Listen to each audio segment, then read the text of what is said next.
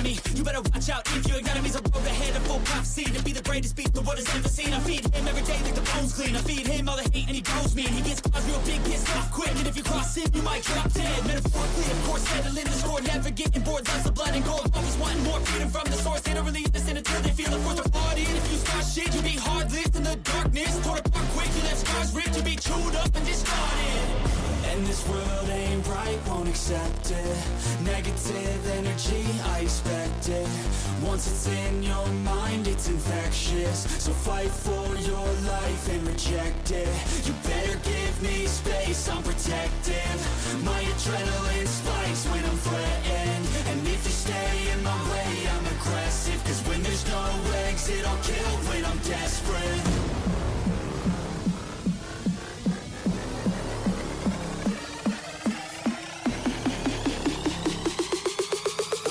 There's no exit, I'll kill when I'm desperate.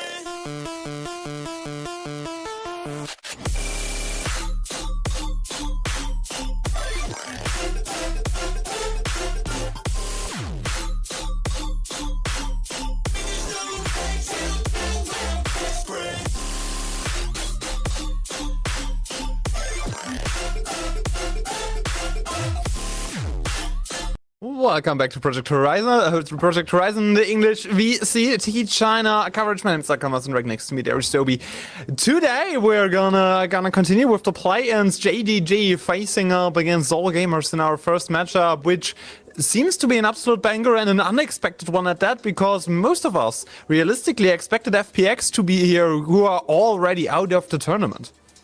100%. And following that up, right, we also saw Wolves in an unfortunate, very close series loss versus EDG. So those are our first two teams eliminated. Following, I should say, the tier 2 teams. Unfortunately, we're not able to secure a victory. But heading into the skirmish, we were talking about this a lot, Akamask, where ironically, despite this series favoring All Gamers, we felt like there was a bigger opportunity for JDG to exploit the map pool as one of the few teams that have played all 7 maps, going through that full experimentation phase. So honestly, winning this skirmish and getting that power, that choice, is going to be huge for the chances of winning this match overall. Yeah, and in general, you know, them experimenting with the map pool to varying success, we have to admit, because like their summit looks a little bit iffy. That was their first one, okay? That was their last, like that's their map 7, like that was their first rep on it. So I'm gonna give them some brevity, you know. Yeah, I don't. So, you know, sometimes, you know... was it their pick? Okay, wait. Was it their pick? No, it was not their pick. Then, okay, then yeah, you gotta give them some grief, okay? Come on, Akamask. No, I am a professional hater paid for that, so I can't do it. Now, jokes aside, I think in general that gives you a lot of slack in officials, but also... a lot of information over to your opposing teams, right? We know what we can expect from JDG on various maps, and I think the strong point for them right now might be the Sunset, the map they comebacked FPX on in their last matchup. So yeah, winning the skirmish, as you already mentioned, normally something that's a little bit whatever, but for JDG here, this can be the difference maker. Yeah, and honestly, I can't wait to see, because we mentioned now Sunset's week for JDG. We've mentioned, sorry, for AG, we've mentioned Summit's week for JDG. Like, both of these teams have pretty decent bans, so what if they ban each other's picks, right, heading into this? And we'll get a look at that video confirmation later, but it is now time to jump over to Chengdu to see these teams walk out to try and keep their stage 2 and VCT champions hopes alive. Yeah, and there's the map video, a Summit coming up from the side of All Gamers, which to be expected. If we're gonna be honest, like, if, you know, JDG does not ban Sunset, that's for sure a pick for All Gamers, because they won their last Sunset a 13-2 against Trace Esports, and before that a 13-5 against Titan Esports Club, and it was a 13-0 for against JDG and their matchup against FPX. So, you know, a lot of questions up in the air surrounding that Summit, and obviously Sunset, we already talked about the new staple map for JD Gaming. I'm kind of surprised to see them actually banning out Ascent from JDG instead of, say, the Summit, because I don't think all gamers would have picked into it either. It's one of the maps they haven't played since their first match of the group stage, and it's one where they haven't experimented with what their alternate composition is going to look like, where they've been switching Fungear off of the chamber more often than not. But yeah, this is going to be where both teams are 100% tested, right? Their worst maps right now in the pool for each side respectively, and where those improvements have come through. I think roles have been the big problem on Sunset for JDG, and for AG on Summit, for JDG on Summit, it's just been like they don't have enough reps on it. They don't know, and have they had a quick enough turnaround to identify the problems that they had. I feel like the 4 days off is pretty nice for JDG to hit the ground running, to go back and revisit their Summit. So I'm kind of hopeful that it's going to look at least somewhat better. I mean, it's a low bar to cross, I will say. Yeah, you have to at least win one round. If we're gonna, if you don't win at least one round, and if you just drop that once more, this could be a problem. But I still think all gamers are like the heavy favorites going into this one, right? Because in their last matchup, JDG already were the underdogs against FunPlus Phoenix, and all gamers are on a different level compared to that FunPlus Phoenix side. It's gonna be a difficult one for JDG to work around. I am not sure of their team comps either. Like, the race can be something to look out for them, but in general, I compared to all gamers where I do not like their pivots into the chamber pick. On the other side, for JDG, I really enjoy seeing them bringing out the chamber, trying to convert maps on the back of that.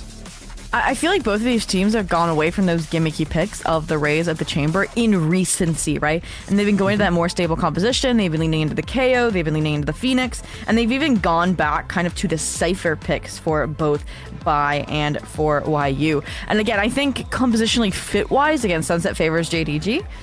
AG, though, again, they're the ones that are going to be on the outs, and players are not going to be in their comfortable roles. So to me, this is going to be like map 3 if all gamers drop the ball on Sunset again. If not, AG very will have the opportunity to 2-0 if they're just in form and out fragging, out aiming JDG in the server today. And that's been their kind of MO, right? I mean, Fungear in their opening match, right? 304 ACS average across those two maps, right? Lights Out is honestly, I feel like in conversation for like a play-ins MVP, if they are going to name one, like they did in the regular stage. And again, it's, you kind of mentioned though, there's kind of a double-edged sword with that, right? Yeah, for sure, because like Fungear, they're so reliant on him, right? If he has an off game, if he has an off day, then like all gamers cannot convert those maps. They cannot bring themselves over the finish line in those close call situations. And I think that reliance on Fungear at some points has came back for all gamers to bite them. Like, Shrimp has some great games besides him as well, but I think in general, if Fungear has an off game, then AG is just gonna lose.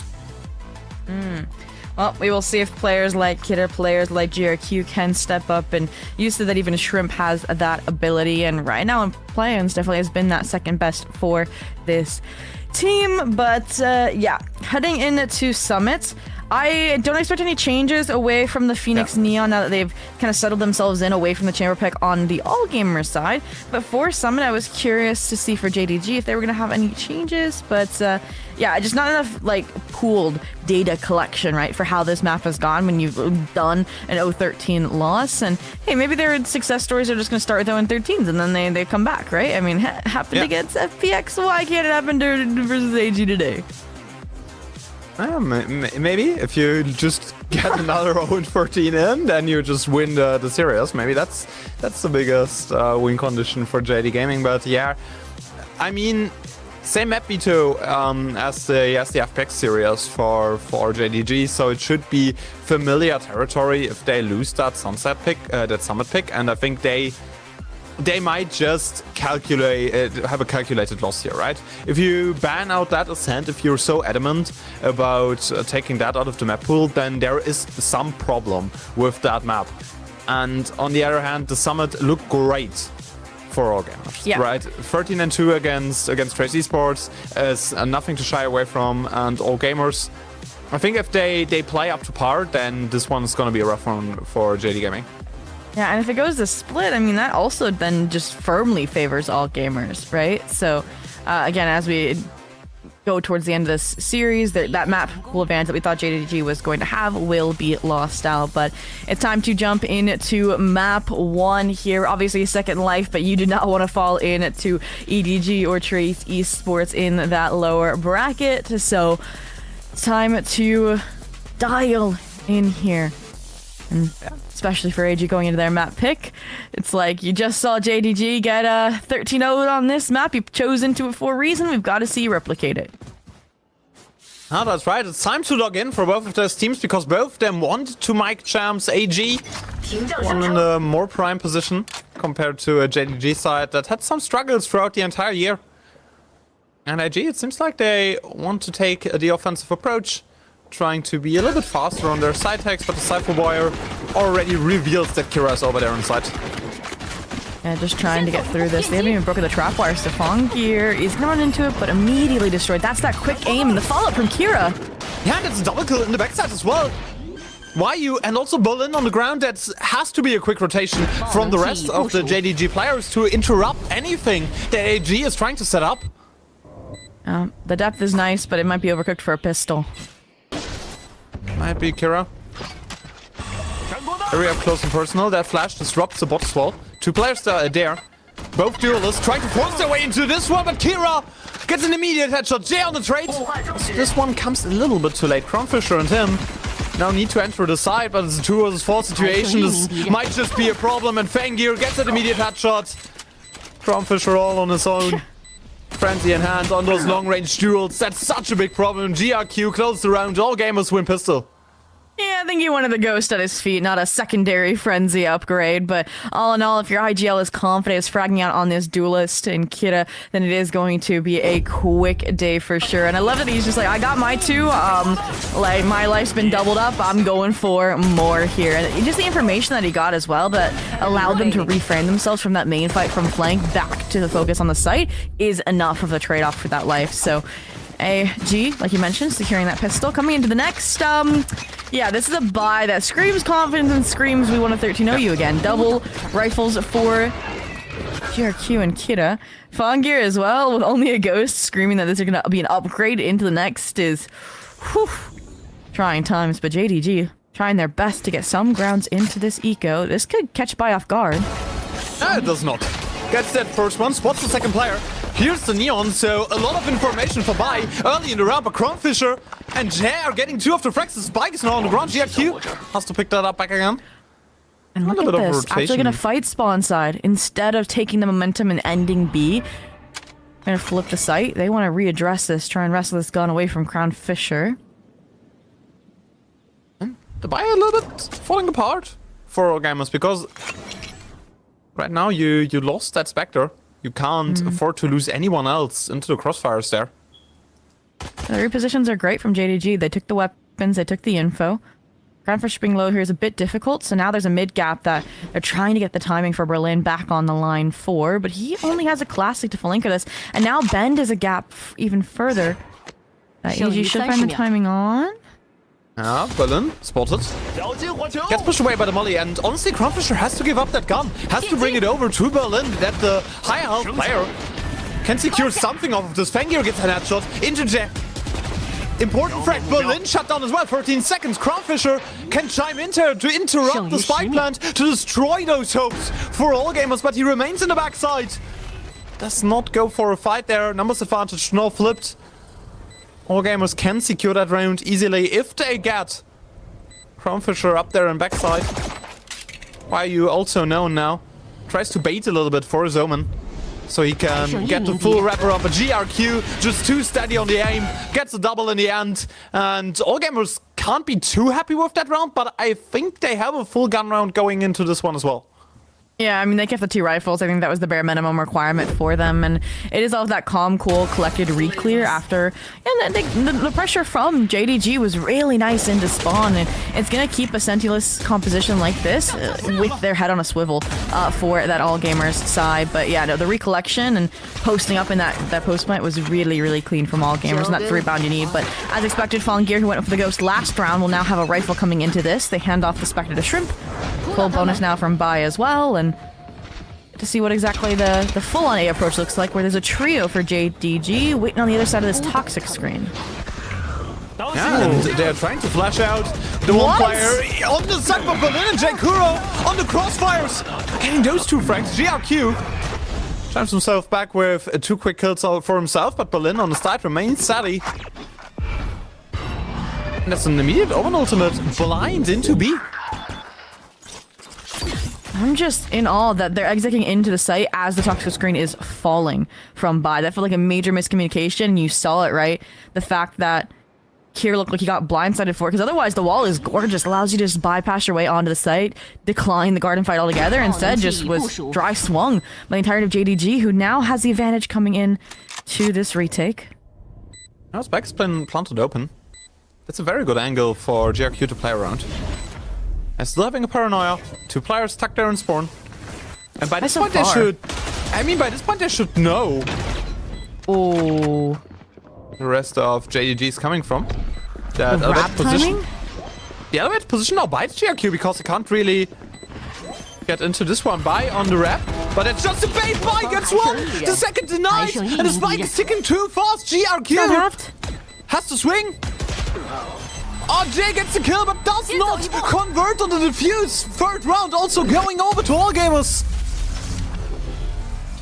No way. I mean, All Gamers should not have gotten away with that round, but the bait and switch, the finisher, because you know Bai can fall with only that bandit in hand, and just the paranoia timing to allow Bai to get that reposition when Spike isn't even playing for that angle. But yeah, no, this is more of a miracle round from AG because this exit was so scrappy. Again, that timing, the toxic screen falling, just miscomm to some degree. And I mean, again, it's GRQ, honestly, that stabilizes this round from getting a few picks on the exit there. And I understand that he had to get out, right, to regroup with Bai, to then ending the clutch. So coming into the next, a full economic reset aside from on the JDG side.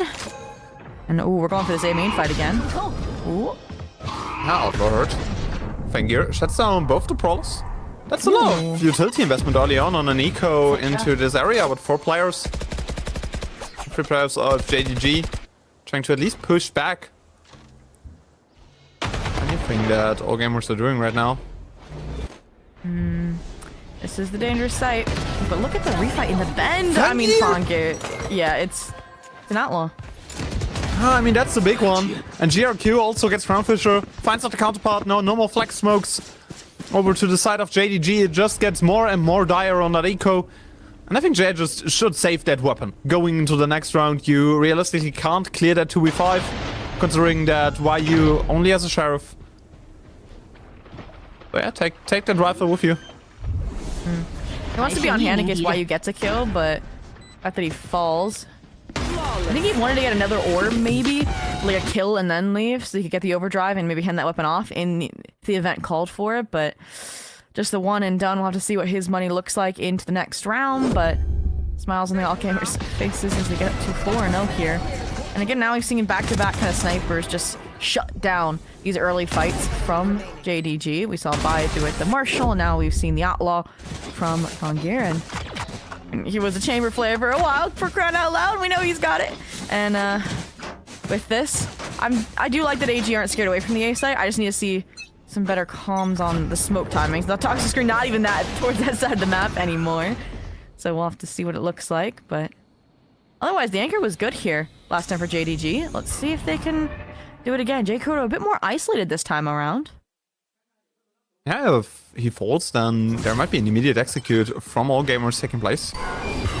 And I mean, they get the ult up. They know one of the positions for the JDG gamers, JDG side. This feels like an early pivot, right? Bai didn't really clear out any of B main, didn't clear out any of that Cypher util. Did pathing as well last time. It was just the weapons disadvantage, but JDG met them on the proper timing. But they really, really like this bend space. And let's see if the duo now can hold it for JDG. Yeah, they have a crossfire there. Their paranoia comes a little bit early. Phoenix ult. Right? Yeah, but they're not trying to get in there with the Phoenix ult. Trying to read the comms. It's gonna be the B pivot off of that Phoenix ultimate, or a fake out of it. kind of like that too, but it hinged on you getting this kill against Crown Fisher. Yeah, I mean, Now that they know. was the crucial part that all gamers are overlooking in a situation like this. GRQ still remains in bend, gets Crownfisher. That's Go a back big A? overpeak. I know that Running a B-side, Cypher setup. but the B-side seems still fairly open besides the Cypher setup. Berlin in the backside gets one more kill. AG might have just overplayed their welcome. 9 seconds to get onto the side. 2 players still there. They have to plant, but why you interrupt this one? It's a 1v1. Kira nowhere to see where he is. Does not convert. Yet another flash, and that's the first round. JDG gets onto Summit in quite a while. Quite a while, ever, right? Like, I'm pretty sure. I don't know if they've played this in Evo. I'm pretty sure not. But that is crazy to see how that worked out, and it honestly is just AG selling a fake that didn't stick. When they try and follow through on that plan, it's a brilliant anchor from Crown Fisher, who again is a big talk of some of the changes JDG has tried to make him away from the double duelist on to the controller, and has looked great, all things considered. Now, once again, accompanying J-Kudo on this A-side anchor, where they've set up a faster split, a stronger commitment before I think the rotations can come through to support Jill on this link position, but I mean, you got a raise, you got a shotgun. I think they are lucky to be pivoting away. Yeah, but they might just go into the Cypher setup once more. There's more time this time. Yeah, if they're not repivoting into the bend side, right? They just have to get a little bit earlier. Yeah, they got through it eventually, right? It was just like slightly mistimed, and then it gets scrappy, right? You get pressured, and they're still not fully convinced of this B site yet. Berlin on the way over, but they're not breaking these trips early, and that's a big kind of luxury for JDG info-wise. And now Berlin gonna be here when they do break it. Ooh, or not. Moving backwards, but the other wire is just a kill wire. Nothing to stop them on the execute. That Fate Ultimate just goes into the wrong direction because there are too little AG players hit by it in the end. But why you get Shrimp anyways? A little bit of a mistiming, a little bit of a miscommunication on the side of all gamers once more as they try to enter the side. Kira is waiting there with a flash in hand, has the spike. Cannot afford to die down. 20 seconds for the execute. Jeff gets an important frag. Crownfisher gets traded. Spike on the ground now. Big problems for AG in the end. Buy into a 1 versus 4. All of his friends shut down, and he has to stick to that weapon in the end. Yeah, back to back, just B-side anchors delivering when demanded, when called upon, and you can see that mistiming there between the two, between the main players and between those link players, and part of that was they snake by themselves off, and the second one is obviously half of your team is nightfalled into main, so huge ultimate there from Berlin. Bye. As well, being able to catch out those players is huge, and yeah. I thought about this actually. If you're hitting a brick wall like round after round with no change, even if you're up 4-2, I think this is this felt like a needed timeout. Just honestly only address how they're getting onto that B site, right? Because otherwise the fakes have looked good, the mid-space exploits have looked good. I think they just need to keep that up for JDG. They just need to recognize that they're going to make changes of how they're addressing this B side, and honestly, this might be a good time for like JDG to go for like a B main aggro fight with their duelist. Like that would be so unexpected, so out of left field, and be the exact surge that would get this back to squared away at 4-4. Yeah, and I mean, like, I don't know, it feels like for all gamers in the last 2 rounds, they were playing a little bit like full English breakfast at maximum overcooked. So, you know, just keep it a little bit more simple.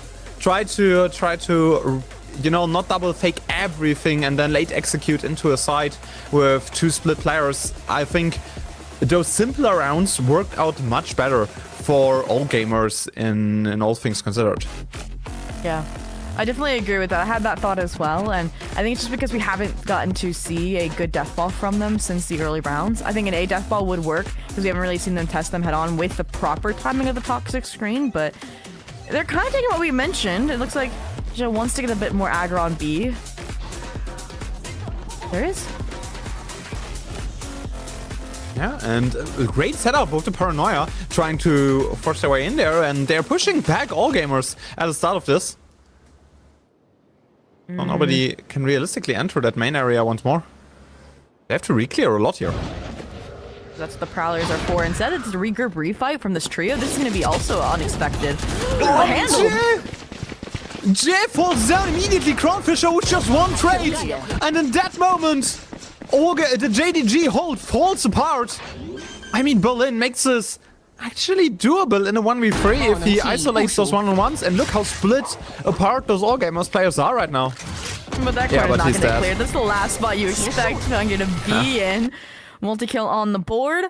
And honestly, I liked the original B-main fight, but I think the reswing was a bit overchalked from JDG, right? And again, if you play into AG's hand, we know they can handle it, right? It was more when you were leaving them with no options instead of handing them out like freebies that they were kind of going under a little bit. So, I just realized GRQ's 10-3. Wow.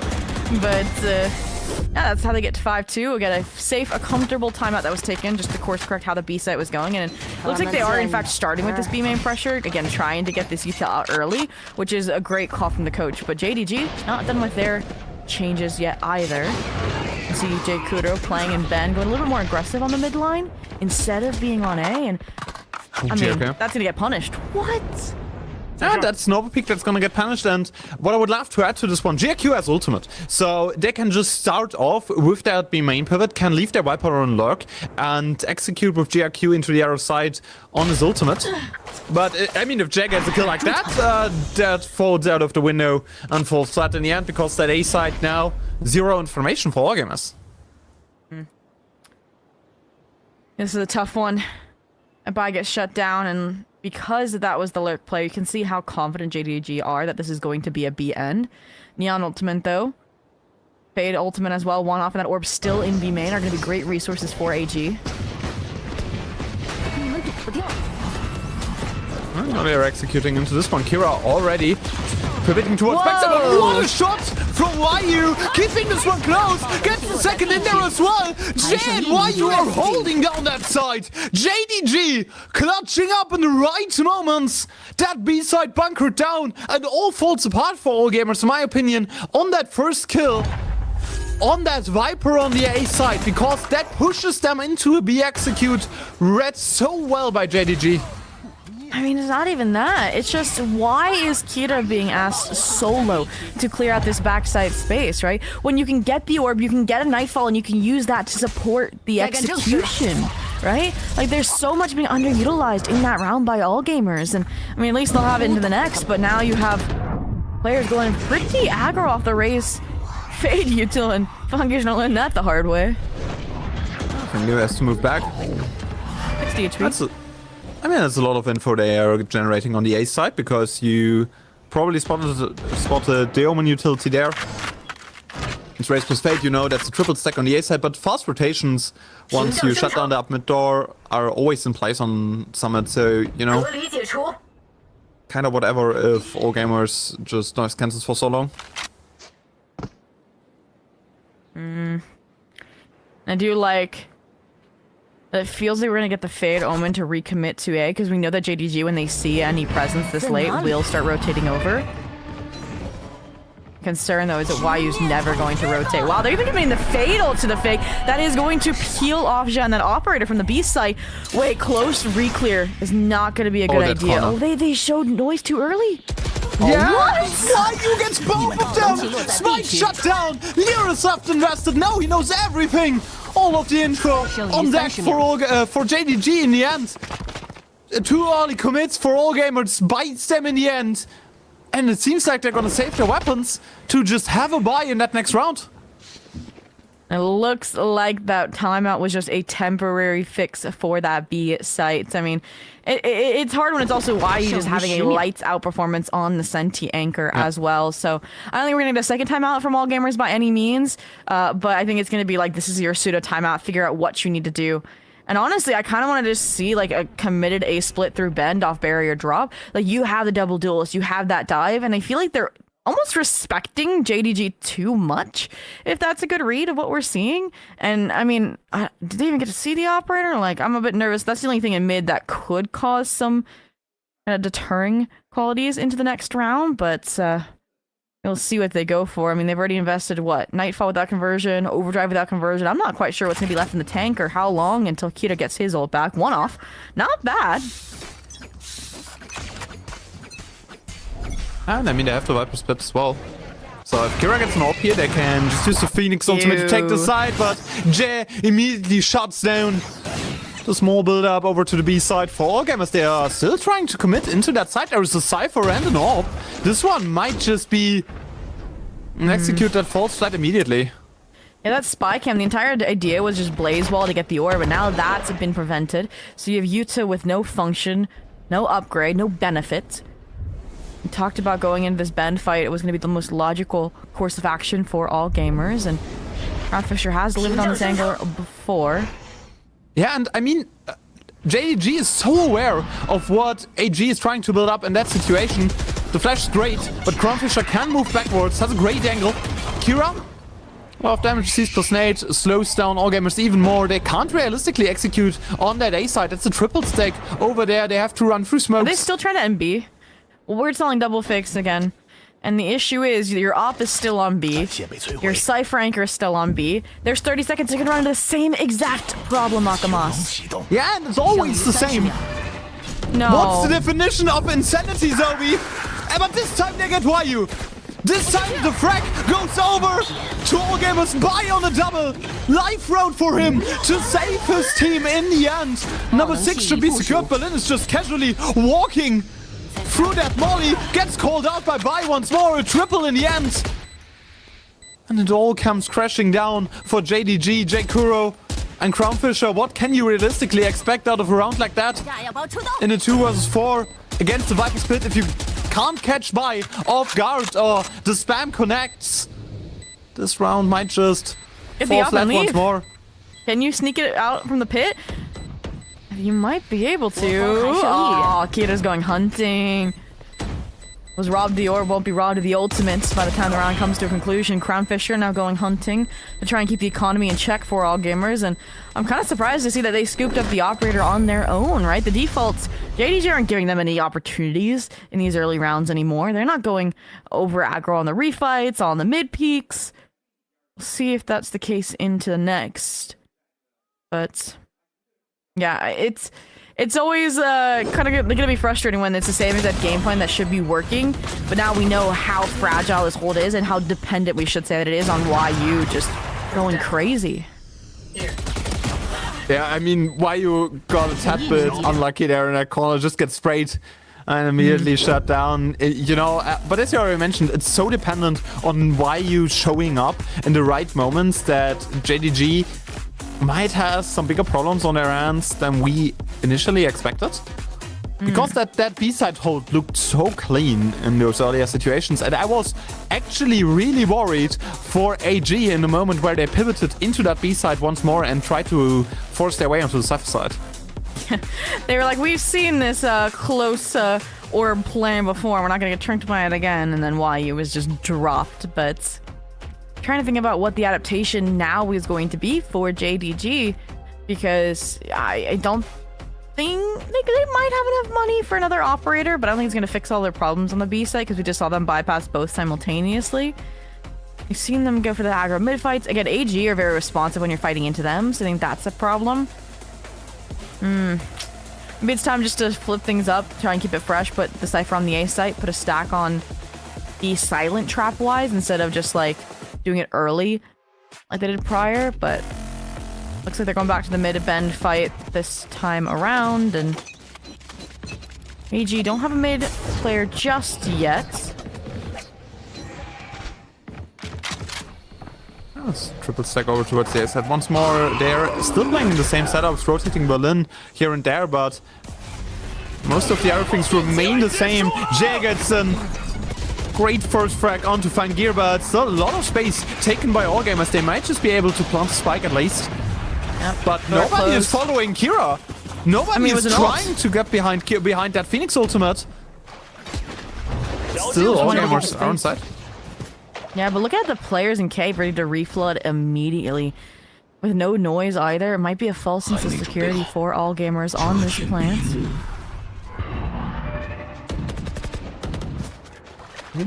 It's good timing on the smoke, but bye.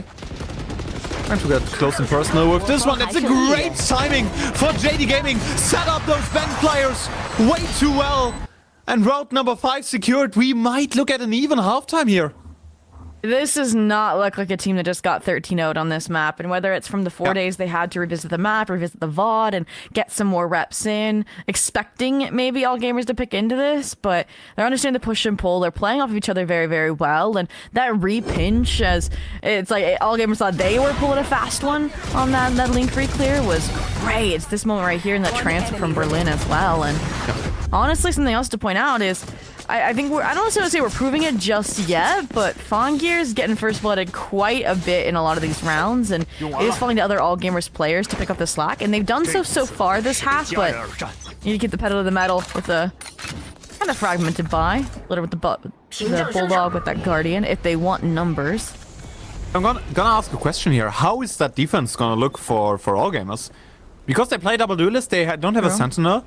Right? They might have some struggles on the defense because you can't rely on the same holds that JDG are relying on. I think they're going to be more just retake-centric, and that's where we just have to see how keen their retakes are and that layering of util is. And based on what I've seen the first half, I'm a bit worried it's going to be rocky from the start, but to see how the side swap goes.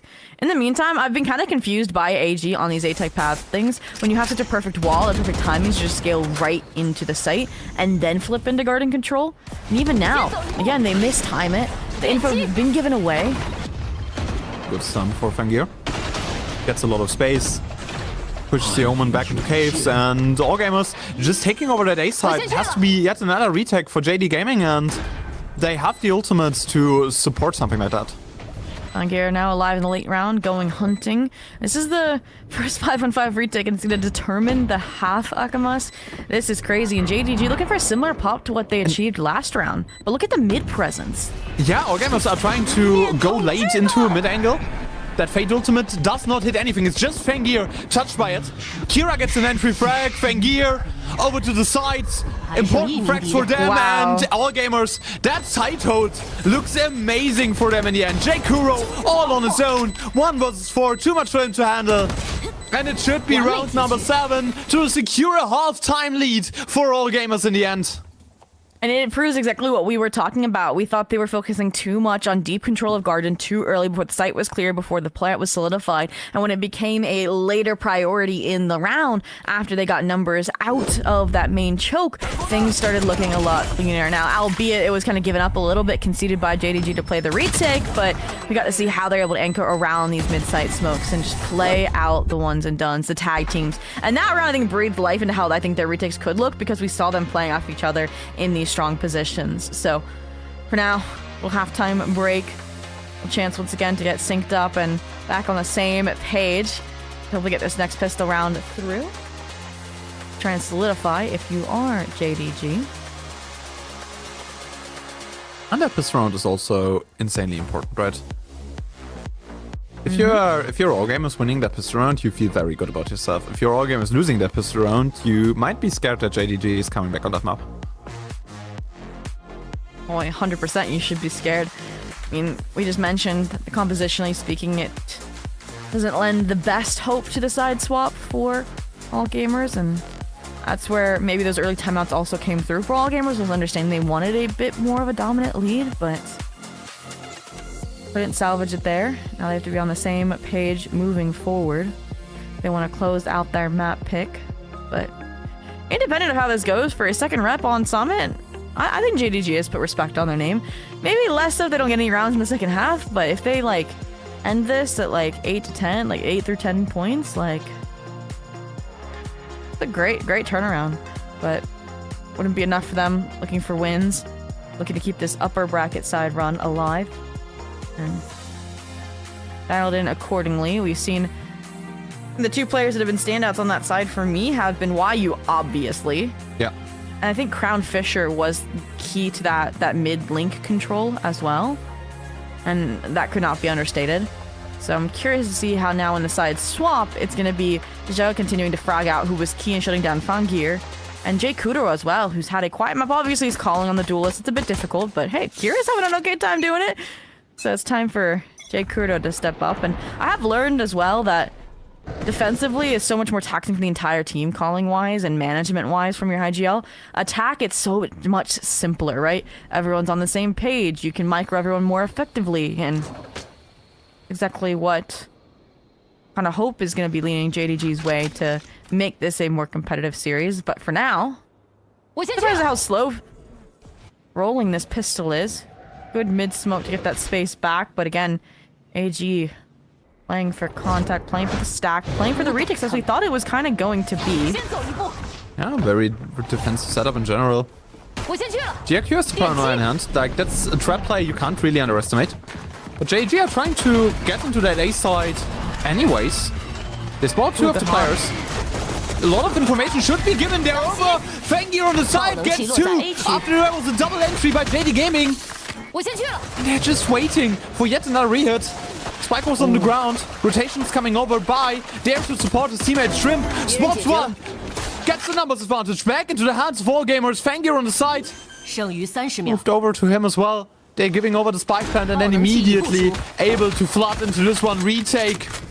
In a situation where JDG felt good about themselves, getting a double entry onto that side. But Bai secures round. All gamers 8 and 5. That's the important pistol we were talking about.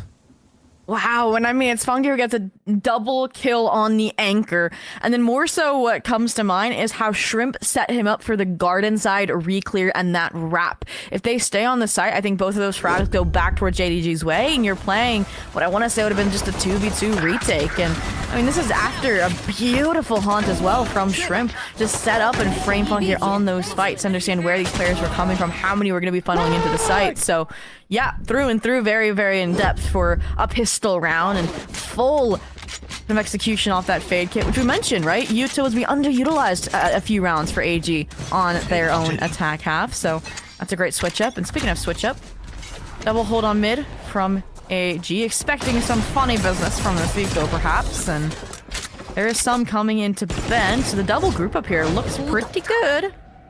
Here, Q. 5 players are trying to go their way over to the band area. That's a late stun onto Fangir. Does make that movement a little bit harder. And it's just they're leaving Jay in bend, faking out the pressure over towards the B side just to plant the spike on A, but I don't think that they necessarily calculate for Kira just staying there on the side and waiting for exactly that rotation to happen. And they kind of got the jump on this, but it will be Kira back on the line. With only a Ghost is kind of scary, eco or not for JDG. But that's going to be the pressure he has to hold. Smoked off here. It's really going to give more indications for the rotations than anything for all gamers now. Early. They might just concede the spike plant, yeah, and then play retake. This is smart. But look at the...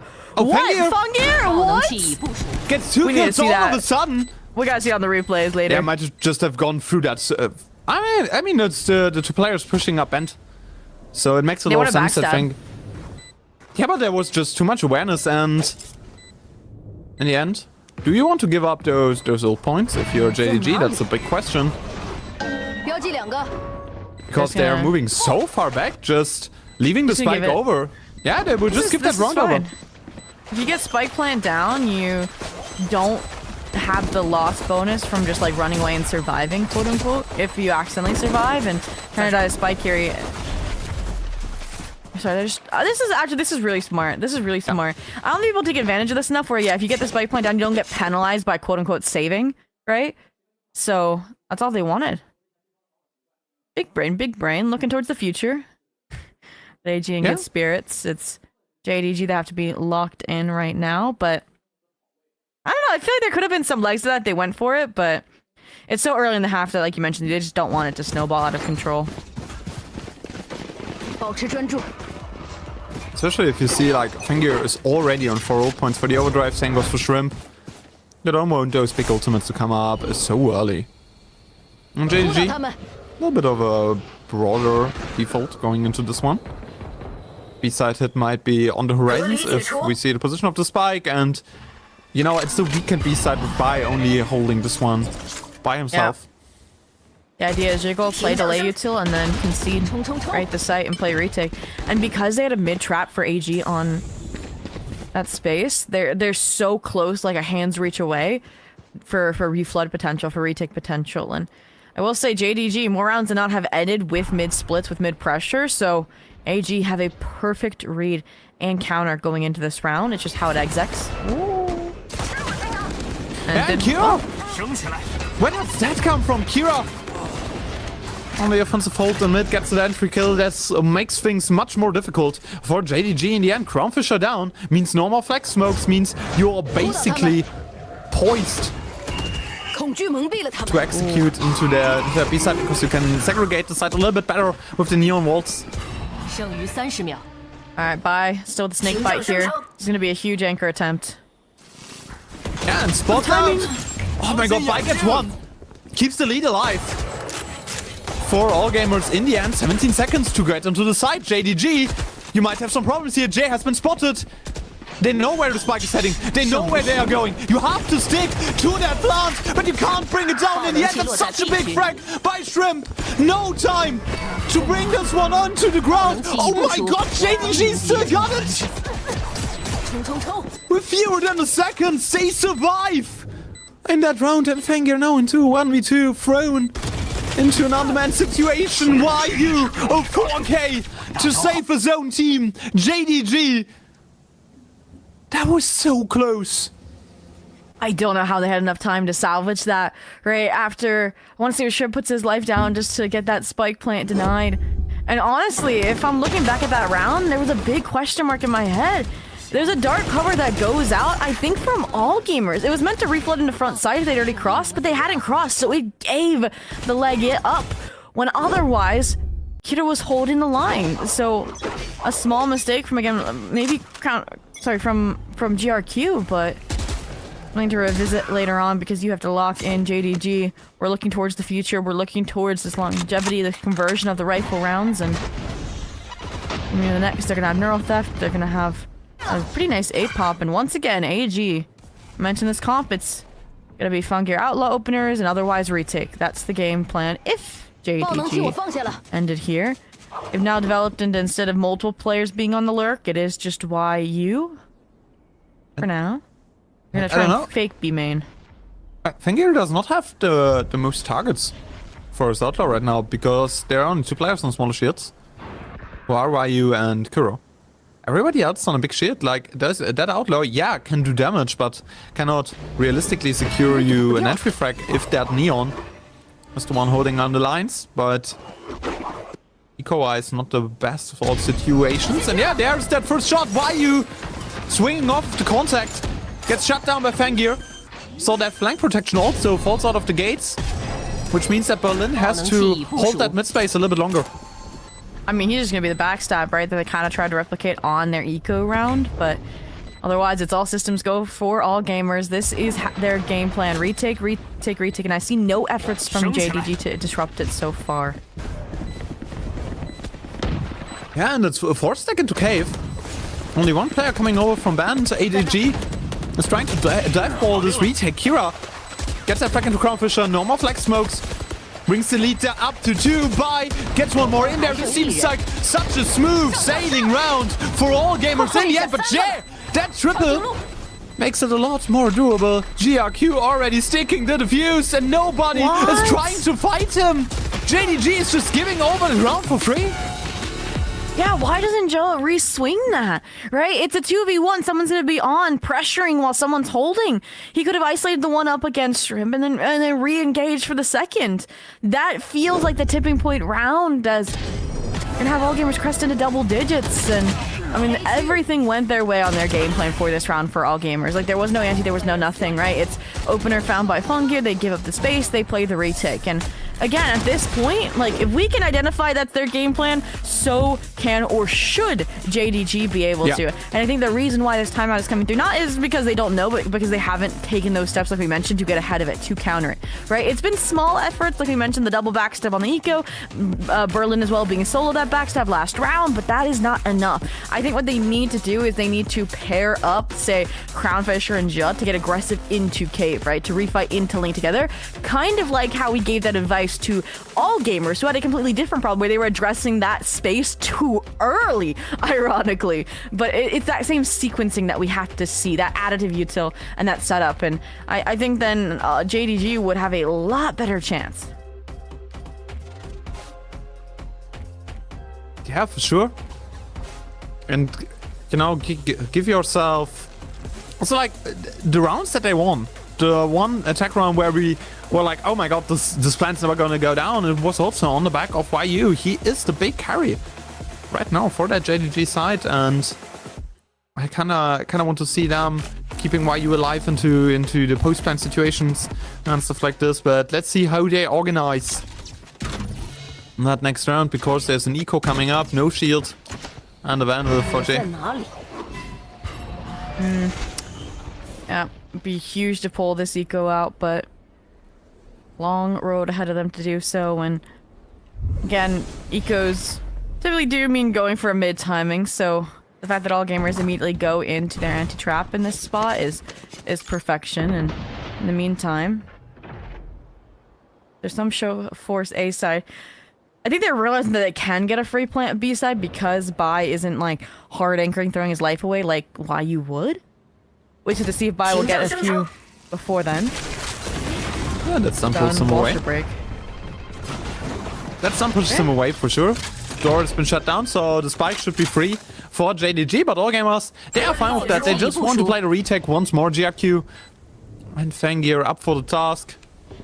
Bai is just waiting on the ropes for the rest of his team to rejoin. Fangir is still looking towards mid because there were too many late flanks for JDG in that game up until now, and right now it just seems like a lot of scavenging, trying to get together in that situation. And Berlin gets that entry. Fangir on an ultimate might get something going here, but the shutdown comes too early. Crownfisher, big kills. All of a sudden it's a 1v2 for Shrimp that he has to clear out. Jay against him. This time he swings, this time he beats, but Shrimp has just secured that round for all gamers. Number 11 coming through. That's a 5-round lead for AG.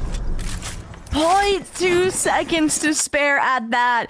And that's the kind of protocol we know all gamers follow through on, and it was nearly too late. The overdrive off the opening trade, so needed just to get that space more effectively.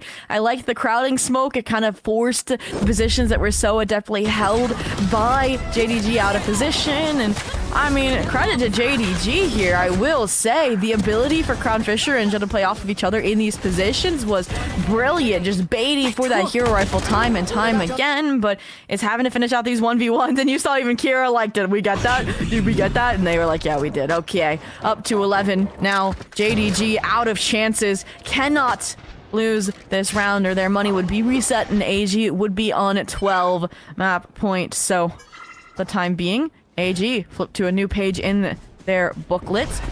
More aggro on the main space, and JDG actually the perfect read into this. Mid pathing a go zone. They get another B post plant, very, very likely so, with 5 positioning, and it's just gonna be now 2.0 of the B retake, this time with weapons and ultimates favoring JDG, well, for the most part. And there's Nightfall on both sides. There's Kira also having the run back running. So they are Don't use it too options. early. Okay, Berlin, thank you for reeling that one in. You need to use it as a counter to the Phoenix ult, if anything.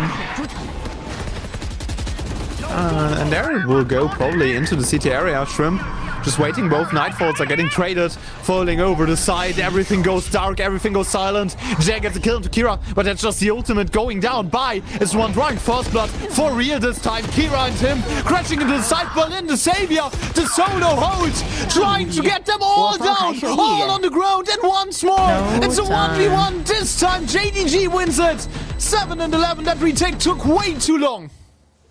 Yeah, I was a bit worried for a second when I saw Joe taking so many of these solo fights. Like we mentioned, the post-point fighting together was going to be important. But then you saw that he was expendable, right? It was just Berlin and Crownfisher together who on this closer anchor and this main anchor, this kind of pseudo high-low that obliterate that backside retake. And all gamers, this B site continues to plague and perplex, whether it was execing into YU on the Cypher anchor or now retaking it time and time again. They are getting tried and tested. So 11-7 here. JDG, another lifeline gifted, and honestly, for the side of JDG, I would be proud of how that round went, all things considered. Again, it was like immediately understood where the stack was, immediately pivoted into the B follow through. Again, I think it's going to be a little coin flippy RNG on how those B post plants and retakes go. So I still want to see that proactivity maybe to get ahead of it, but otherwise they're looking good. For AG though, what is the counter? Maybe like a good flank round. We've yet to see that, right? You can now see that when JDG have lights like fully fixated on the road in front of them towards these sites.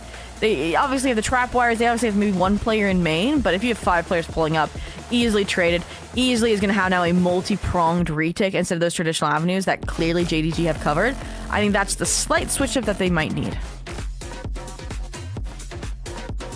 And also, I kind of want to see what they're doing right now. Fangir is moving over towards the B side, so they are not leaving by on. I think they're gonna paranoia trap anchor. again. It's kind of like the change up that JDG made last half, but I like this actually coupled with the aiming and aggression because they're trying to force them back towards that B stack, that B trap. But JDG calling the bluff here is everything. Now they are trying to force their way into this one. That's the showstopper invested on that round. Jay gets an entry onto Shrimp. That showstopper guy is absolutely nowhere. Does not get damage, does not get a kill. Jay Kuro shot low already. Kira gets one. Fangir on the trade as well. That's a 3v3 situation and a second ultimate thrown into this round. Jay Have to. gets its overdrive in there as well. 3 ultimates used up for JDG to just convert against an eco round. GRQ is porting in there, but right into the hands of YU. Round number 8 secured, 3 rounds lead. All gamers have to fight for this one. Yeah, I agree. The ult investment is a bit nerve-wracking, but I think they understood that it was starting to slip with the heroics from jointly Kira and Fangir on site, right? And that's where they got a little bit concerned. I don't think they ever planned on using the neurals after the overdrive. It was just that showstopper, but yeah, just trying to keep it wrapped up with a bow and ready to go. So 3 now rounds needed to get us tied up here. But it's another buy cycle for all gamers. Operator coming out for the first time as well for Fangir to reinforce that B side. Starting to see what those rotations of defensive positionings look like. Kira still poking and prodding A, but ooh, the pacing. Yeah. Look at the ult. Kira. Wait, Fangir. Oh no! Yeah, and Fangir does not spot. Crownfisher gets that kill. Now they know. Buy on trade. Numbers advantage capped for all gamers in the end because it was YU the one falling early, but Jay is already in band, is already behind them. 3 players tucked into caves. All gamers trying to collectively retake that side. Only 1 spotted on there, 1 spotted on the spike. So I think all gamers should know that something is up. That someone might just be behind them already. Snack bite from Bai. Might just keep Berlin out of there. Shrimp, great shot. Bai's ultimate gets them onto the spike. Jake Kuro only 30 HP. Spams through that, but that's not an angle where he can realistically shut down the diffuser. You have to get in there. But the round goes over to all gamers. Jay gets the kills, but it does not matter. Yeah, a pity prize as JDG will concede map point to all gamers in a very chaotic round. And that's some quick thinking from Bai, if you notice. They're having a hard time getting out of that cave choke because of the very creative off angles. And I liked the bend positioning from JDG, but Orb gets popped, they get the quick cross into sight, and the Viper's pit follows immediately. So that pressure turned on for JDG. And G won the round is on a full save now because they lost every weapon in game. Yeah, exactly. That's, you know? I mean, that's huge, honestly, for JDG. You win some, you lose some. Nightfall coming into this. We saw how close the last eco went. It required those bailout ultimates. We'll see if it's a similar case this time around. JDG starting slow. Take another crack at mid. There's nobody on A for all gamers as well. Yeah, they switch the stack B, so then it's retake A. That's the idea, the core. Clear out Kira is going to be the next follow-up question, if they even end here. Oh, pop into the double stack. This is dangerous. Yeah, that Cease might just be a little bit early. I mean, they have a Fate ultimate if they want to invest into that eco once more. Oh, Trying no. to clear out Kira. That's a great headshot. That's such a big kill for Kira in the end there. Keeps that round even. Big damage onto Berlin. Only 50 HP for him. Has to use that ultimate, but it goes absolutely nowhere. Checks no one on the side of all gamers. The only info it confirms is that nobody is on the side. That was already empty. Shrimp, they're baiting for him, but the timing is perfect. The aim is not. All gamers, they're falling apart on that eco. Great headshot from Bai. But he just has a classic in hand. Bucky if he wants to get up close, but Berlin on the 3K saves that round for JDG. Another round that hurts just because of individual firepower on the All Gamers side, but otherwise JDG good pathing, good trades from each other. And I mean, yeah, just a missed opportunities it felt like for All Gamers in terms of the timings, because they almost had it and the nail on the head, but this is the buy round that they've been waiting for to try and put this to bed. Right, 2 off from Shrimp in the Nightfall. Had to run it back for Kita. You lose this one, then it's gonna be like no timeout, like OT or not territory. So yeah, it feels like here and now is the big moment. And that's the important round. Sarah mentioned on the other side JDG, if they win this, it's likely that they're gonna extend play into overtime here. Also trying to charge a showstopper for the next few rounds, thinking ahead. Oh, beautiful executo. Yeah, but Shrimp on the side shuts them down. Why you on a double? Jakuro all of a sudden gets in there as well. This round fell apart so fast for All Gamers. It seems like they did not even realize how fast that execute might just go. I think they were trying to leave site, that or they overstayed their welcome, but now that it's been punished down to a 2v4 with an outlaw? They have to try it. Like, JDG, you can't let them get away with that round. Fangir gets killed by. All of a sudden, there's a way back into this one. Berlin and Crownfisher definitely say no to this. All Gamers, they're falling apart once more. JDG, they have some space to work with, some wiggle room in that matchup. That would have been a miracle 2v4 from All Gamers, but yeah, a rough one for sure. Shrimp obviously was left to anchor, but I think it's, yeah, the fact that you have GRQ try to re-engage with the Phoenix ultimate, they both get punished. That's the first time we haven't seen them fully give up that space and play retake off the ultimates. They got ahead of themselves. That closer syndrome sitting in. And now you have a Stinger, a Nightfall, an Eco Dream. Otherwise, JDG should get up to 11, and then it's that, it mentioned that one last opportunity for OT or not. But how JDG have been playing, not letting anything slip through the cracks. I'm not expecting this mid-fight to even go their way. Oh my god, Berlin through a box. Gets that entry, but Fangir on trade Jakuro. Not the sharpest in that matchup up until now, but Fangir not able to commit even more onto this one. Jay there to pick up the slack. And the B side might be another target for JDG coming up. And they're doing a good job, I think, funneling, cycling ultimates to set up this comeback, right? Berlin's 2 off, should be able to get an orb and a plant. Jake Kuda got the showstopper back, will be used probably next round, or never. And at this point, it was a bit worried they were running into the 2-stack for All Gamers, but now the timing has been cooked to a perfect medium rare, and they are ready to serve. I mean, this round is probably over. Like, retaking on the smaller weapons, I don't think that is possible for All Gamers. Like, GRQ. Honestly, I want them to die to Spike here. I don't even want them to give any of these ult orbs away, right? Overdrive, Nightfall because Berlin didn't get the main orb, right? These are things that will make or break next round specifically. Yeah, next round is the important one. That's the do or die round for All Gamers on their own map pick. Considering that Sunset is the weak spot for them, they have to convert here. Looking how JDG is playing this matchup. That's the one player who didn't want to get the kill. Yeah, that's the one player All Gamers does not want to get the kill on the other hand. I mean, there's an outlaw now in the hands of Shrimp, but does that get you anywhere? That's a big question. Great touch, GRQ. Okay, now we're talking about why you just shuts them down. Shrimp there with a seize to keep them in the spike area. Even gets a kill maybe. And Crownfisher closed this one out. YU dies to the spike. 11 and 12. some eco damage, but nothing else to worry about for JDG.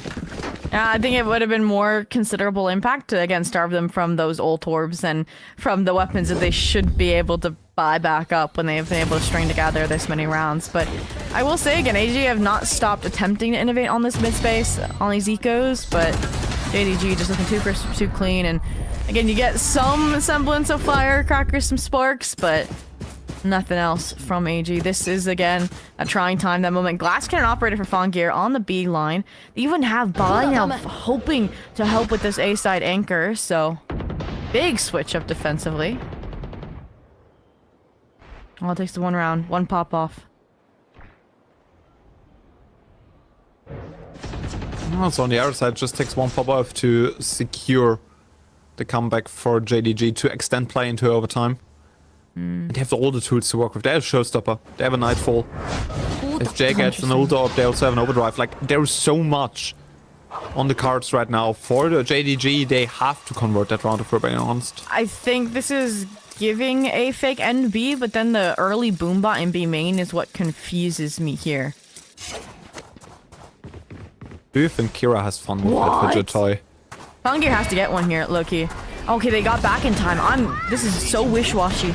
And why you get an entry? Kira down! This round, this game just screams overtime for me. Fengir, off angle, has yet to be checked. They're all coming from spawn. And I mean, there's an overdrive for Fengir that he can use, but the Nightfall going into CT immediately as the spike goes down by has yet to be spotted. The 4 players stack. AG going onto the side. Fengir using his ultimate as well. They're trying to lay out this one. J Kuro. Showstopper has been used. Berlin on those trades. GRQ and Bai on the triple. How does AG keep getting away with rounds like this? I don't know how, but they somehow won Summit. I mean, even the high-low was gorgeous from JDG, but they realized that the true threat is YU gets pinned in a corner for the backstab from Bai, and then once again, GRQ proves that if Fongir's having a tough map, he can step up. I haven't seen the scoreboard, but something tells me he's going to be MVP. He even was the one following up that pressure of the Nightfall, following up that pressure of the Overdrive into that retake and finding the majority of those kills, right? Look at this.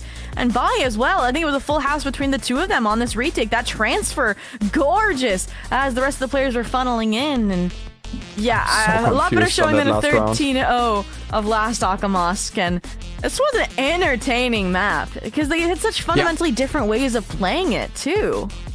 Yeah, for sure. You know, it was this very retake heavy playstyle from all gamers, and on the other side you had that one big side anchor. Why you always remaining on that B side, always trying to shut all of the pushes down. I still think, like, I don't know, JDG would have deserved an overtime with the way they fought back into this map, but, you know, in the end, it's still all gamers. They're still there when it matters most. But let's see, as we're pivoting into Sunset, I have higher hopes for the JDG that they might just convert on that second map. Yeah, I mean, this is a map they were confident on, and they had issues, right, for all gamers, specifically in healing the firepower and in making those fixes that they needed. That's when the coaches were stepping in. So, agree, we'll have to see if they can indeed pivot in time, if they can, in fact, correct their wrongs as well as JDG almost did here on map 1. If not, it might be a quick 2-0 and a quick drop to the lower bracket for JDG, but for now, taking one last look at this map, I mean, honestly, I think every single player on both teams had their standout moments. That was an unfortunate one from Zhou, but let's take one last listen into all gamers and how they made it possible. 3, 2, 1。我封闭两人进马。Right. Maybe sharp play, maybe sharp play. Just go. You can go. 封下了 ，smoking。没。Turn step，喂。扒了。3个 play。我跟你去帮后聊下。哎，等眼。拉。我跟你聊下。我跟你了。I go。开球小白。开了。OK。看个屁股。我加 CD 现在。在这边冲。别看了 CD 可以躲，在这儿不漏。加烟。露屁股，来帮我晃吗，兄弟们？可以，我帮你晃。俩的，拖，我击下。我被白了。我在晃。球，没有球，马上起球了。对，你拍的。I play time，你知道吧 ？OK，I play time。I play first。时间了，我时间了，我去爆点了。没事，我去爆点了。Bait me, guys, bait me, it's okay. Chill. Bait me, okay? 没时间了。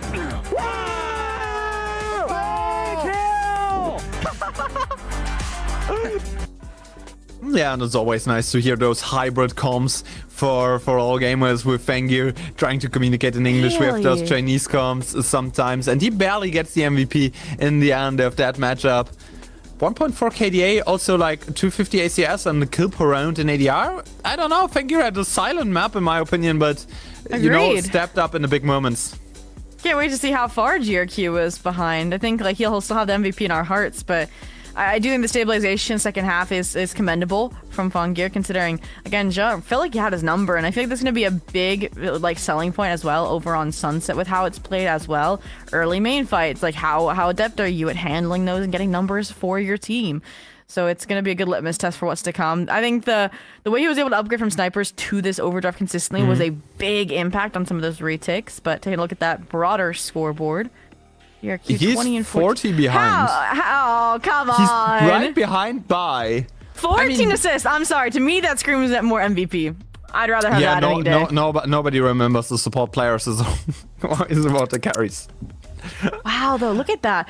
Every single spike plan going in JDG's favor. And we just joked about how it was a coin toss and if those retakes went AG's way or not. And ended up being that probability factor anyways. But you can see what that difficulty was for the side of JDG. And it was their own defensive half where they themselves could never play retake because the numbers were gone because they hard committed on those anchors. And yeah, the anchors worked some of the time, right? That's those 4 rounds of spike didn't go down and why he was having lights out performance. But otherwise, I don't quite know how that's going to translate to Sunset, which to me is a super retake heavy map, right? Yeah, why you can have similar like standout anchor moments again, but that'll have to be for their second half since sides are going to swap as well.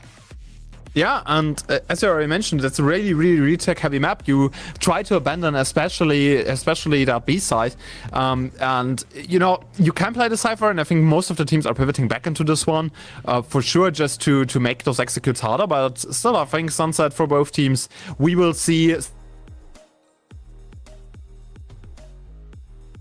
We will see that after this quick break. Lord knows that I've tried to. You said I was the only one. No one likes being lied to. You made this mess and left me with the pieces. Now I wanna burn all the bridges between us. I can't focus. I can't forget. I've been thinking too much lately. I just need to clear my head. I just need to clear my head.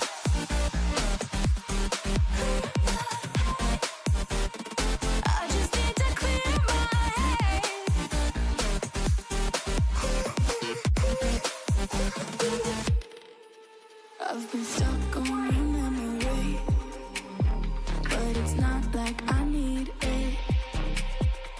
And we may have some history, but we don't have to repeat it. You made this mess and left me with the pieces. Now I'm gonna burn all the bridges between us. I can't focus. I can't forget. I've been thinking too much lately. I just need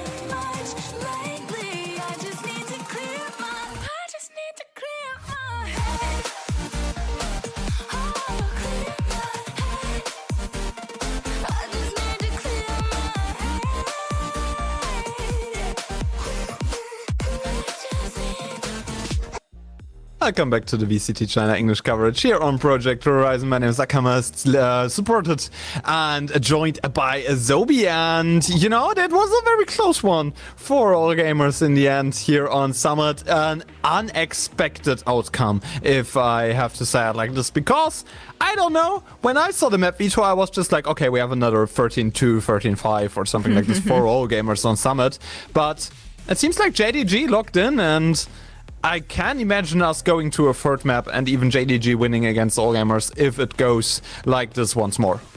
Yeah, I'm still a bit worried about the split disparity between these two, but that's a bridge we'll cross when we get there. And speaking now of the discussion where the ball is definitely in JDG's court, because all gamers, this is their worst map in the pool, I want to give this same, I guess, mindfulness or, I guess, honor to all gamers that we gave to JDG, where they've had a 3 to 4 day break. I feel like if you're picking your enemy's weakest map and you're leaving your weakest map open, you should expect them to do the same, right? Return that in kind. And so we have to have seen that all gamers also put in that focus, that prep at improving their Sunset, just like we saw JDG do on Summit. And to revisit that point as well, we just mentioned how that was the second time we'd ever seen Summit, right? For the side of JDG, for all gamers, they've played Sunset 3 different times with 3 different comps. The hope now is that the last comp that they just tried, that they will repeat and now get a repeat repetition on and show better results coming into this match in particular. Yeah, and the last win all gamers had on Sunset was at the Esports World Cup against Global Esports. So, like, way in the past, right? And in the end, it feels imminent that we're going to map 3. I'm gonna be honest with you, because, like, that Summit looked great from JDG compared to their showing against FPX, and I would rate all gamers much higher compared to FPX. Like, honestly, that's such a huge difference in between teams, and with that showing on Summit, I think JDG would have won against FPX 10 out of 10 times. So it seems like they had some big improvements, or it's just like a daily form for those teams. Big questions for me here to be answered by them. And I remember talking to Berlin at the beginning of this season as well, or the stage, I should say. And he was saying that this is going to be like a growing process with this team, right? Getting them up to speed, getting us gelled. And I think that's what exactly we're seeing, and the luxury of it being play instead of you just being grouped out without getting that proper time to grow and solidify your game plan. Because they did fail, right? With Crownfisher on the double duelist. They're looking a lot better with him on that controller. And I think they're finally reaping the rewards per se. But going into our agent select, I'm not really that surprised, I think, for JDG to have no changes on their side. It's still that Neon Phoenix. It's still those complete role swaps. And I think I'm glad that we're keeping the same composition for all gamers, because it's that consistency that I said was going to be required if they were going to come into this and have a chance, because you, again, cannot be playing untested compositions at this point in the season. Yeah, and in general, on paper, at this point in time, and at this point in my Valorant caster career, I missed KO in the meta, and I think him sliding back into some team comps is very, very good and very, very healthy. And I think if you're a very good KO team and a team that can make him work, he might be better than a Phoenix in certain situations, because he just provides you with a little bit more utility. He sets up the Neon so well, because the biggest hard counter to a Neon normally is a Cypher, because those tripwires shut her down in her tracks, and the KO is the perfect counter to a Cypher. So that's a complementary piece that just synergizes so well with the Neon that, yeah, maybe the KO might just be the right call here for all gamers in a matchup like this. And speaking of compliments, you add the Sova on top of that, and that's even more options for getting past the Cypher, which is why I do feel like, even though the standings, even though the compositions, like feel like it's gonna be leaning JDG's way a little bit, I think you just look at this and you're like, wait a minute, all gamers, they should be able to isolate YU, not allow him to frag out like he did, not allow him to hard anchor with 30 seconds left like he did over on Summit. And then also we mentioned that JDG were worried about their retakes, right? So to me, them coming into this, starting out on the attack, has to be absolutely lights out with this double duelist. I'm talking like 7 rounds minimum kind of thing, which is a lot to ask for an attack side of Sunset, right? So we will see if that is in fact the case, or if, again, all gamers can have a similar I have a question for you. I have a question up? for you. On which side did JDG come back against FunPlus Phoenix? What side did they? against FunPlus Phoenix, FunPlus Phoenix were up 11-7 against them. On which side did JDG start to come back? Is it gonna be the defense? It's gonna be defense. It's a defense-sided map. That makes sense.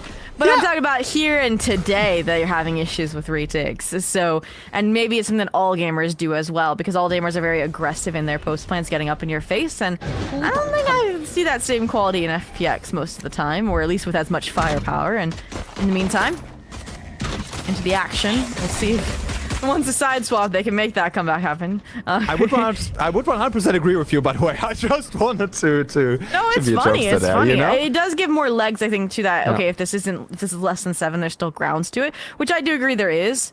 It's just, to me, those are my probably base level expectations. Now, expectations for this round are out the window. I mean, we have some exchange damage, but we have 40 seconds left and nobody falling for either side. In the meantime, they're gearing up for an A split through top mid, but look at the main presence in the trap that's set. Oh, and that's a great paranoia setup for Fengir, who also pivots over towards Plateau. They know where they're coming from, Shrimp.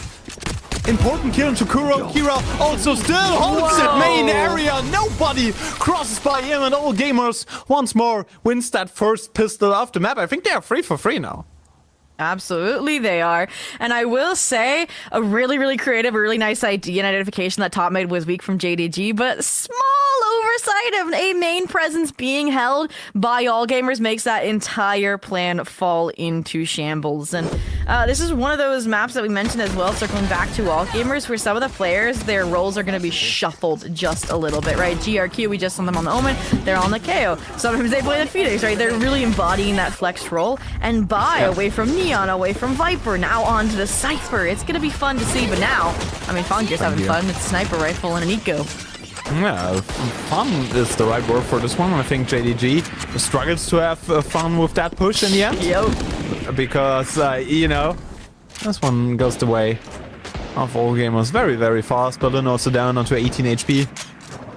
Big damage by a Fangir on that JDG side as they're pivoting into the A hold of Kira, and this might just be another disaster in the making. That's the issue with the composition right now for JDG. Is there was no Cypher you had to worry about over on Summit. Now there is. You have no raise here like you did last map. You would have had.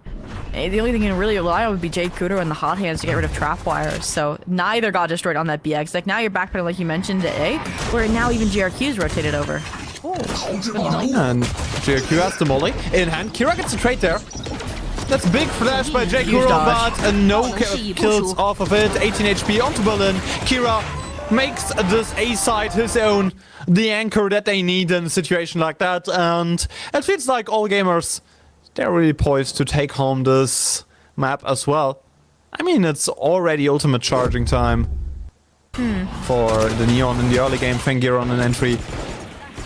Yeah, he said, I sneaked by with the MVP last map. I'm gonna try and earn it this map, but get it here. Good if they stayed alive. If not, right, that curveball gets a kill, gets a bulldog. I think that would have become a thrifty for JDG. But all things considered, JDG getting spiked out in those conditions is gonna be good. Coming into the next, full shields across the board, understanding that there might have been a little bit of littering of, say, an outlaw or a sniper rifle still, but it's actually AG challenging with full upgrades into the next, or nearly so, with Fangir and GRQ with rifles in hand. This is going to be a bit dangerous for JDG. I do not want to see another, like, 3-0, 4-0 start here to this map. And it would be a disaster in the making, even though you're talking about the city-side nature of Sunset in the past few months. Okay, Berlin, okay! Crossing by GRQ in the heart? That's for sure a tilter in the end, but it seems like JDG are re-pivoting over towards that A side. Elbow up for the taking, and a little bit of a farther up contact by Kira and Fengir, but nobody there to hold those two on the side. Once they crash over the main area, Fengir, awful lot to do.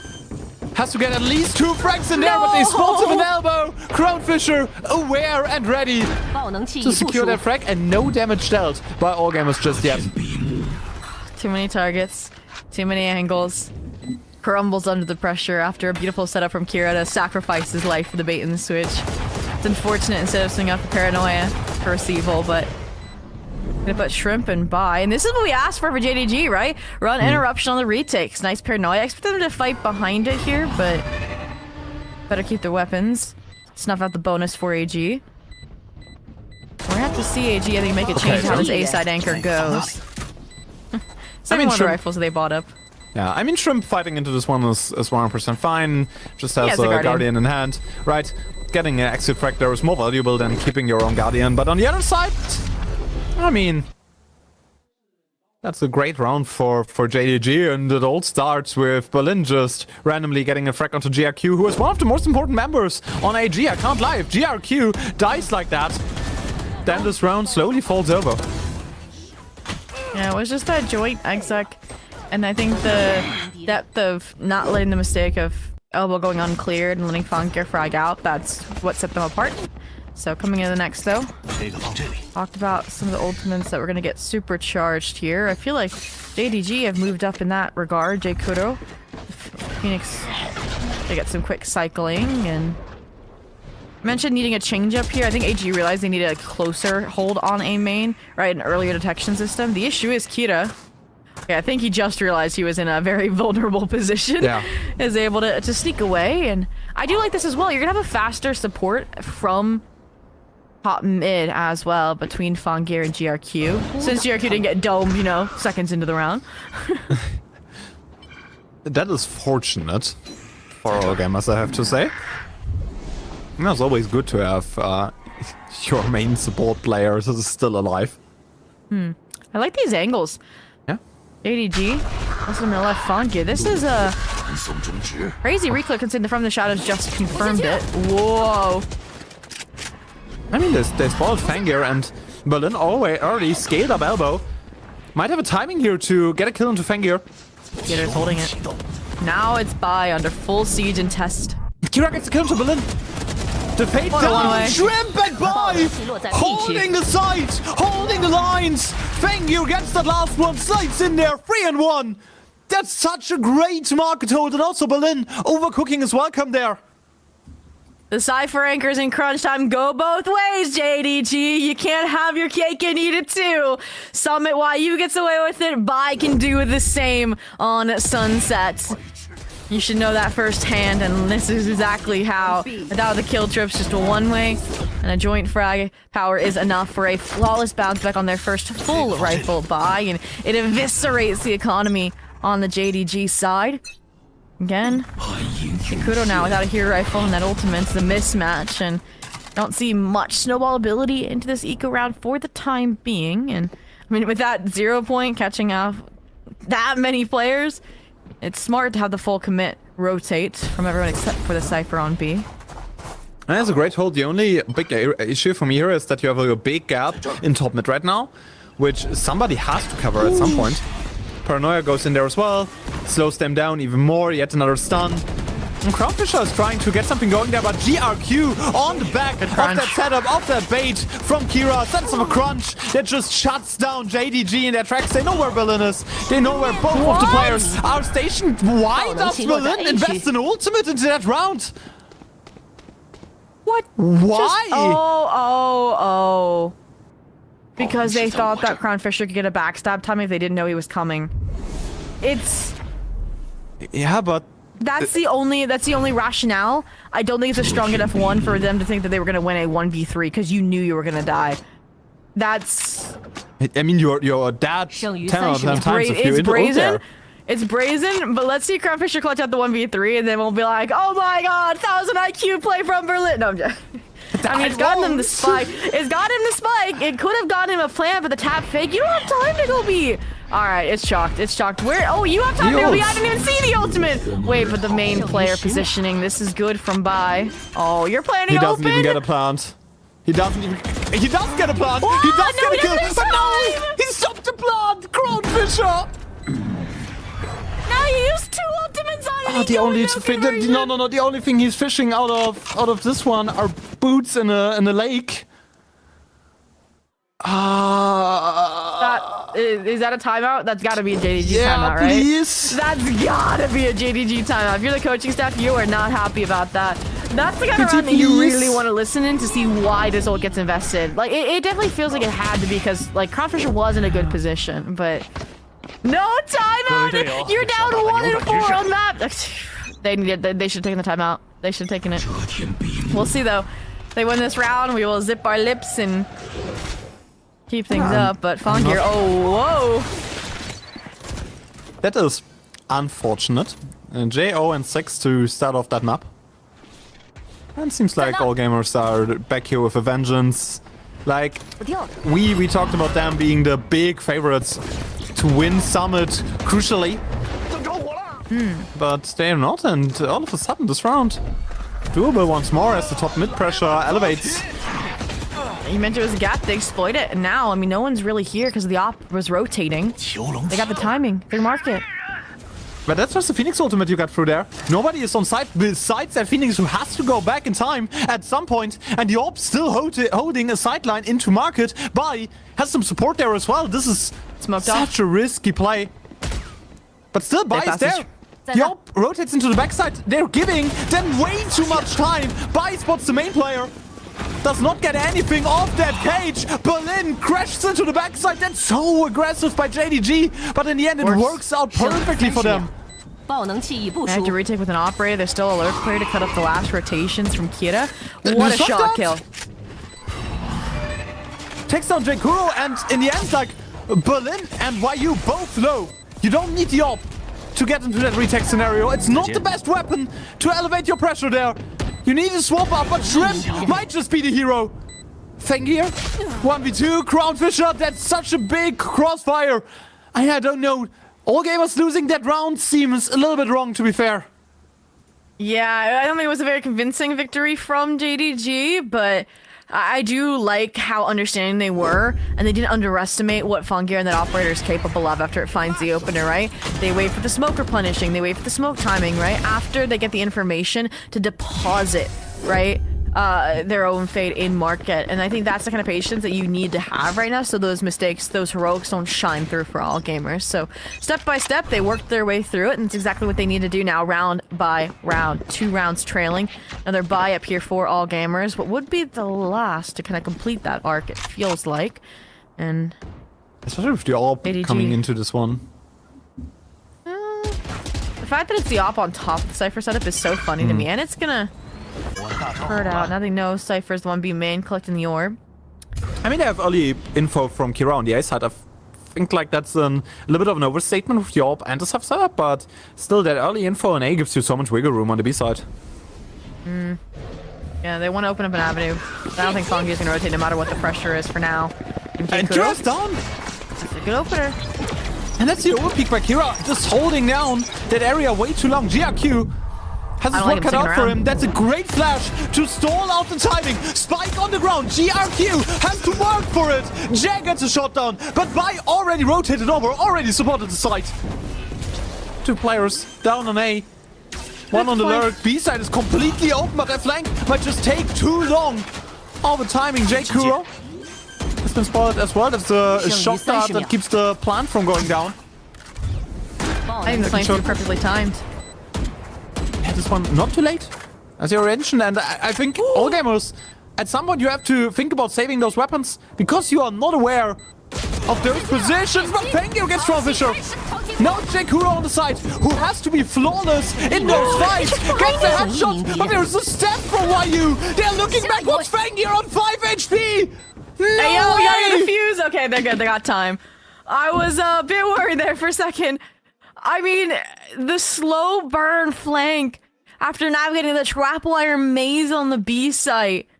I mean, now you realize that you got duped there just a little bit, but they already knew about the top mid gap. That's probably what they thought got exploited, which is a whole other problem. But I mean, this is very funny because this feels like the opposite of the last round. This felt like a round that JDG deserved to win, honestly.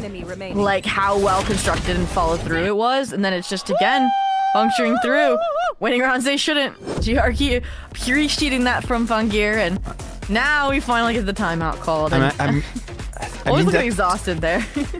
Yeah, understandably so. I mean, that flank was a slow burn that ended up with the love interest being imaginary. Like, I don't know. It takes way too long, and then the Cypher starts stepping into the Neon ultimate, which opens up more space and more options for Fangir. I'm not sold on what on what JDG is trying in this map thus far. Yeah, I don't know.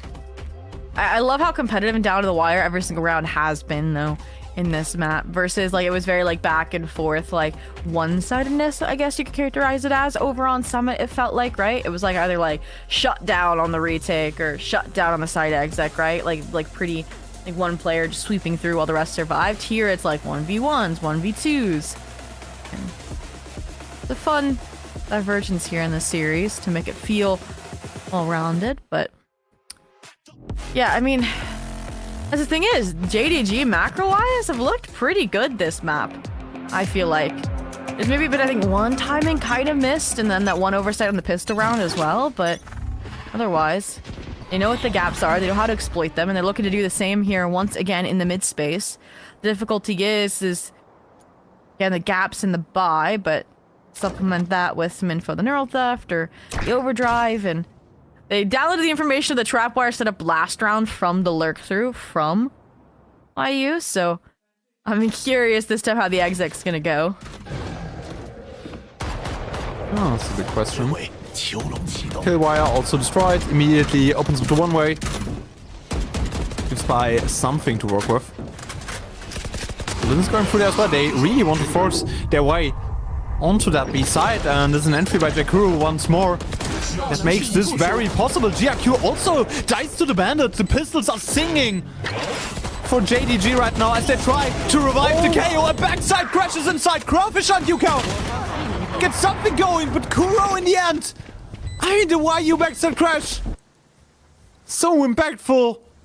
And JDG, if they win, they do it in a dominant fashion. They came into that round with 2 weapons, and you could tell that was supposed to be a bait on the res to get those players to swing out, but I think he thought it was going to be through the box jump, through the smoke, not the entire team being in such coordinated fashion on stairs side. So, yeah, that's exactly what salvages the round, not getting that KO left to back up, not getting those flashes back in tow, and there is some whiffs, if you saw as well, from Shrimp that you can hinge on every round, where you saw him not able to transfer, but... in the next, that's enough confidence and firepower to try and go for an early start, but it's AG actually to completely tempo switch. Fangir, enough of the operator, I want to be front and center fighting forward, and JDG, I like that they're not letting him have that breathing room. I'm not too fond of the play for the AG here. If they lose that weapon, there are big problems up at that. Phoenix ultimate up and around, Fangir down. The Vandal on the ground, no. They can just play with pistols. Just sticks to be thrown into this round. Neural theft has been taken, 2 ultimates invested by the side of JDG, but they took over the space on the B side. Might just get planned down. YU on a double. Facing up against the pistols in a very good way. JDG might close the gap in the end here. Yes, GRQ gets one more into Crown Fisher. That just limits that economy away a little bit. Now, I'm not of the belief that I think JDG are going to sweep the rest of the rounds this half, but I did say 7-5 was my number. And I mean, all gamers are getting a lull at 5. I do feel like we are due for now AG's counter timeout here. I feel like it would be now or it's not going to happen this half. We'll see. There it is. So predictable. It makes sense. Last ditch effort buy. If not, it's probably gonna be a dominant lead at the half for JDG. So, all in all, what are their switch ups gonna look like? What are their switch ups? They have 3 rounds to go, right? So 8 and 4 still on the cards for AG, and if they go 8-4 and they're attacking half, there is a lot of room to work with for AG. Round, right? Like, after this round, they wouldn't have mattered as much because it would have been eco. You can get a buy till what would that be like? The last round and a half. That's a big round right now. Yeah, it is. 100%. Now, what does the switch up look like for all gamers? I feel like consistently we're seeing the A anchors get caught off a little bit by the pacing of the duelist from JDG. That's one note. I think we've seen that from Kira. We've seen that from GRQ. So knowing and playing around with how you get out of that space, and I think we need to see GRQ less commitment from him because he can't disengage as fast as an Omen, as fast as a Neon can. Unless you're like hard launching an A main, that would be my only exception to that, which is also a strat and looks like what they're going for. But that and the mid gap, I think they're the 2 big problems right now for AG. So we'll see if the A main fight rewards them this time around, because JDG, they sometimes just like to fight into it anyways. Yeah, it looks like it, but All Gamers is going for JKuro. Has the back of his teammates. Great coverage. Fengir jumps into there. At least trades out the Phoenix. But it's the flex smokes going down. Like, that trade goes the way of JDG, even though we are in a 4v4. And Trapwire good on market for the time being. Gonna be heavy pressure on buy just to get some nice shots from the crossover. But they're just gonna play the retake and the reflood off the cage. I like this setup. Yeah, and 4 players already rotated over. GRQ is just joining them now. Fengir on the backside. They're trying to force their way through that wire, but it's a double trade from both sides. Neon Ultimate invested into this one as well. 1v2. Now in the end, Bai keeps running away, baiting for Shrimp and gets that last kill. All Gamers on the back of a timeout. Not even a plant in sight for JDG and Neanderthal for all of things. And before the full cam, I saw that smirk in the mini player cam. I knew what he just did.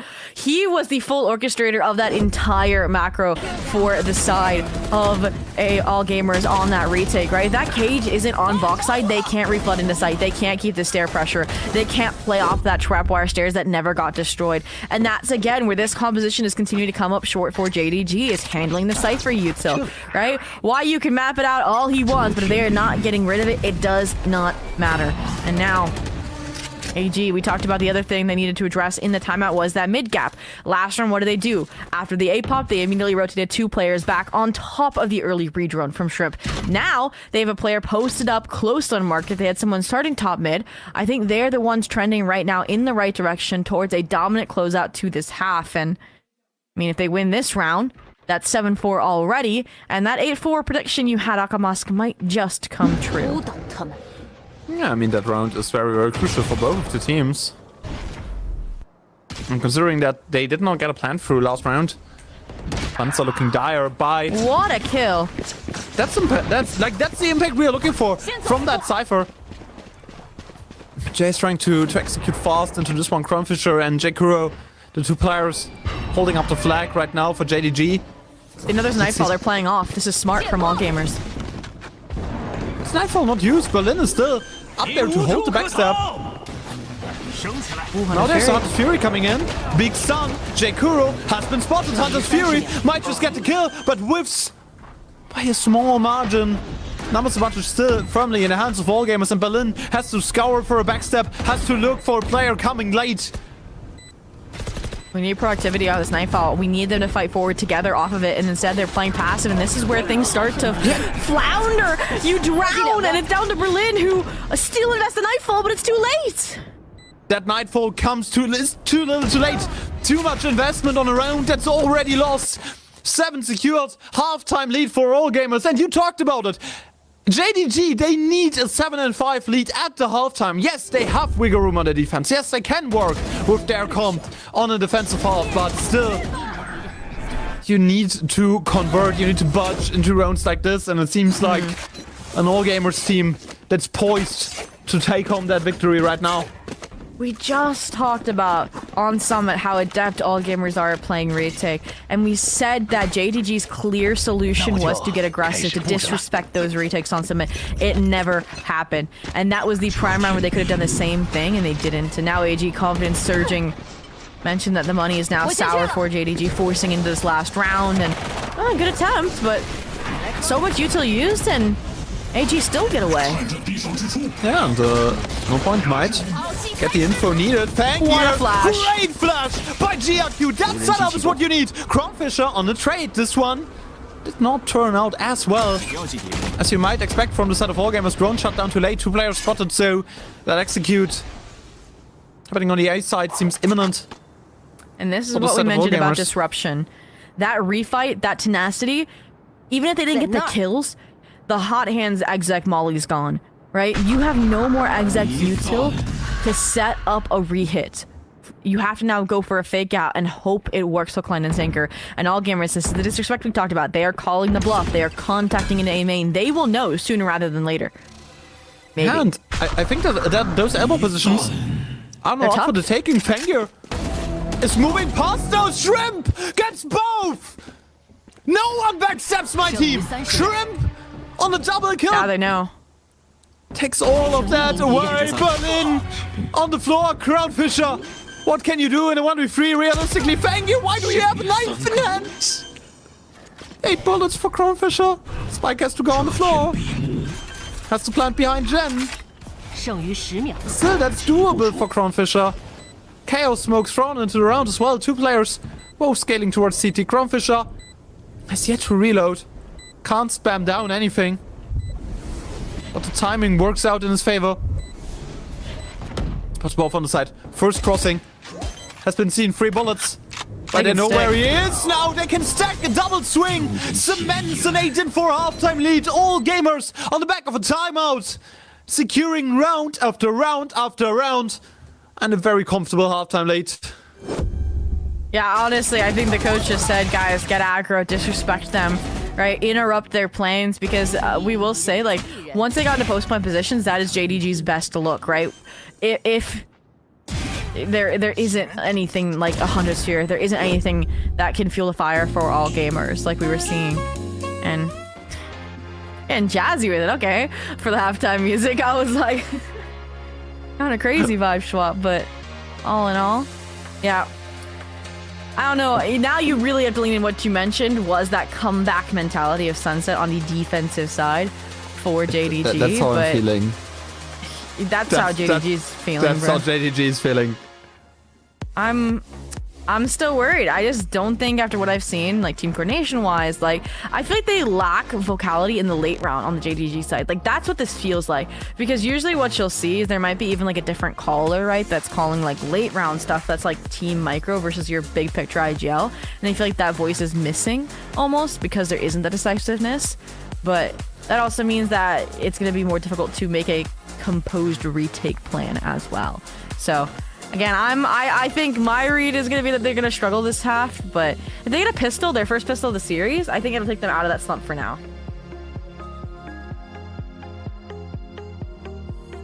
Yeah, would close the gap for sure. Right, then you're at an 8-6 and suddenly you start to believe if All Gamers wins this one and they are already at double digits, 14 rounds deep, then that belief might just fade away from yourself. So cruise ship is around. No, I just found out. I think my bracket brain has deceived me.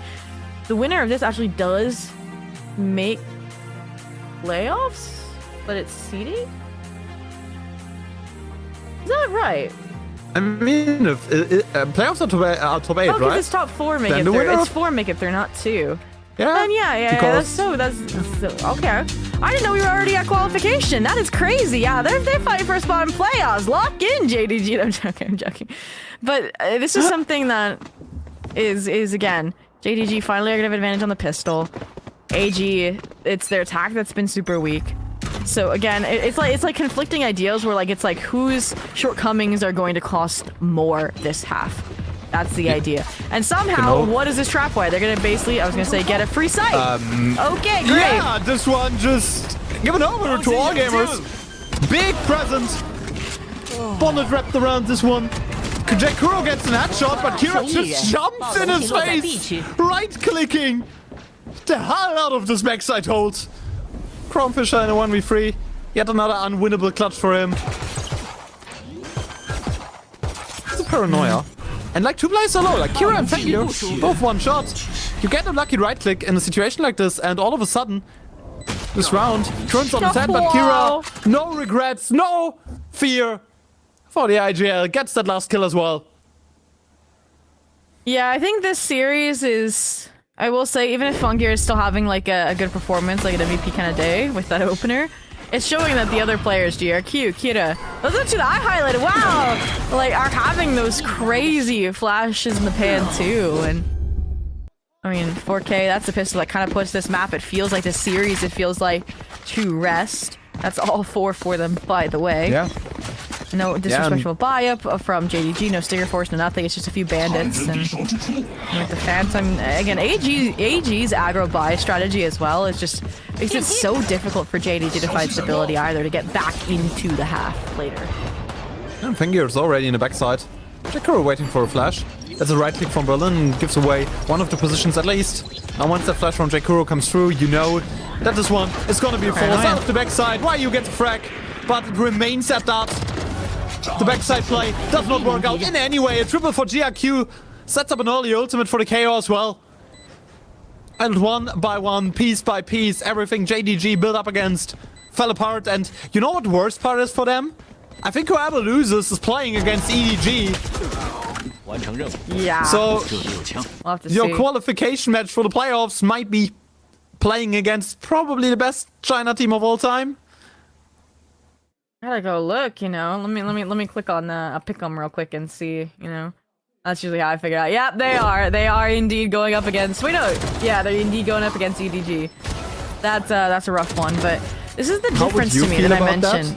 How would I feel about that? I mean, I see Wolves that almost took a map off of EDG. I think EDG are in their weakest form right now. Wolves That's what I think. took a map off EDG. Hey, wait, am I crazy? Am I looking at the row? Wait, Wolves wait. took a map off EDG. Yeah. I don't accept Wolves slander in this broadcast. What do you mean? That was good. That was saying that Wolves took a, then EDG's in their weakest form. What? Anyways. TLDR, you don't want to lose this. You want to get in your spot in playoffs here and now, because there's a chance that you go out in those lowers with EDG warming back up. In the meantime, Zhana trying not to let this opportunity slip through the cracks, and in the meantime, I have to re-clear that space that Zha had gotten in a main, so good pathing from AG. I mean, that's how you start a comeback, right? I mean, that's how you start a comeback. Big double kill. Big momentum shift in a moment like this. Here we go. Crown Fisher. Hard on the anchor, and ooh. Gets the first fragments AG on the entry, and this is on par for a flawless so far. Yeah, and again, that's how you start comebacks. You know? Snowball your own economy. Stabilize what you are building up against a team that clearly was better on the first half, and there is no way for AG that they rotate over to the B side once more. They know that the cypher setup's there. You can't really realistically late execute into that possibility. That's a great flash, but they just press mouse 1, pray, and get 2 kills in the end. Round number 5 for JDG. Smooth as sailing in this one.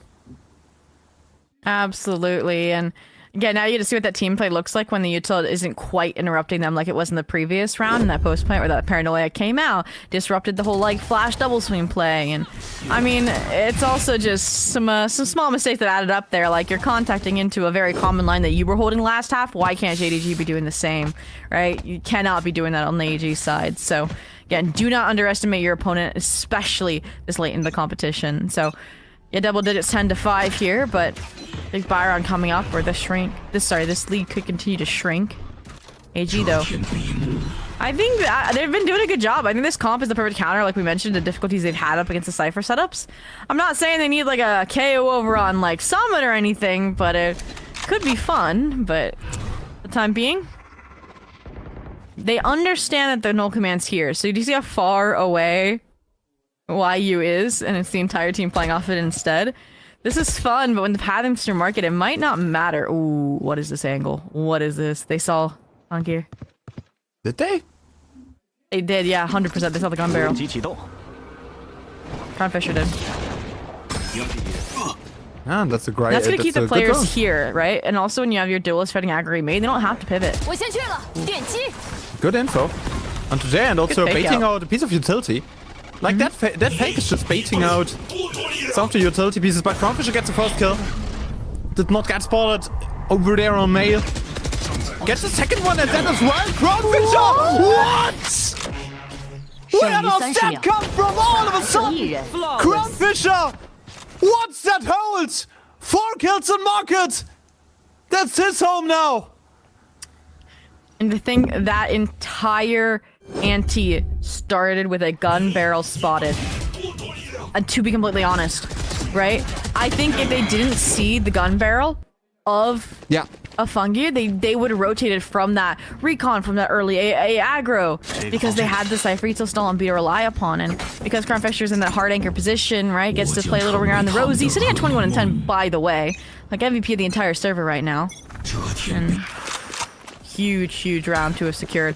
Money is reset for JDG, sets them to get up to 7, and again, this feels like it's going to be very similar to Summit, where it comes down to the wire, and any eco round would just completely thwart that plan, and Fungi with an upgrade is a dangerous way to kickstart it. There's no Cypher util anymore. Yeah, stunts himself in the end, Berlin. At least Bai is gonna be shut down, so no more flank protection, Jay. Alone. I mean, he's on 40 HP. This one should be an easy pickup for Fangir in the end, but he just gets spammed. Meanwhile, on the other side of the map, all gamers are trying to execute into an open A side. 6 HP onto Berlin. 6 HP. If you get that frag, that's a big problem. For the side of JDG, why does Berlin swing into this one? Yeah, there's gonna be one way. Look at Set Shrimp. up no weapon. Did not pick this one up. It's a 3v3 and Shrimp has a timing that's absolutely perfect. That's absolutely flawless. Kira, one more frag for him. And it seems imminent that all gamers will find an equal round to bring us up to an 11-6 lead. JDG broken down. Shut down in a situation where they were supposed to win.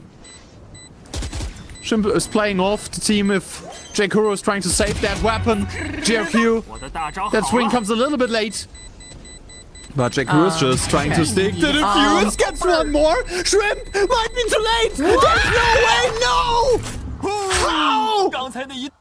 What? Tommy, help me, please. Moment of silence for the All Gamers Thrifty round. Moment of silence complete. GRQ was taking one of his own as well. I mean, did Shrimp have the ultimate? Were they thinking of investing it? Like, why was he fleeing so far away? No, he didn't. Did he?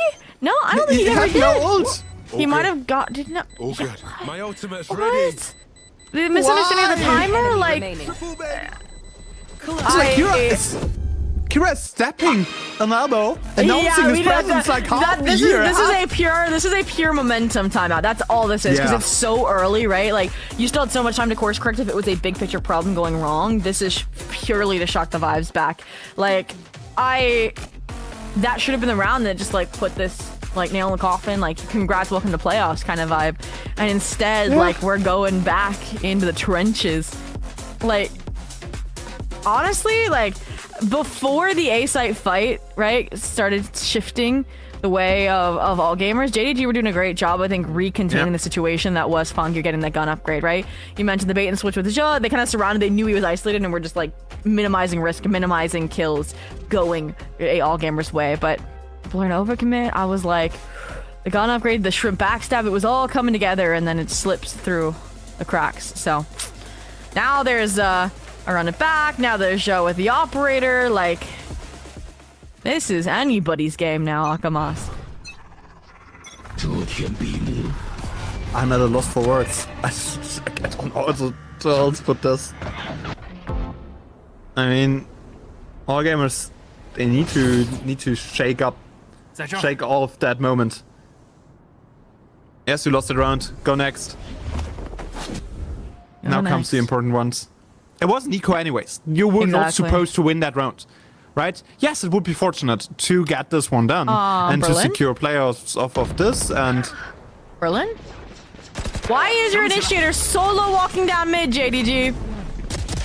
Kira gets another double in that situation, which At least is a this was perfectly... two players together committing to a fight. Like, okay. Zoe, do you want to talk?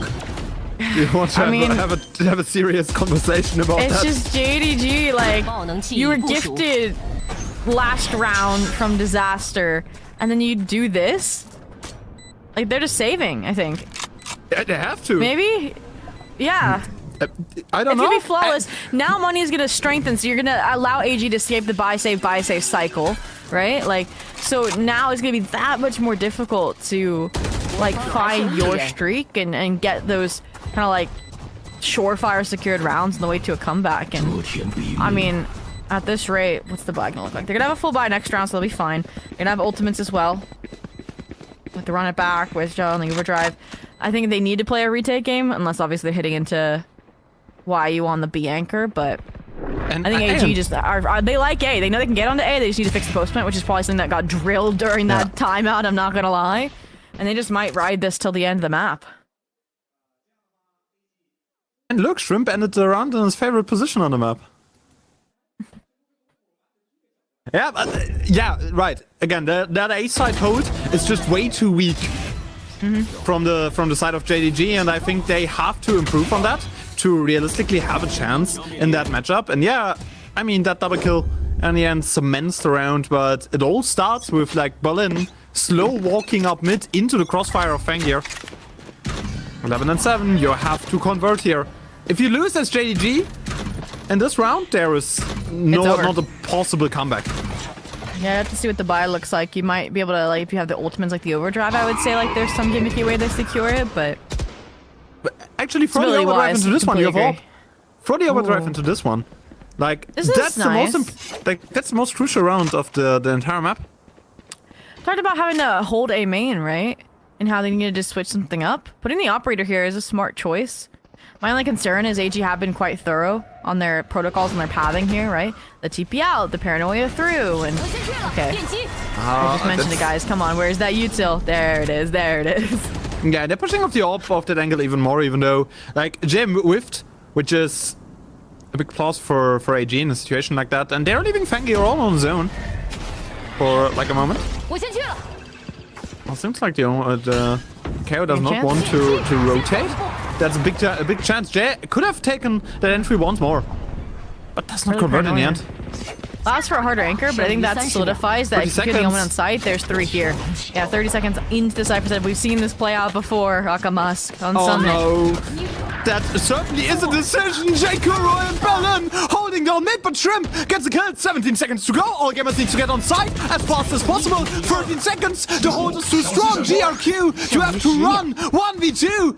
Nobody can stop you. Nobody should stop you. 6 seconds to go. Very open plant. Spotted out by the Cypher camp. Crowdisher can't get that frag. Why you does in the end? 11 and 8. That's how it started with the comeback against FunPlus Phoenix as well. And you know that as soon as all gamers get up to 12, if it happens, it's going to be that last timeout ripped by JDG and they will get a second wind. So these chances are quickly dwindling once again for all gamers. They're becoming a team struggling to close out some of these maps at the moment. And again, these small switch ups right now are enough for JDG. Operator coming in, out main. Right? I feel like the call there for AG was good. It just needed to come sooner. I've seen that plague them from the last map, and they just couldn't get in position to counter the Cypher util this time around. So this time, just challenging a head-on with an no command. I like this tempo. It's a lot more their pace. The issue is the Cypher util's still here. They're playing far out of the radius, and they have players playing off the kill trips. That's such a pivotal moment for the Cypher. Such a pivotal position, but all gamers, anyways, securing the site. But because of that Cypher utility, you actually know that nobody scaled up from main, that all of them coming from elbow. J-Kuro on the ultimate can crash into that open area, set up space for Jay and Berlin to secure that round. J-Kuro finds by as well, Kuro on his own. JDG, can they do it again? It's magic on that sunset for them, always.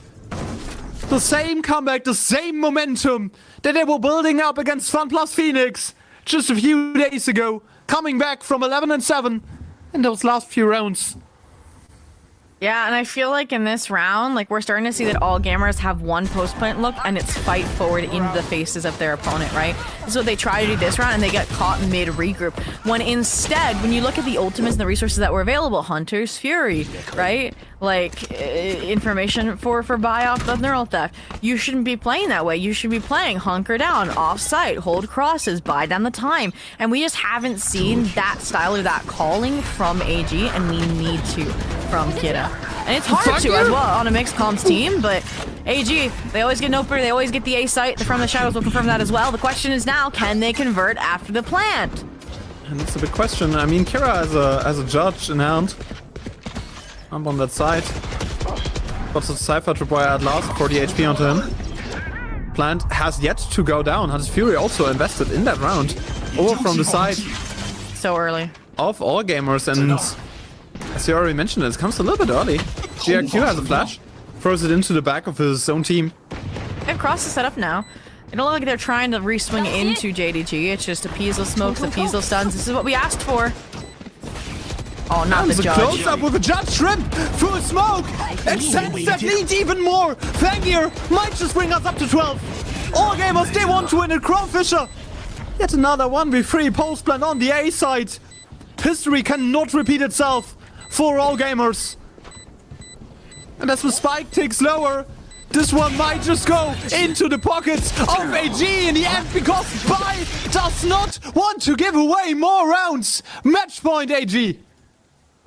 And it appears that the previous thrifty that was yoinked away was simply an IOU to be cashed in on at another time. Fangir, the hero rifle, delivers.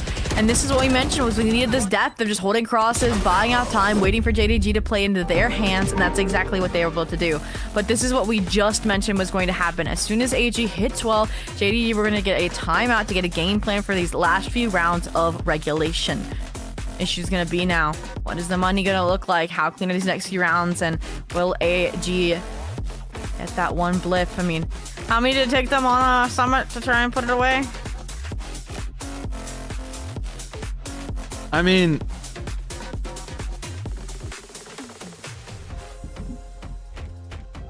I don't even know. It was too many, to say the least. But and coming out of this for JDG, I mean, again, they've looked pretty good. I think the only clue that you can give them about that is just don't expect AG to always fight into you now, because AG actually were able to reel themselves back in, which is great. I mean, they've already tried putting the operator on A main. That doesn't work because of how oppressive the dive util is. So something needs to give. This might have been a good time for like a mid-fight low-key to get immediately onto the flank pressure. I think I recommended something similar to AG over on Sunset when they got into a slump and were having issues playing retake. But instead, the idea is just commit more bodies to the fight that aren't going to be your operator. You're going to be on the mid line instead. And it's actually AG that make the pivot first, going into mid early. Smoke out right side. This is going to give the op a chance, at least. Ooh, good recon. Gives off so much info and clears out that early space that All Gamers has climbed the stairs. But look at Fangir. Already exploring into tiles, already exploring into mid. I think that's the pivot All Gamers wants. They're trying to get a little bit more mid pressure and late execute into that A side. I'm assuming we're re-droning A main. I think that could happen here, yeah. The spike here, though, I'm not quite sure what the end goal is for AG just yet. I've been getting these mid deposits. It still feels like an NB angle when your Cypher Lurk is B main, but they haven't gotten past the Operator of Zhou. They haven't gotten past all the Cypher util. It's a very precarious position, and once again, I feel like AG's biggest enemy is about to be the clock. But that's early damage onto Berlin. Spots him over towards the A side. You know that there's possibly an unmanned B side, but a Cypher and a Neon there to hold the lines. Might just be enough for JDG. Might just be enough to get them onto double digits as well. An Omen port over to the side. Crownfisher there to support. There to help out with that hold. Gets one in there as well. Berlin crashing through the door. Kicking everything down. Shrimp on his own. 1v5. Heroics needed. But he can't convert 10 and 12. 2 more rounds to extend play to overtime. JDG, they're still in this.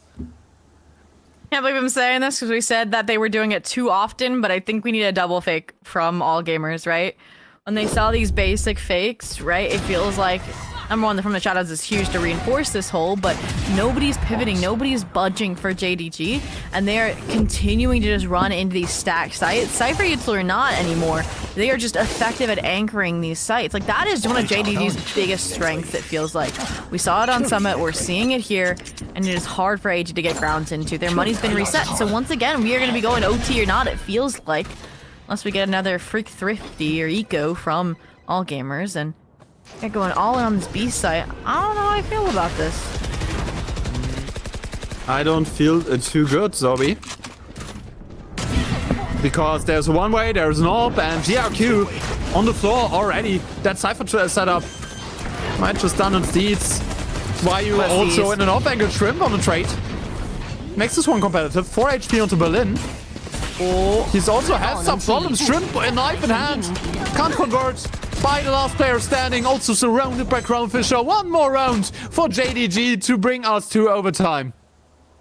Good ping-ponging around that back site into stairs space from JDG on that retake. And oh, the frustration starting to hit Fang here. just a little bit here, that they can't just get into a site anymore. I feel like the A side is going to be key for them. Like, it has to be where they end. Yeah, look at this. All the players heading back towards there. And this is the concern, is that AG, you can tell the gross oversimplification that they're going for, the closer syndrome, right? They're like, something's got to stick. If not, we're taking this to OT. And the concern is that JDG have predicted it head on. They're even getting ready to commit the paranoia off a rip to set up J-Kudo, who with 1 kill gets the Phoenix ult. Dead Chase running into his own paranoia. Gets blinded, gets shut down. Important frag, but they at least get the Phoenix ult off of this. Fangir down, that's one of the top fraggers. Phoenix ultimate into nothingness, into empty space. They are investing J-Kuro's ultimate, which activates a rotation over to the B side. J-Kuro might fight by here, peeks that ultimate. A lot of damage by onto 8 HP. Because it decides to swing into a Phoenix ultimate. Low HP is in camp, Berlin. Numbers advantage.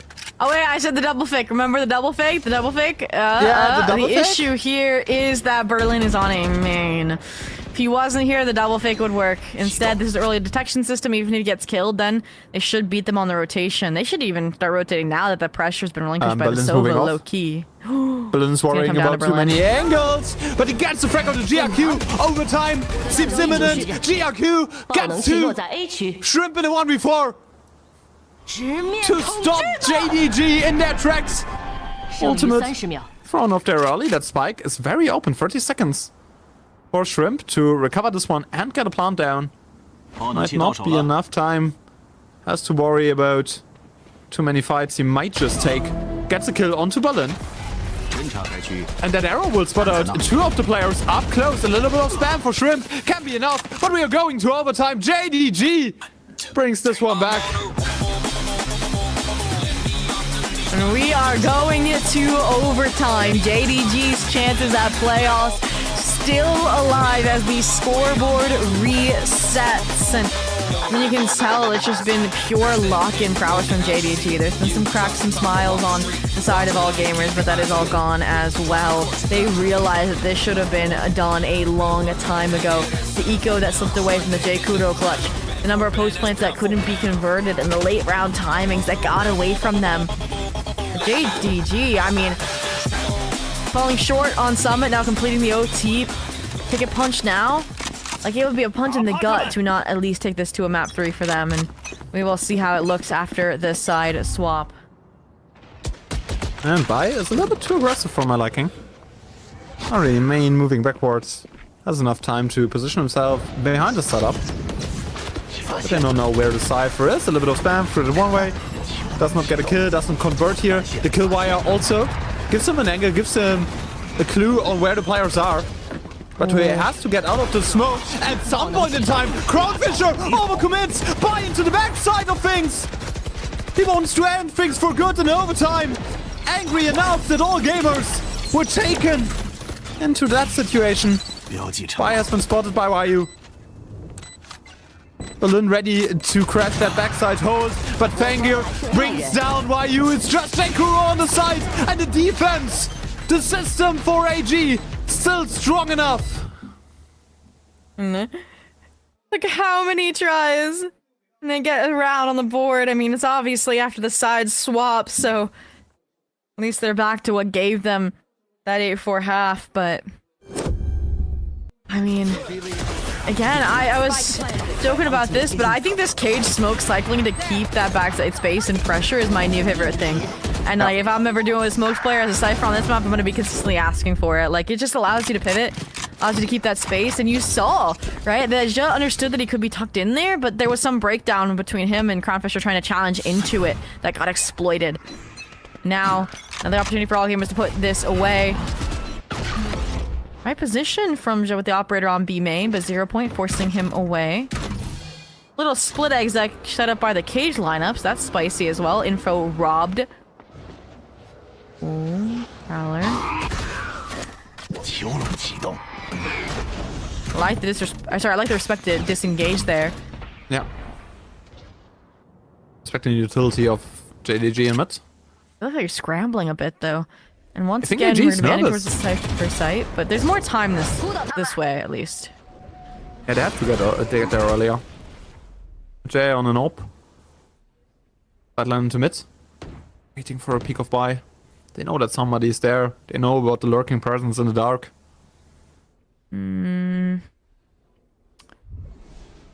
They're waiting extra long here, but that's only going to work against them because once again, JDG do not over-rotate. Oh, and spots the gun barrel. Now they're aware that buy is still in mid. That offside line holding down. Big 0 point. Cypher setup shutting down. Everyone's there. Jay has to move backwards, but Fengir is just faster on the trigger. It's just faster on the movement. They have market control. This is a big difference in the post plan that AG have yet to find. Yeah, the crossfire's there as well. Buy in mid dies down, but that's not the important player. It just... We just talk about the crossfires. That's the most important part for AG right now. Their crew needs to get into the side. Crownfisher gets one, but gets traded double back in a situation like this. YU wants to get in front side, but does not get there. Our gamers, welcome to playoffs. They shut down JDG in the end. It has not been pretty. It has not been stable, but all gamers are winning in the end. They get their first sunset win of the stage in the process as well. There's still a lot to work around, but we saw the promise in terms of the early round fights, in terms of how their retakes went. But yeah, that attack side definitely going to need some work when going up against a Cypher and GRQ lethal fragging out on their own. But again, we need to incapacitate that Cypher. And JDG, their chances are not done just yet. But it will mean that they fall to the lowers and have to best EDG, who they previously lost to 0-2 in the group stage with a 7-13 and a 10-13. They want that chance to continue forwards. And I believe it's just that match will determine who goes to playoffs and who's eliminated as well. So, all in all, I mean, Akamas, that was kind of how I expected the series to go. I wanted to see the JDG improvements, but they just haven't. They just need more reps, right, on the maps, and we're starting to get that groundwork laid, and I think it'll set them up to kind of finish the lower run. But ADG is such a hefty opponent, and I think like they have a real chance against EDG because EDG, as you already mentioned, they had some struggles against Wolves. They lost against Titan Esports Club. EDG is not the best team in China right now. They are not the Titans we are used to. And it kind of seems like JDG has a chance to win here. Even though it's just a slim one, they have a chance to go to playoffs. They have a chance to go to champs. That's what this play-in format is all for. And all gamers just going to make it far enough to make sure that their points spot doesn't get yoinked away as well. So they're playing for a very different goal, just progression, maybe not winning out here. And that's where I think they're okay, maybe pushing this towards the distance and all. But with that, ooh... my personal MVP of the day, GRQ, looks like they are getting grabbed for an interview here. And so very shortly we will be throwing it down to the stage with our amazing translator, BDOS. But yeah, just all in all gamers also figuring out their map pool, also getting reps. Great showing here today to keep the cool, calm, collected and pre-OT and into OT. Here we go, interview time. 恭喜 AG 赢下了今天比赛的胜利，我们也是邀请到了高瑞奇选手来接受我们的赛后采访，先和大家打个招呼吧。大家好，我是 AG 的高瑞奇。欢迎，首先恭喜你们成功进入到了季后赛，先聊一下现在感受怎么样？其实还是挺爽的，因为我听说季后赛的。And he says that it feels really great. I heard that like the super playoffs is like quite an upgrade. It's gonna look really cool. 朋友能给高瑞奇一些掌声吗？他说还没有体验过非常热情、非常大的场馆，我觉得现在就。And now they're making the audience cheer for him. 其实今天是我觉得是比较惊险的一场 BO3，因为两。So it was just quite close in both maps today. Yeah, are you a bit nervous right now? 到最后大家都会有一点吧，就这东西，但是还是要自己调整嘛。说大家到时候都会有点紧张，但是看。Yeah, and he says that everyone really just will get nervous at these kind of points, but it's up to us to like mentally adjust and make that comeback.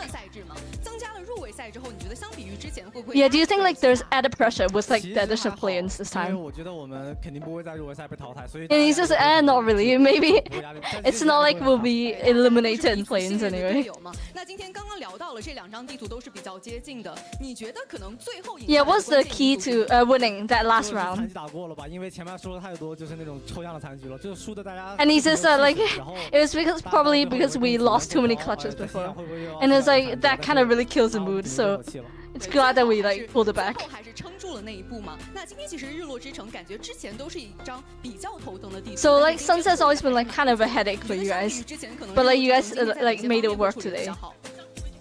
其实也没有过多的感动吧。一开始我玩火男，但是教练说 OK 我火男。 And he says that he says that like he says that like when he used to play Phoenix on the map, the coach was like you're not playing too well, so like we're gonna like swap around the roles to like make it work. 玩火男时候我很自信，但是玩这个 KO。 你懂吗？先锋开不出香，我感觉很正常。我们第一步是进入到了季后赛，我们还有更多的时间去慢慢练习、慢慢磨合嘛。那其实还想问到的就是，因为今天可能日落之城一上来手枪局你是自掏腰包为 Kira 购置了一把鬼魅，当时对内的。 So what were the comms like on the first pistol on Sunset? 就 Kira 说他的鬼魅很准，他喜欢用那个超时空。 And he says I saw like you like gave your skin to like Kira. He said that like he was gonna like hit every shot on the ghost. 但是我们教练说，这分 Kira 要去老六，所以就他把 Ghost 还给。 And then afterwards Kira just like returned the ghost back to him. 我说对我了。 对的，你们彼此都是一条心嘛。那听说你最喜欢的美食是鱼香肉丝，哎，这道菜刚好是非常经典的一道川菜。这次来了成都。And did you like try your favorite dish in Chengdu? 虽然是川菜，但是就是我们在北方，它有一种。 And then he says that like the dish is like kind of different here. It's not like it is in the north, so like it kind of tastes a bit different. And any other foods you tried here? 火锅，我最爱吃火锅了，不管是那种老北京上碗火锅还是。 And then of course hot pot. I love hot pot. 看来成都是非常适合你的，也期待你在成都能有个更好的成绩。那接下来 And that's it for the interview. It's time for a selfie and a pressure for the audience. 你来拍，3、2、1。 And with that selfie and interview concluding, the one big takeaway I have from DRG talking here is, you know, they are confident. AG is like, it's not like we gonna lose anyway in play-ins, right? So, you know, that confidence radiating from them might just help them get over the hump, get over towards champs, and I mean, that's a big goal in the end, right? Absolutely, and I feel like they gotta be like not too far off. It's just the difficulty of like those teams like Tyler, like Nova, that could yoink a spot just from direct qualification as those higher seeds going in. They're gonna be a major threat. But my other takeaway was just that they understood that the Menta was dipping, and we were correct that those timeouts were kind of get them out of those slumps, so that they didn't focus too much on the clutches that slipped away and focus instead on finishing out and ending strong. And again, you saw even that frustration kind of set in for a player like Fangir, even at a certain moment as well. So making sure that that mental is in the right place moving forward, and I continue to work through, like what they mentioned, was all these role swaps and figuring out what works for this team in the context of this meta. And I think we got to see, again, the differences in the groundwork laid between map 1 and map 2, but I do think, again, AG looked like they were the team having more fun on the stage, because it was a close series, so I think we could have seen more high vibes, high spirits from JDG when it wasn't just a player having an insane clutch, and that maybe could have also made a difference. I think it was just mostly Crown Fisher, honestly, that was upstanding, having fun. Even Jay Kudo right after that clutch is like shaking his head like, come on! I mean, yeah, they shouldn't have lost that, it was Nico, but still. And all in all, I guess that's something they can look forward to in the EDG match, because that's going to be a tough one, right? Crowd favorites, right? The energy there is probably not going to be the greatest towards you, and you're going to have to rely on your own energy. Yeah, you have to rely on your own strengths, and especially the matchup Berlin versus Kangkang, who is like a staple in VCT China. That's something I'm looking forward to, right? I'm looking forward to seeing as we are pivot into the team comps and see how AG made this one work. No camera, no camera. Smoke mid again, smoke mid. 一大一个I'm ready, I'm ready. 一大一个，反正光个 B speed 没。让他满金钟嘛，take base take you can go. I'm ready to flash, I flash. No, they take it. Hold, just hold. Wait. Got me. Wait, I saw me. They have play, don't make. 他们有 A. You take. Wait. You wanna read the gate? Mid. Drop him, my lord. Drop him. Right name. It's so trade. Medium. I will flash out. One way shot. Medium. We can play side. 中没人是吧？都没有。OK。Wait 10 minutes. I go use ult. 那双。我牛飞。包好，我给单下。别压，我直接小了。Ricky, come. Can you flash for me? I can. Flash in. 3, 2, 1, pop. 完美，我到，他来不了，我要到，这边，我要看中高区，我放手脚了，我走了，点超市讲来，想来超市 ，mark，没事，还没了，夹了，点 mark，你们上黄，3、2、1，爆 ！Be my 一个，别接，我给单下 ，Let's go， 这随便。This can't just prove one of your points. All gamers were the team having fun on the stage, right? They wanted to win this one. They wanted to play in this game. And JDG at some points looked a little bit uncomfortable, a little bit that the pressure was coming towards them. And Shrimp MVPing in the end 29 frags, which is, you know, a fair result. Like it goes a long way for all gamers in the end. And they win this one in an overtime and in a 13-11 affair. Like, all the shoutouts to JDG. They fought like tigers in a matchup like this. And you can just tell from the montage as well, it's because Shrimp was always that player that can follow up and trade his teammates like perfectly in so many situations. Like, yeah, he's holding his own in individual spots as well, but it's almost always side by side with somebody else on the team. And I'm glad that Shrimp MVP'd because we're all looking at that one round that should have closed this out a lot sooner, Shrimp. Yeah, you know which round, but all in all, it's still a victory. It's still a playoffs qualification at the end of the day. And I think this also just proves again, like, I mean, again, obviously, fine, you're not I don't want to say too far behind, like 9 kills is 9 kills. Like, you look at the ACS and it's crazy that it's 230 versus 289, by the way. Yeah. But again, this map to me continued to solidify that, like, it isn't just the Fungear show, right? And I think, honestly, have we gotten, I kind of want, like, to me, I don't know why, I'm likening, like, all gamers to Nova right now, and I cannot wait for that matchup maybe later in playoffs if it comes true. Spectre versus Fungear? Huh? Yeah, exactly. Wouldn't that be, that's gonna be spicy. But taking a look at then how the actual team performance went, you can see, right? Again, it's those retakes that AG was super primed in, right? Even though JDG was able to secure that spike plant 10 out of the 12 times. And again, it was just a tiny bit better of a convergence, or converting. What is that? What is the act of converting? I don't know. Conversion. There we go, guys. It's 6:30 a.m. You're the native speaker. I'm not. Bro. At 6:30 a.m., you probably are better than I am. But Crown Fisher on the other side, we mentioned it, was the player that was having fun, was the player that clutched them through a lot of the rounds alongside Jay Cooter that kept this map afloat. And well, we got a player that I'm looking at that has to, again, be active in that EDG match, especially because you're going up against an experienced squad while you yourself are working through that new role. Yeah. And any player that switches to a new role mid-season and continues to keep yourself statistically afloat, to me is so impressive, because we've seen people swap roles and like completely bomb out like of their individual like stats lines. And I think, again, they need to maintain the form that they were in today and continue making the improvements in practice, because I don't think they have a 1-day turnaround for the match versus they had 4 days before knowing they were going to be facing off, obviously, up against all gamers. So I'm a bit worried for that day-to-day versus EDG got to sit back and watch this match. I think that's going to be what kind of draws the line in the sand at the end of the day.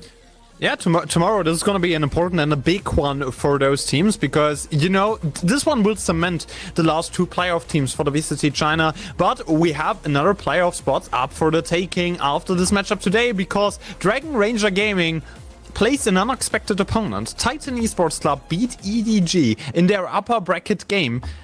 And in the end, they might just make playoffs as probably the biggest underdog team that I could imagine, Zoe. Crafty and Rigo are going to take up for this one. We are out for the day. Have a good one, and make it like VCT China players in Chengdu. Get something good to eat, and we will hear from each other soon. Bye-bye.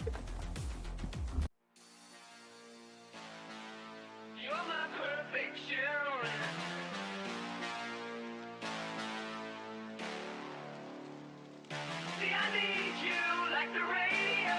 You keep the beat alive.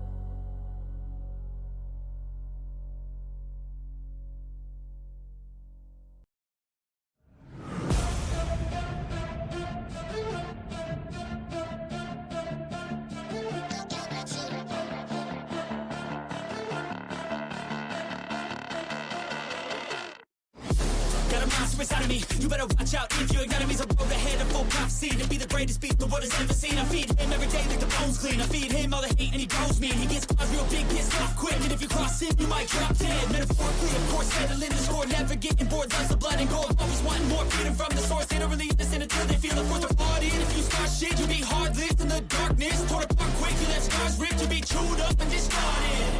And this world ain't bright, won't accept it. Negative energy, I expect it.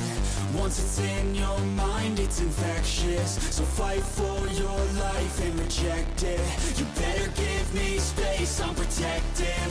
My adrenaline spikes when I'm threatened. And if you stay in my way, I'm aggressive. Cause when there's no exit, I'll kill when I'm desperate.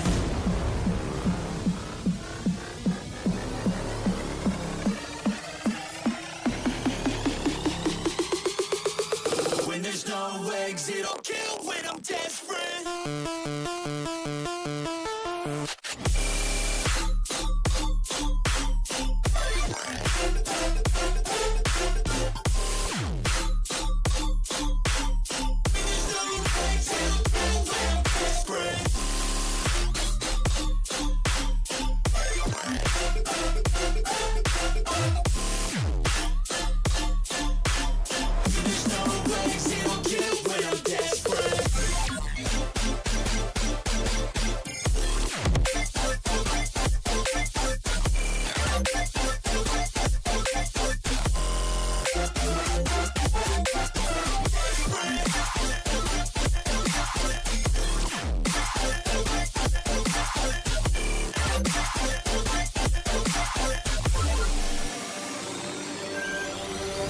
And this world ain't bright, won't accept it.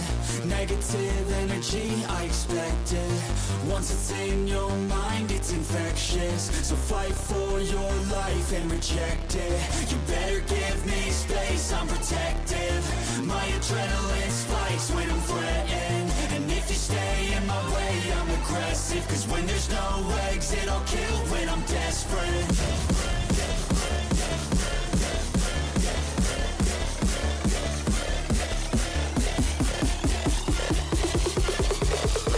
There's no exit, I'll kill when I'm desperate.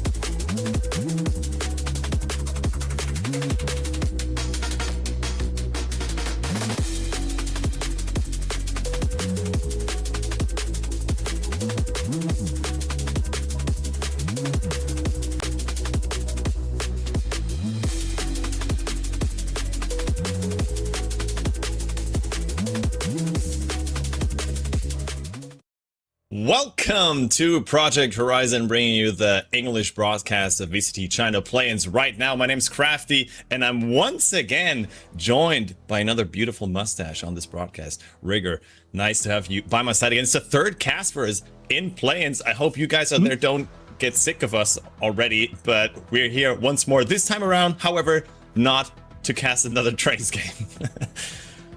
Yeah, thankfully, I think Trace is, I can only bless Trace so many times before, it gets tired. I have to recharge on all of those blessings and positive affirmations. But we have a different one today. One of Trace's rivals, especially towards the bottom of group stage, is Titan Esports Club versus a DRG side that we remarked as being relatively unremarkable coming into this, but definitely an interesting game to look at. I think whoever wins this qualifies for playoffs as well.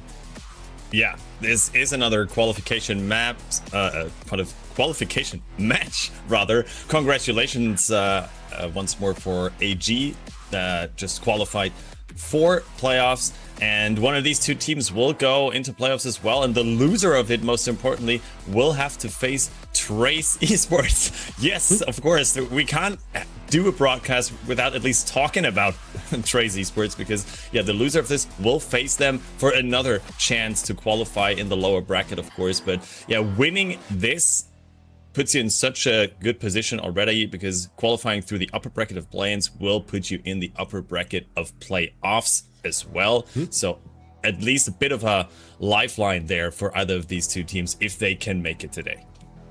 Yeah, and like you mentioned, or furthering that thought, qualifying through lower bracket means that you only get one chance in that playoffs bracket. So if you lose your first game after qualifying through lowers, then you're kind of cooked, right? There's nothing you can do. Yeah. So yeah, gonna be interesting for these teams. I think they want to be qualifying. They don't want to get their memorial at the end of their season, not having qualified. These two teams still have hope for qualifying two champs, being in the upper bracket. As long as they stay in the upper bracket, they have positive percentages towards potentially qualifying for champs, making deep runs in those playoff brackets. But yeah, that's the meta commentary on this map. In terms of the head-to-head going into this, we have a Titan Esports Club that has been sort of scrappy going into this, right? They came in, like I mentioned, in that bottom seed with Trace as well, that 11 and 12 spots in group stages. Then played their first game, I think against, I forget, it was one of the challenger teams. They played against one of the challenger teams, and then they won in 2-1 fashion. Against Keep Best Gaming. Keep Best, yeah. And then they proceeded to then 2-1 again versus EDG, of all people. So they're coming through this having played 6 maps, having only won 4 of them in bloody affairs that have gone the distance, versus the DRG side that just barely scraped past Wolves, the Wolves team that got beaten by EDG. So if you're power ranking it, DRG had an easier run into this tournament. Meanwhile, Titan Esports, even though it's been scrappy, it's been bloody, have had a pretty tumultuous, intense one as well. Yeah, I mean, you're bringing up a good point, and I have one big question on my mind coming into this series. Like, what are we even doing here? Why do we have Titan Esports Club versus DRG as a qualification match in play-ins for playoffs? I did not expect that, but like for either team, it's been a different start to this, because TEC, they looked so scrappy, you said it already, during group stage, only picking up one series, and then even losing the seeding match versus Trace in a pretty dominant fashion. So I did not expect Titan Esports Club to be anywhere near a qualification match in the first place.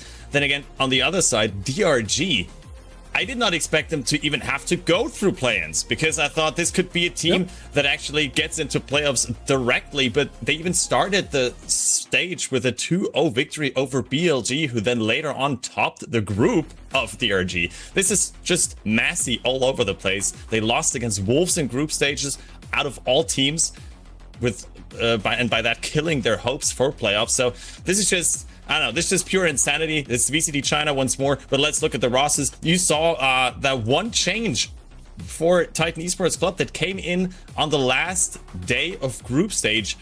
Rainy subbing in for Spitfires on the side of TEC, and that sort of seemed to have turned it around a bit, because Rainy has been showing up in play-ins, and on the other side is DRG, the same roster that we've seen throughout the entire stage, and Spirit, Live, Nick, Verse, and of course, the man, the myth himself, Lukashu, who does it all, but he's got to face the player on the other side who's probably got to be on Neon duty once more, Rainy, with phenomenal stats in play-in so far.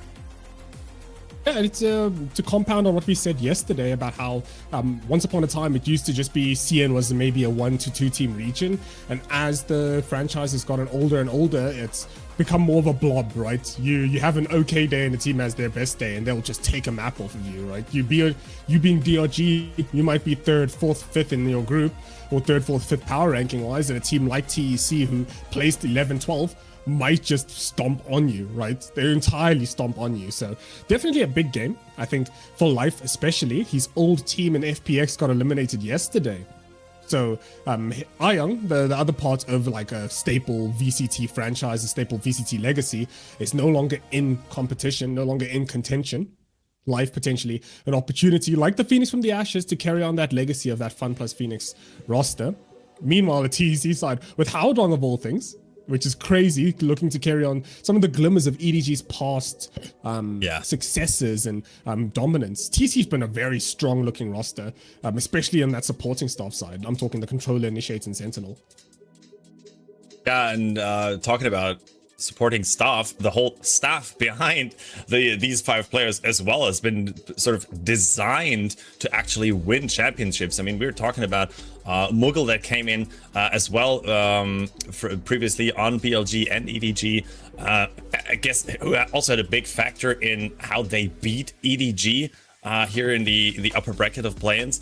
But I mean, this is just it's a 4-man coaching staff, or rather like 2 coaches and 2 coaches, an assistant coach, an analyst, that are just basically there to push this team as far as possible. And it didn't really work out during group stage yet. I mean, you could see the struggles and some of the issues they still had, but it feels like it's finally coming together for them, and it couldn't have come at a later time or at a better time than upper bracket play-ins here against some of these powerhouses as we head into the skirmish as well between Rainy and Spirit C.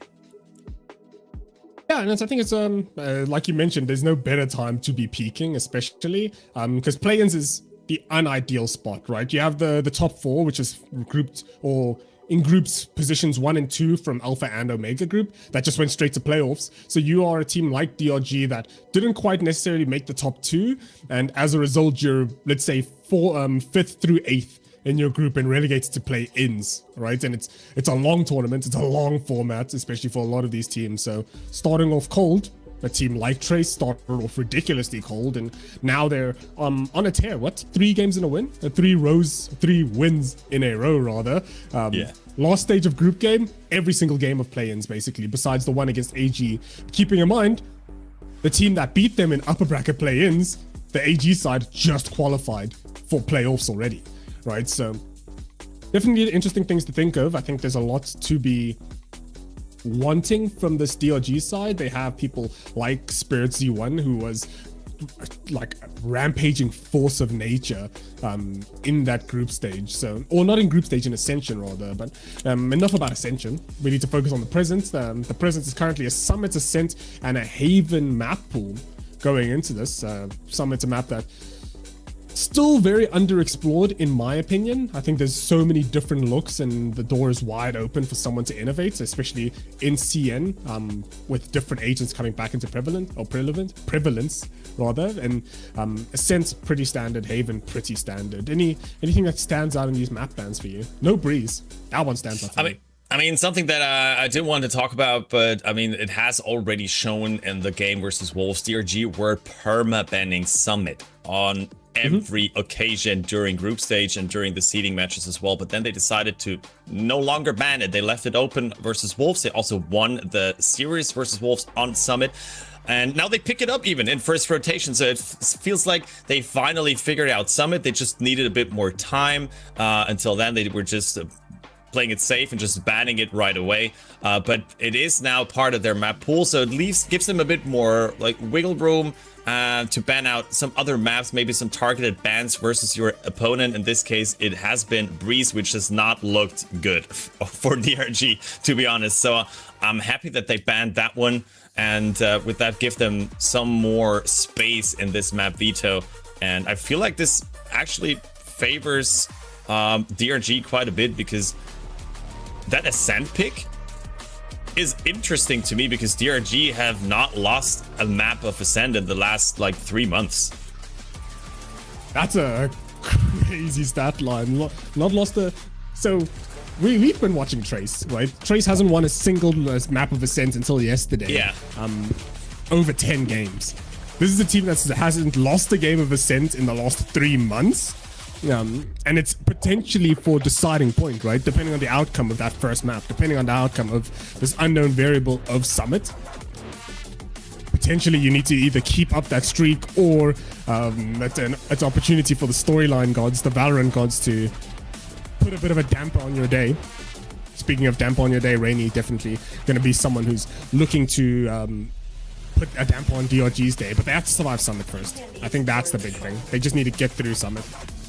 Yeah, I mean, it's gonna be so interesting, because Rainy certainly, it's just it seems such a small change to put in Rainy for Spitfires, and at the beginning it didn't really show a lot of impact as well, right? They still lost that last group stage game with Rainy versus All Gamers 0-2. Then the first the seeding match right after versus Trace Esport lost 0-2. So no, everyone was like, okay, did that really change anything, like bringing Rainy in? But then as soon as play-in started, Rainy was just heating up like crazy, and he definitely peaked in the series versus EDG.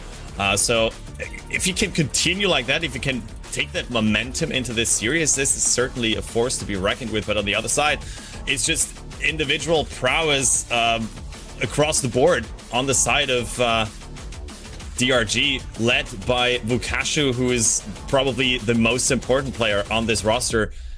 If he has a good day, he can basically decide a series all by himself. And that's, I think, one of the Achilles heel for this DRG side. We've seen glimmers of this, what happened when Vukashu wasn't there.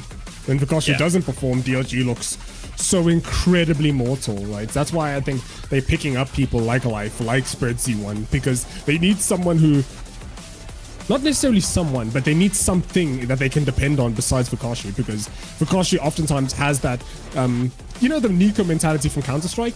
He feels like he has to do a big play when there's no big play that's needed. And oftentimes that costs DRG a lot of their games, so. Yeah, I mean, it's also my biggest criticism of this roster. I feel like DRG struggled to really feel and look like a team. We also saw that on the international stage. I mean, they went to London and fell flat once more.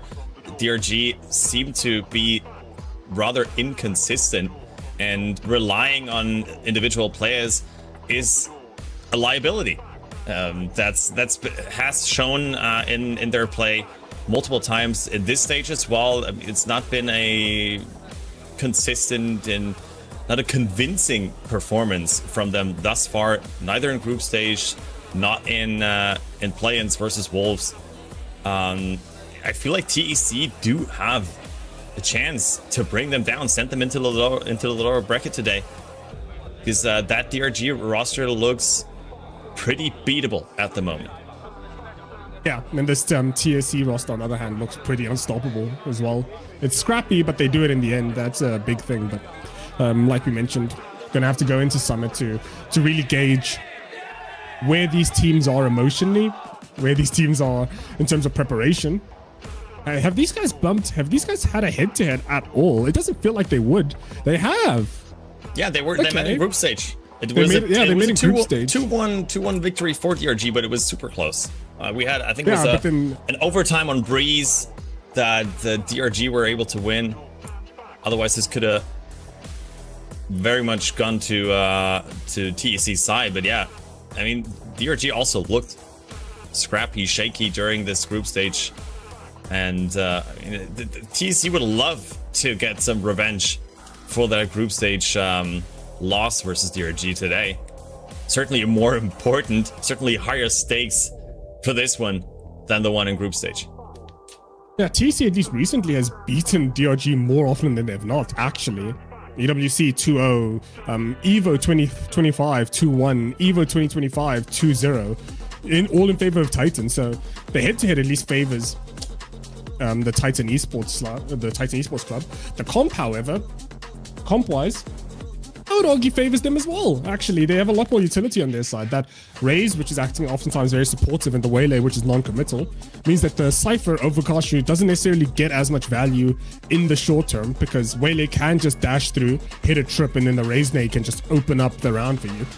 Fukashi needs to fish a bit more for stuff that, especially on maps like Summit, the Cypher is oftentimes point of call when it comes to winning that defensive side. But when there's an absence of Sova, when there's an absence of Raze, Cypher shines, but when one of them exists, it becomes a bit more difficult. Raze gets a lot of value, especially breaking a lot of those kill setups. So we're going to be looking towards how they're going to manage this.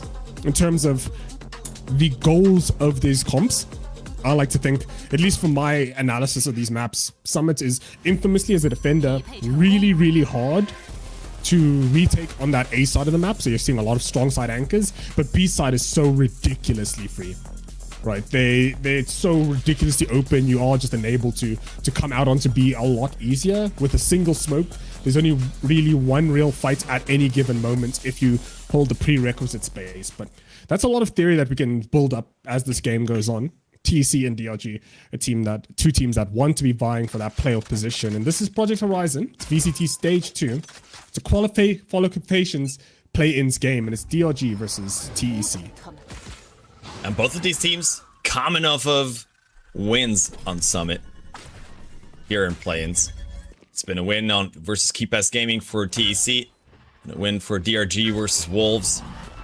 DRG starting out on attack here with a lot of attention towards mid. Did not close that mid door on the side of TEC just yet. It's now been destroyed. It leaves little room for DRG to move, and Lucas finds the pick there on the Ghost. Yeah, big opener from him. Shuts down that mid split almost in its entirety. As there's two people here on A ready to receive this. Yeah, with the harbor wall though, a lot of paths to be cut off. Great usage there of their controller, but Coco and Rainy on site still, and Rainy pretty hot at the moment, gets the first one, struggles though in his second duel, has the support from Coco now by his side, and it's another one for him. Verse, however, 2v1. Picks off Lucas, is in a 1v2 now, spotted by Coco already. The spike dropped on site. They're a bit disconnected. This could be two isolated 1v1. kills for Verse. Oh, is he gonna expect that peek though? Dynamite places so patiently. There's so many angles that Verse still needs to check. He does have to plant Dynamite. The plant will go down. He will equip his gun, but he does not expect Dynamite to be that close. A pistol picked up by Titan Esports Club. Yeah, and it's a big pistol from them as well. Starting off with the first blood from Lucas, and even though things were a bit tenuous towards that mid game, a good recovery and really, really good patience on display from them. Right, he is standing all the way in A main, waiting for that spike to go down, recognizing time was low. Only real critique is that Coco taking a swing that I don't think he really needed to. Could have waited for Verse to close in a bit more and guaranteed that slightly easier, but that's a first pistol. Good things on the horizon for TEC. Not opting for a buy here. It's going to be a bit precarious. I think he opted for the full util, but that Sheriff buy, an FPX buy on their defensive side might cost them. A lot of util invested to fight for this A main control. Alright, Life did cross. Dynamite picks him off though, gets out with the refrag, but now he left Coco on an island. That's a Spectre. Spirit gets that kill, gets that gun as well. Altor. An additional bonus. They do get an insert here from Live, but it does look like they also want to commit to this A side. Yeah, no need though, right? You have your smokes coming up. You have a Spectre to use. Spirity 1 is 34 HP. I think giving this gun to literally anyone else is favorable. But he's going to keep it. The rotate's coming through all the way to B. He's going to try and keep this. He gets a body shot from that sheriff and he's just gone. He's potentially looking to someone on the rotators. There's the gun dropped. Slifer can't pick up that Spectre. Meanwhile, cross map. DRG surging. DRG gets shot down by Rainy. Too easy. That's just too easy. Like, that's great patience from TEC. Staying on B, leaving 2 players there, 2 players in A. Good hold. Yeah, great hold. Slightly questionable. I don't know why Coco did that. If I'm being completely honest with you, that's a head scratcher. But this is that Rainy you're talking about. Right? You spoke about how Rainy's very, very dangerous. With a Guardian already, 2 of these showstoppers. So things get, it does get worse. It does get worse. When it rains, it does pour. Especially in the next 2 rounds.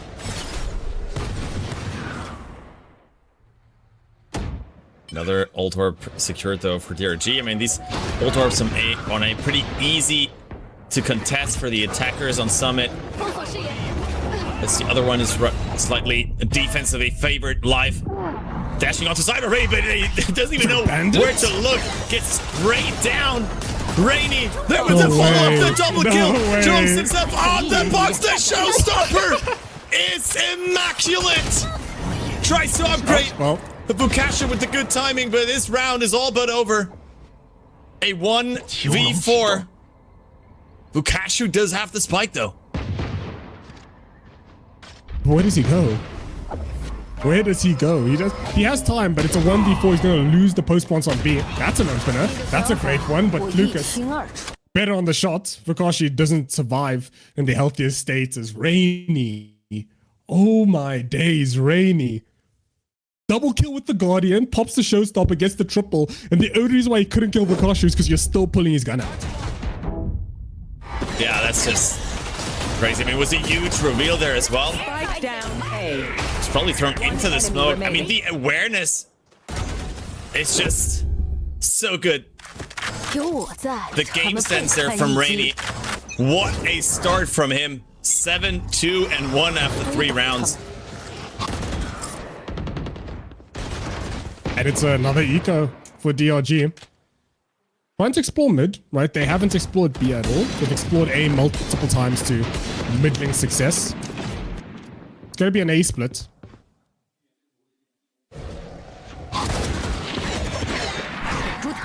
This looked like...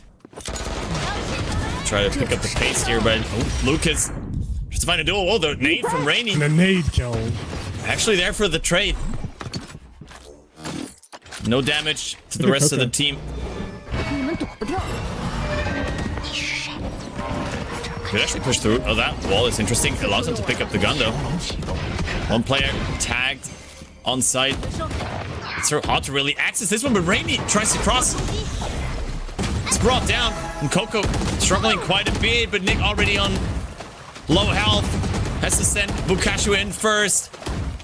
It's just taking way too much time. Enough for Dynamite to rotate in. A team ace for good measure. 4-0 start. And this map is looking quite hectic in these early rounds.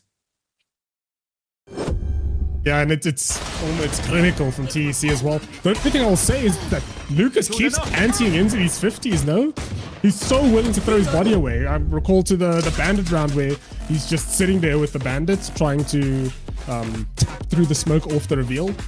And now he's coming into this with that Outlaw still in hand, finding that opening first blood, enabling that nade kill. TC's just firing on all cylinders right now. It's actually incredible to watch. This DRG team opting into this. This was their map pick, right? They wanted to play Summit. And now they're coming into Summit with what I argue is a very two-dimensional game plan. They've gone, in the first 5 rounds, they've gone A, or they've gone mid, got shut down. Went A, got shut down on their eco. Went A on their rifle, got shut down with the Harbor Reckoning. Now they've tried to go through mid again into A and they got shut down once again. So A is just not working for them. At least in the first 4. Like, it's literally a 0% success rate. They've only got one plant, which is on pistol, and that's because the enemy or the TEC waylay was just so far that they couldn't deny the plant.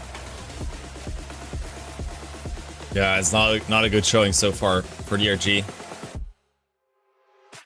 Is that something they can fix quickly though? I mean, I do feel like we talked about this in an earlier broadcast last week, I believe, that Summit does feel very hard on attack at the moment. This is something that teams will, of course, be able to adapt the longer this map is in the map pool. We can see but some of these struggles though that DRG have in these first couple rounds. And they take it slower again. For that mid control. Yeah, very, very slow. And they're going A again? Why? Why are they going? I guess they understand that like they don't have A main control. If they have A main control, it would be an operator out of the timeout. But now they've hit the Cypher trip, so now they have to gravitate to B. Fortuitously, their Dynamite is rotating all the way to A, so it's going to be weak side B. If they can get anything done here, but they're rotating into Rainy, and that's the matter of the day at the moment. It's some damage and does contest the smoke immediately. Oh no, you're not gonna. You're not gonna do it. Oh my God, he has the timing. He does not get out though. Life is there for the trade, but does he expect Luke to be this close? Just the spray through the smoke. The fadeaway kill versus Vukashu. That's horrible. Nick is already down to 1 HP. He got hit by the Nightfall though. What's the reason for that? Running. There's only 10 seconds remaining. Where are you going? DRG will have to save the guns. Another round in the hands of Titan Esports Club. Full running. Full running, he finds that second kill. Finds the first one because Jet left a gap in the smoke, but then while retreating, a full running headshot through the smoke finds a head. And oh, that's on one side, DRG head scratching at that one. How does that get away from him? On the other, the birthday boy, 3 Water, coach for TEC, very, very jubilant, right? So it's a great showing from their team. It feels like things just working out for them. Is Rainy taking their issue, taking advantage of. Look at this. That's full running, ridiculous. Man. It's ridiculous. He's just gone. I mean, yeah. That's the stuff that happens sometimes. But if you see it, it always looks so ridiculous. Yeah, it's just crazy. And it's even worse because you can see it on the map, especially with DRG just not really fully exploring B. I think if they just started on B, their odds are so much better. But they're so heavy into this mid to A index. Great cam. They can't even destroy it. It's so difficult. No, they just left it. It's too dangerous. Like, you get swung from elbow and your round's gone. Once again, they are trying to hit that A side with that A split. 4 players sent into A link. Flooding onto side. The door has been closed, but how long can Coco survive? He gets 2 for his efforts. It's already a good showing, but 2 players fall on the side of TEC as well. Held on, unchecked. Finds the timing versus Spirit. Rainy wins his 1v1 as well. It's just Vukashu in a 1v3, but that's the man that you want in these clutch situations. He gets 1. Tucks away behind the box. The second one as well. 3k for him. Spike is taken for him, and the flick is good. Man. How can it be Vukashu every single time? Can't give it to him. You can't just give him those 50s. He's going to take them every day of the week because he had no shields. He forced the Vandal. He forced the Vandal no shields into that round. Comes out on top, gets the opener. Spike planted. 1 enemy. Finds the second, finds the third in a 1v3. Like, so belabored, so lazy from TEC here. Yeah, but it's a great round. This is why we tout Vukashu. This is why we say DRG builds their identity around Vukashu, because put him in a spot, he will be a big game player in those moments. Yeah, we talked about how important he is for this roster and how reliant DRG are on this man. Once again, he gets to show why. Haunt dodged here by DRG, and this could give TEC a false sense of security. Rainy is slowly creeping up there, but it's just been met by multiple crosshairs. Goes down to Spirit. It's a freebie for DRG. That's the ulti as well. Maybe he wanted the orb, but doesn't quite make sense.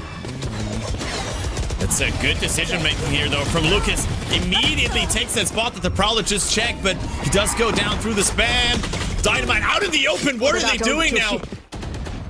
They're a bit too confident at the moment in these gunfights. This is a sight for DRG. Spike will go down. Howdong and Coco will have to 2v4 retake this. There is an ultimate available, though, for Coco, but Howdong goes down, and with that, Coco probably just trying to look for some damage here. As he slowly walks up, he's not known just yet. Has that one smoke that could help him, but as it fades, there's too many people for him to clear. Second round on the board for DRG. Yeah, that's you're tripping at the lowest or the least provocation here is TEC. Working through that. I don't think Rainy should have walked up. He had no real reason. I know the Fade Eye didn't miss or didn't scan anything, but I don't think that's a reason to be, you know, exploring it, especially when you don't have any mid info about what's happening towards the mid or the A side. It's literally a 1 in 3 gambit that there's no one B side, so. Yeah, TEC still in the lead, It's hard fought for these 2 rounds from DRG. As pulling that timeout, because it is silly mistakes. It's 3 1v1s versus Vikashu that conceded the first round. It's walking down B main and then proceeding to play in a really spammable corner that cost you the second one. TEC need to rally up. TEC, a team that wants to go into Ascent. Into Ascent in the best possible position. Wants to go into the second half of this game in the best possible position as well. So ironing out those mistakes, seeing if they can rally a bit more going into the next one. Yeah. Looks like DRG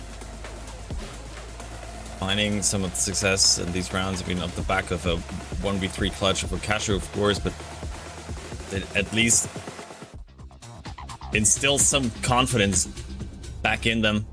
TEC on the other side a bit too overconfident. It feels good that good for them, for the coaches to reorganize that, calm it down quite a bit.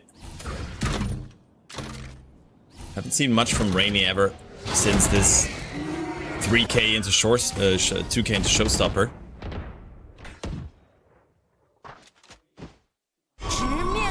That would be an early Nightfall, though. That's a Nightfall. Yeah, just to clear. Hey, Lincoln. Dynamite still goes in. Wow. Gets one. What? How does he even go out there? Has the conversion paths as well now. Uses it to stop the advance. The showstopper for Rainy is ready, but he just shoots it through the wall. Does not find anyone. Not even a point of damage that goes through. Bit of a wasted ultimate there, but it was a decent gamble from him. And now they're shifting over to this B side of the map. Fukashi playing very, very late lurk. Are they gravitating back to A? It looks like it. TEC, bit of an ambitious read. Rainy sprinting over, but there was no real reason to get there. 2v4 for potentially an equalizing point or closer to equalizing point for DRG. I'm confused by that read, actually, from Titan Esports Club, because they still have that tripwire in mid. Now they have to rely on Coco once more to buy as much time as possible. 10 seconds left on the clock now, and Coco will not go down. 3K for the anchor. And TEC are back on track. That's a great anchor job from Dynamite and Coco. That's 4 kills between the two of them. Is that 4 kills between the two of them? I think that's all 5. It's no? all 5 kills. Dynamite got this kill. Full house. Yeah. Yeah, Dynamite got this one. Got the one when they were entering, and then Coco got 3. So Yeah, great job from that anchor. We spoke about how on Summit that A site is oftentimes really hard to retake, so you do want to be playing for heavy anchor job. Coco playing on A site itself and even backside A, finding a lot of value here. It also helps that his team is willing to just insta-rotate on a dime if they need the help.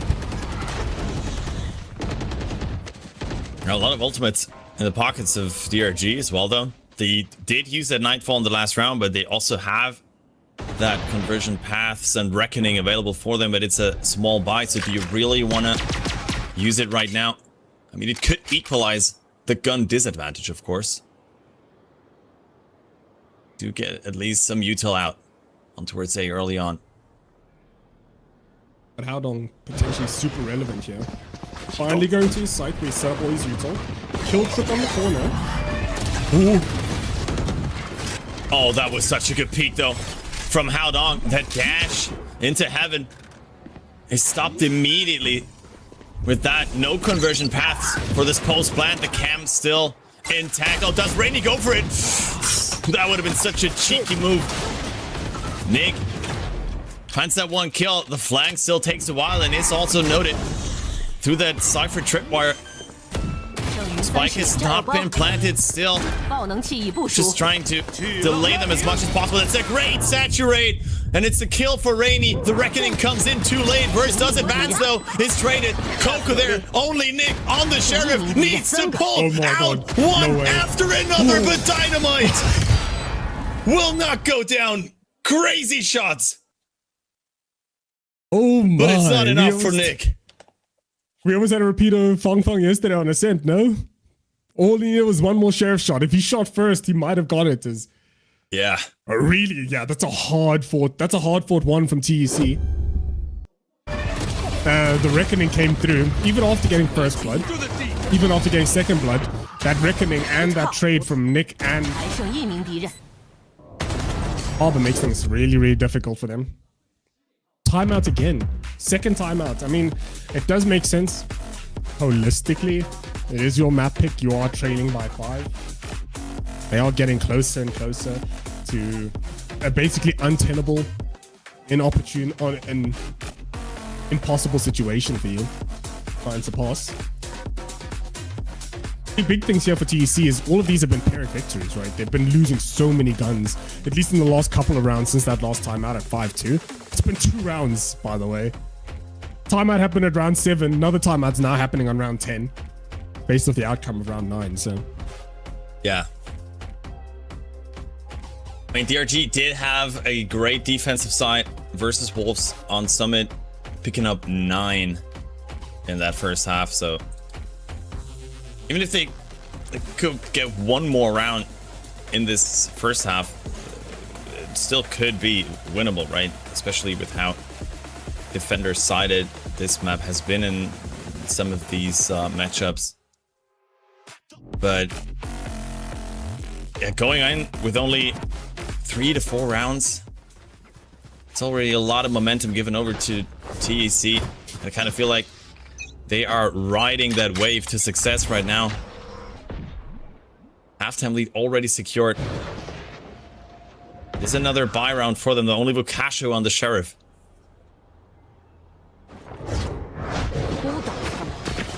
Cypher's here. Oh, that's not a kill trip. Oh, the double dive is massive here.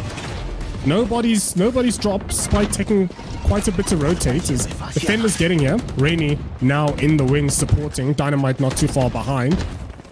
5v5 still. Spike gets tapped. Spike gets planted. But they can't sit this out. They do have the Cosmic Divide.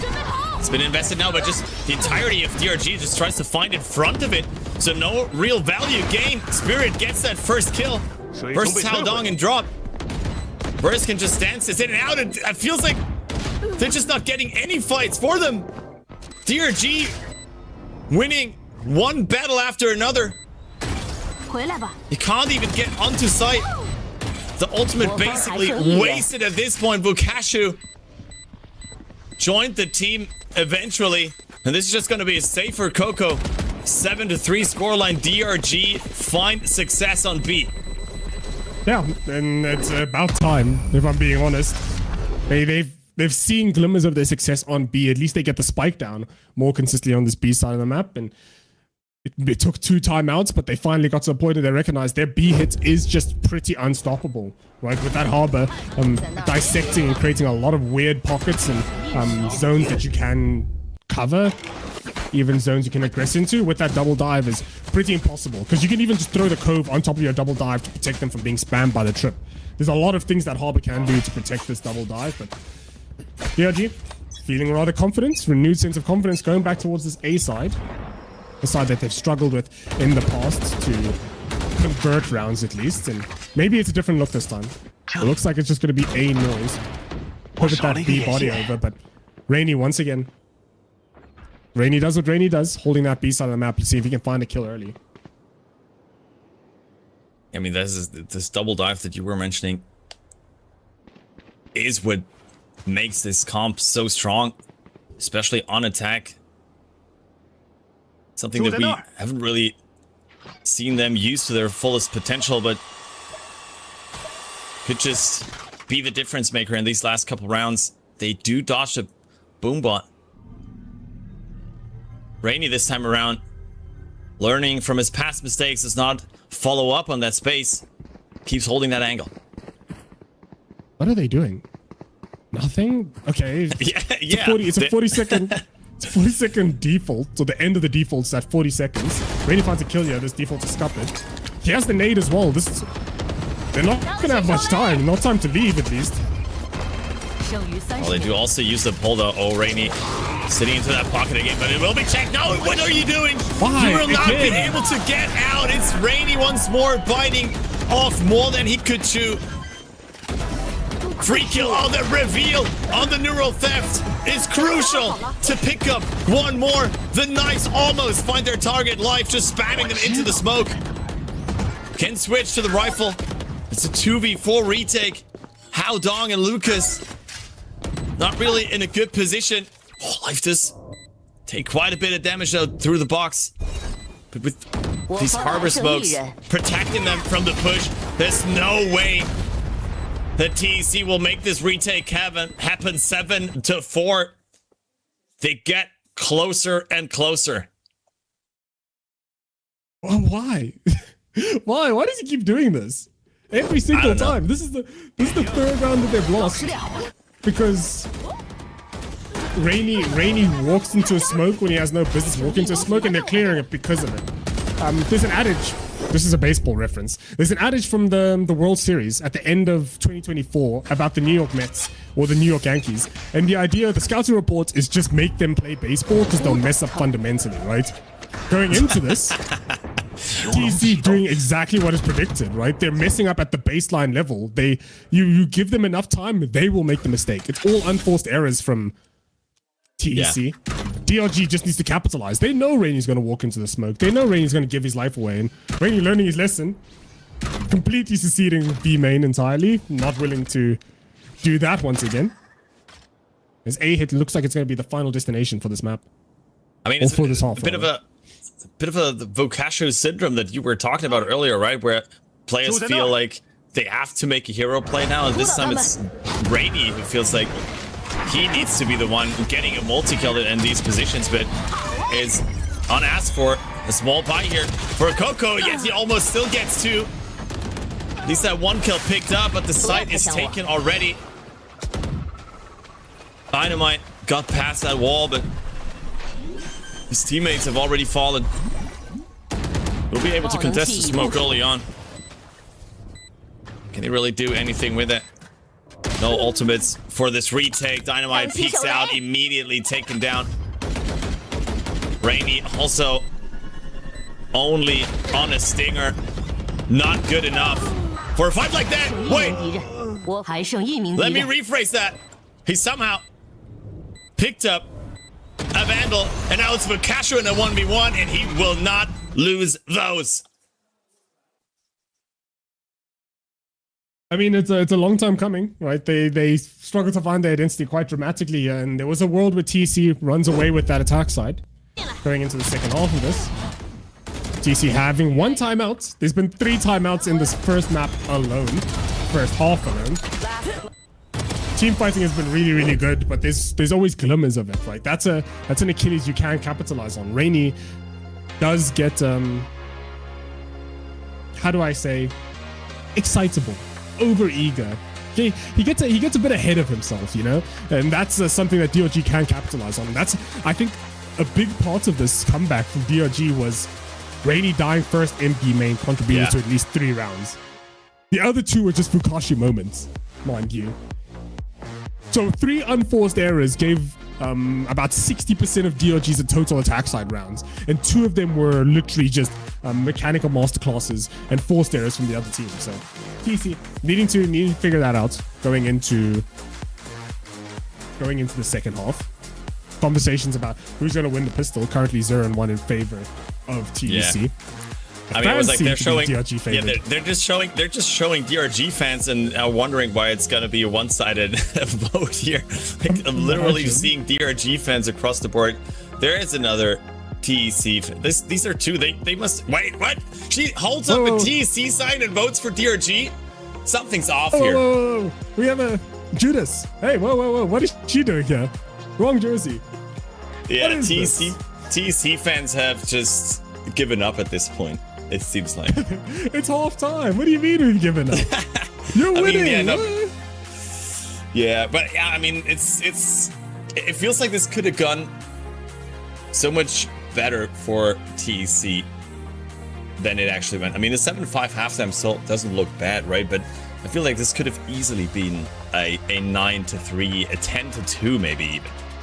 And at that point, we could have already started talking about Ascent, and that match would be over. But now this looks very much comebackable for DRG, if you ask me, especially if they pick up this pistol. Yeah, Life gonna start us off, it looks like. Sheriff in hand, seeing what he can get done here. Prowler's gonna spot him. He's stuck in a really bad corner. The dash comes through. Fukashi finds the first, finds the second again.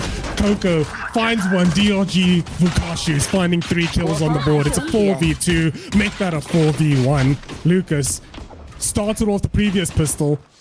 Potentially has to end this one. That was not how TEC expected this to go down.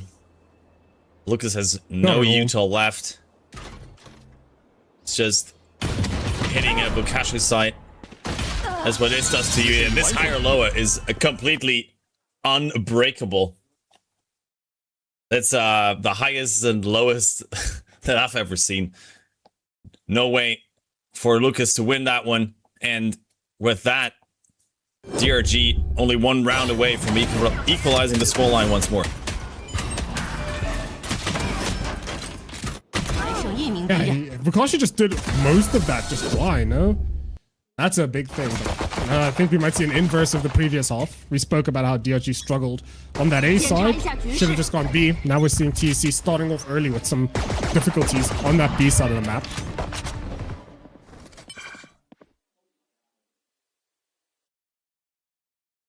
At least they can pick up an ult or. Yeah. Did not quite check ult who got it. I guess it was Dynamite or Rainy. It must have been Dynamite. But TEC are gonna face Spirit here. He does get tagged, but he's able to get out with the refrag. Rainy tries to peek that one way. And pays with his life for it, and this is a no-go area for TEC wherever they step foot into. They're met by a player of DRG who will take them down. It's just Coco at 3k for verse, working on that reckoning early on. Man, it is the way you want these rounds to be going, right? You've won your first round, you win your anti-eco.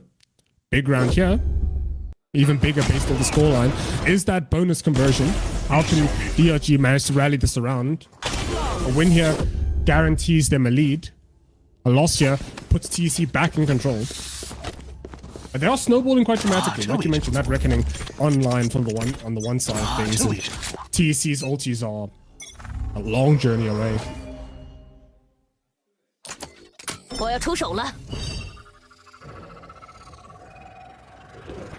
This time around, it's DRG in this bonus round, becoming active towards mid. Deep peek there,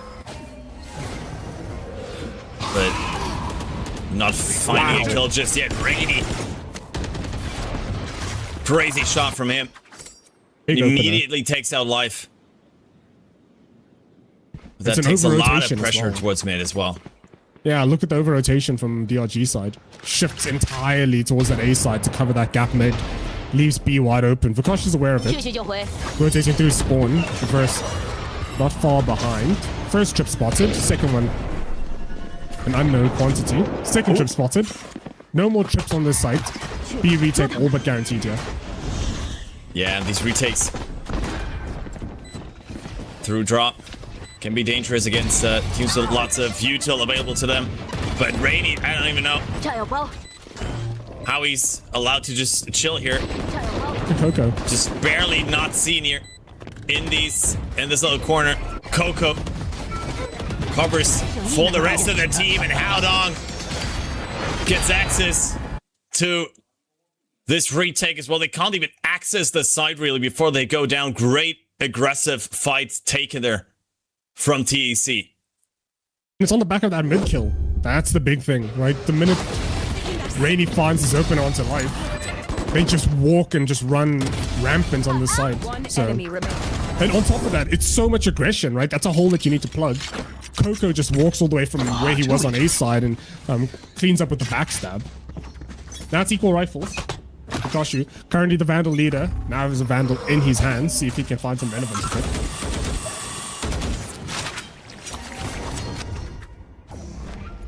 Couple shots. Spam there through the bars. Only the boombot destroyed. So not a lot of util invested just yet. In this default from TC, you're just looking, waiting for DRG to make a move. As this cam from Haodong is just covering this mid area. They will run into him. Most likely. Okay. And Nick will pay with his life. Spirit, this position, it's a great harbor wall, and they still push through it. The spam comes through. Great prediction shot from Rainy to bring down Spirit. They can just sit out this high tide now and get access onto site. Yeah, no anchors here. We spoke about how difficult this is to anchor, or to retake rather. Currently a 4v2. Not a lot of tools in the toolbox here for DRG. Neural Theft, maybe. Arbor Reckoning, maybe. But you need to find the kill first. Yeah, or just pick up the operator. Yeah. And go. I didn't even realize there was an operator in play until now. Yeah, the one variable we didn't consider. Leaving. Well, they're trying to get rid of these guns though. And they have quite a bit of time on their hands still. Are they expecting them to be this close already? No! Lukasha goes for the reload out in the open. This operator will not see the start of this next round as Rainy finishes worse. A clean round from TEC to bring them up to 9. Yeah, and it's interesting the different looks, right? Both teams are in the double duelist. One with the Rays, one with the Jets. One team finding a lot of success on that A side of the map. Conversely, another team finding a lot of success on the B side of the map. DRG finding the B side success, and TEC finding a lot of A side success. But patterns repeat themselves. TEC really want this B to work. If anything, it's going to work now. An eco first, secondary. A site anchor by their lonesome in Nick with the sheriff. Yeah, Nick has to give this one up against this dive from TEC. Dynamite is already through. Cuts off Nick. This high tide this time around can be safely ignored. As DRG have to back off. Lukashu and Spirits do have the Vandal in hand. So retake still possible. TC this time around not fighting too far into the extremities of this B site. Only now trying to regroup. A bit of an off angle. Rainy out in the open. Is punished for it, and Spirit gets the second one.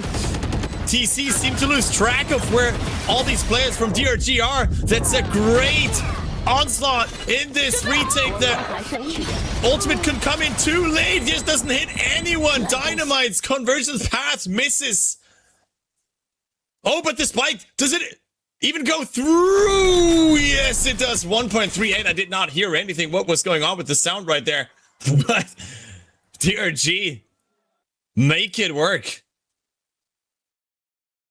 Yeah, somehow, despite everything, we spoke about how the B side of the map has been a sore point for this TEC attack.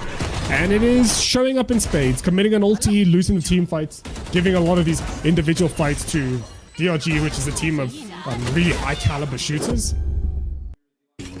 Not going to bode well for you. They're still in the lead. Still have one timeout in pocket, should they choose to use it.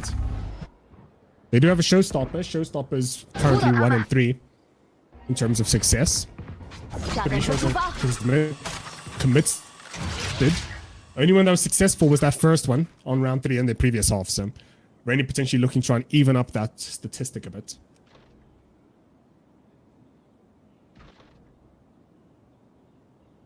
Yes. Feels like easy. Some of these rounds just unaware of what they're facing. Operator shot from Live just barely misses, but also no damage. Traded over from Rainy, who does have a showstopper now. Certainly something to create space and chaos. This defense for DRG. Ooh, Live living dangerously here.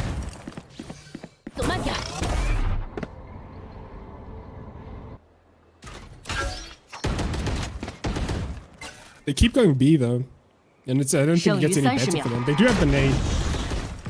Try and break this trip, but 30-second warning.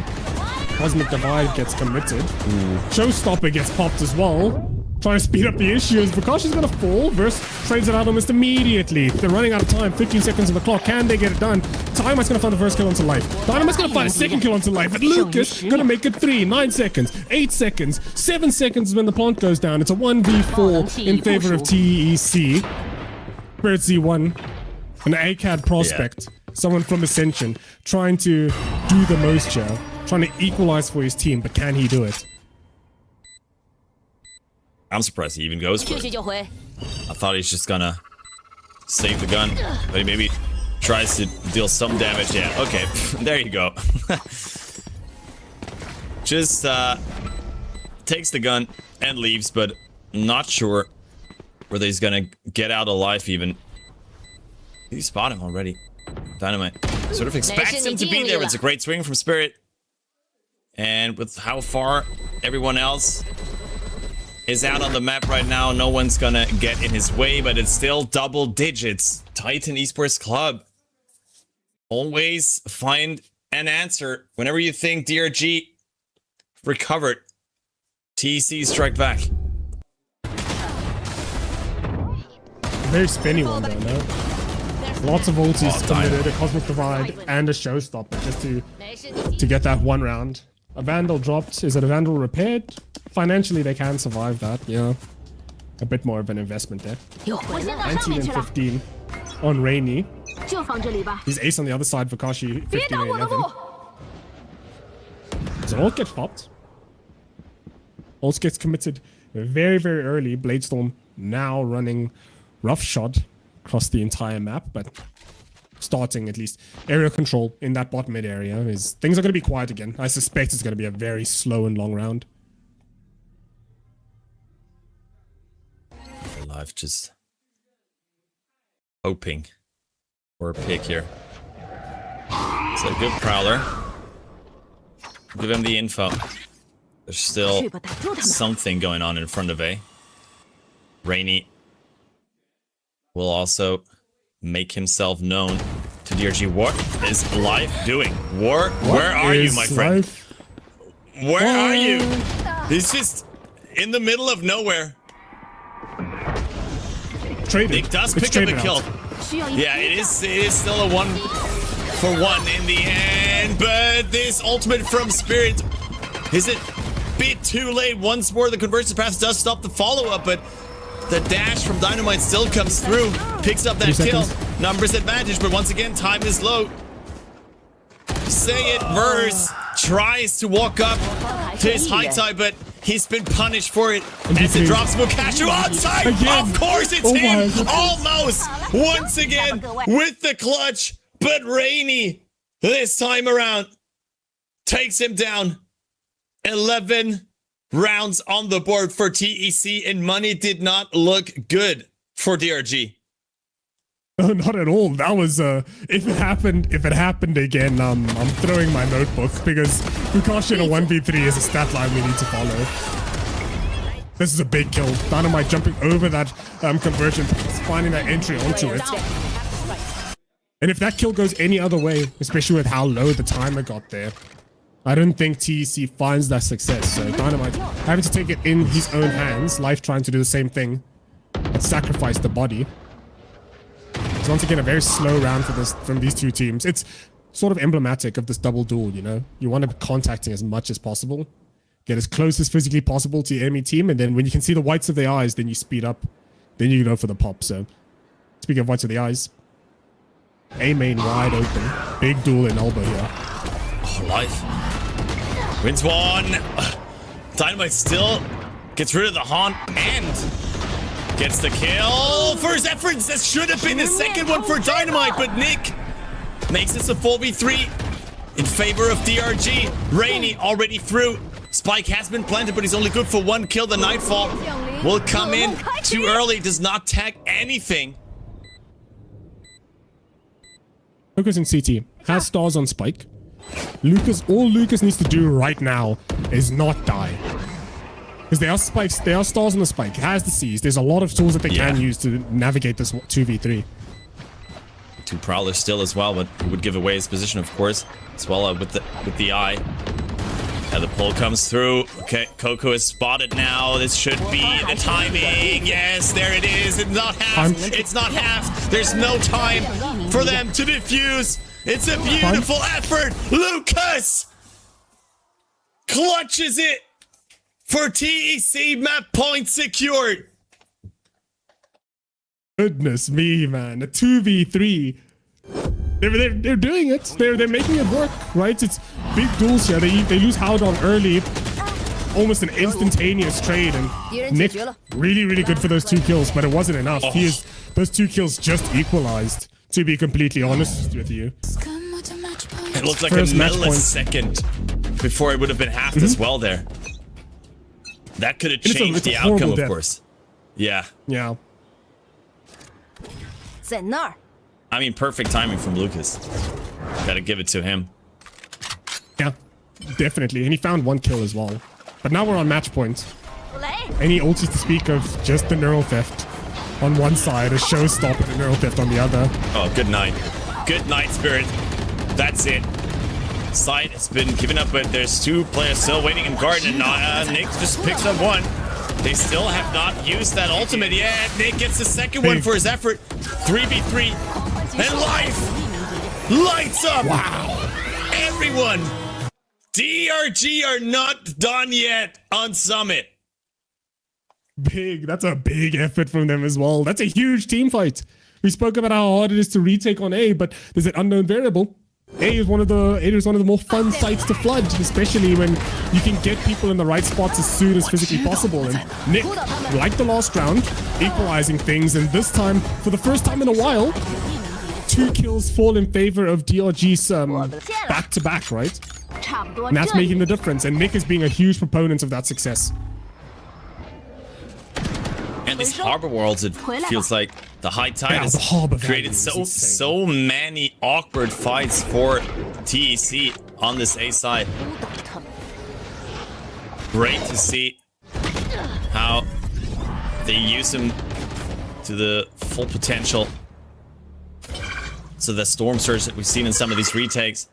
Another ult orb for Lucas, though. It's an eco for TEC. That was a neat interaction. Working towards one of these 2 more ults. That was a neat interaction with the trips there as well. Very, very low trip, so the Fade Dog goes over. Very, very high trip, so the Fade Dog goes under. Ooh. Oh my, what? Oh, Verse underestimating the radius of this explosion, and Bukashim uncharacteristic whiff versus Lucas. Is this how it ends? Versus an eco weapon upgrades for TEC, and there's still a lurk in place from Coco. Spirit does have to check it though. He does, and picks up the kill. At least that they got rid of, but the tripwire, I mean, will give away this push forward. They're split up now, fighting one by one, and it will be punished. Rainy gets another one. This time around, the conversion path does hit, but they do not follow up with the kill. Rainy is known. Nick needs to win this gunfight. Nick needs to win it, and he does not. Rainy successfully picks up another 3K, and somehow TEC ended on a thrifty. Somehow. 100% somehow they ended on the thrifty. That's a nade that should never get a kill. He's so low, but I think he needs to be in that spot or somewhere close. TEC coming out on top of this. We spoke about the head-to-head between these two teams always being TEC favored. So until recently, and this TEC side surging. I think that's the big thing. Surging quite aggressively as well, quite confidently is their approach. And Rainy is a huge part of that success. Yeah. I mean, he has had a couple overheats and a couple oopsie moments as well. Especially on the defensive side. I mean, he started off so hot, but then he got a bit too overeager on his B main defense, where he got caught multiple times where he thought he needed to be the hero. But I feel like he picked it up again in these later rounds on attack, as we see some of these highlights here from Summit. It was a chaotic and exciting map, but what a showing, what a start for Titan Esports Club on DRG's map pick. Yeah, and I think we started working out in the beginning. Titan Esports haven't lost the game of Ascent in the last 3 months plus minus. So definitely a mountain for DRG to climb here. But DRG's always looked rather strong on their Ascent as well. What a great game. Yeah, what a great beautiful game. I mean, I've seen a couple great util usages, but it must have also sounded great for the comps of TC, so let's listen in.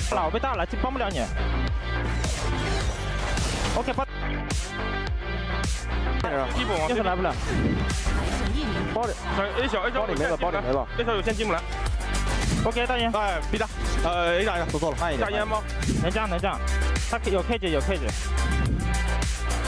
打到血了吗？没有，没打到，没打到，没打到。那我是凹了。就直架他兄弟。我补枪了。凹了架，我们补枪枪。140，3、2、1，Nice，Let's go。还没进呢，他就一个费德做道具的。还没大能摸出来。下一个，看 B 上来，走一个，B 来了吗 ？B 小，开烟了，我开烟了。B 大一个，我没有看 B 小，我跟你要接 B 大的小野。你慢一点，2个人，就2吗？我给 B 小死了，我给 B 小死了。进不来，进不来，进不来，都在 B 大吗？没狗。2个都在，2个，确定，烟吗？没烟。康荡一下，没时间了，康荡一下，康荡。我马上有新体好吧？等我开枪，宝点了，等我开枪。新体了。我们这有烟，补不了你枪，东哥。开烟了，10秒钟，不用补了。完，一完，这 Coco 可以躲。他们保枪了。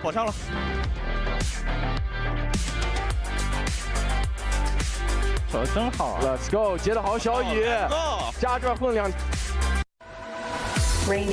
When it rains, it pours. Rainy picking up another MVP performance, Rigger. The rookie coming in late into stage 2 for Titan Esports Club. Just seems to be the missing puzzle piece this team needed. Yeah, and I think Rainy is someone who at least at many points in time, we spoke about how Ray's overheats It cost them rounds, 3 of them. 3 of them guaranteed a 7-5 half, basically. After his success here, I think he could have stopped, but he didn't. Kept on the gas at every stage of the game and found his team a win. Found his team a win on the enemy map pick as well. Definitely someone who's making an argument himself for being one of the better entry duelists in the scene. I want to see his first bloods. I think that's a big thing. I want to see how many times is he opening up these games. Yeah, I mean, and especially like in some of these later rounds, you could also see how good he was in these post plans for TEC, how well he was positioned, how he was always finding the right timings, how he was not playing as was a bit more aware of how many risks he could take and how many risks he needed to take for his team to close out rounds, especially in that last one. So yeah, an incredible performance from Rainy. 16-6 first kills is also a crazy stat. Yeah, it just wasn't an overall good performance from DRG. It's actually, I'm a bit surprised that it even got this close.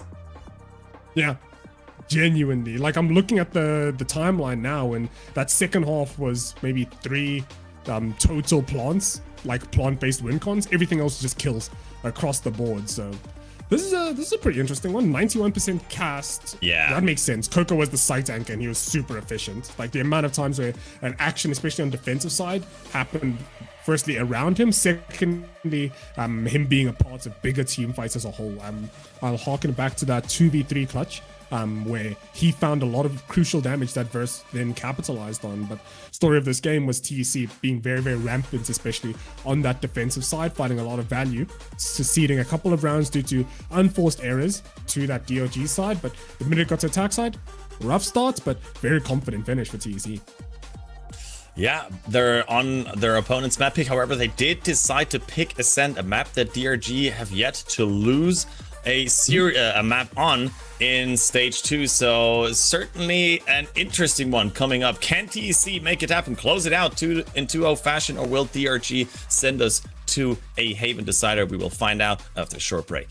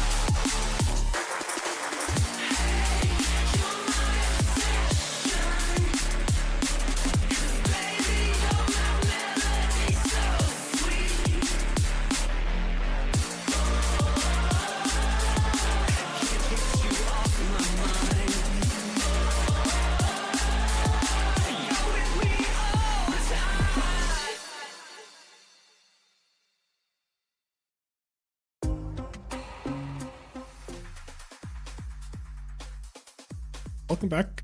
Welcome back, everyone. Caught slightly off guard there is TEC and DRG in this play-in's upper bracket qualifier for VCT CN playoffs. I'm once again Wriggle, joined today by the eponymous, the mustached, and the wonderful Crafty, as we're watching TEC versus DRG, the story of the first game, DRG picking Summit, having a pretty difficult first half, especially on the attack side, going 7-5. Ram managing to rally quite a bit, but ultimately losing to a TRC team that on the back of Rainy's clutches and Coco's just general impact, a big player in this game, but things are changing a bit. The scenery moving from the mountains of Summit to the skies of Italy as we travel to a center map that DRG can arguably say is their signature pick, having played it for the last 3 months and have yet to concede this to any team. So TEC, if they want to mount a comeback, having to mount a comeback on DRG's home turf.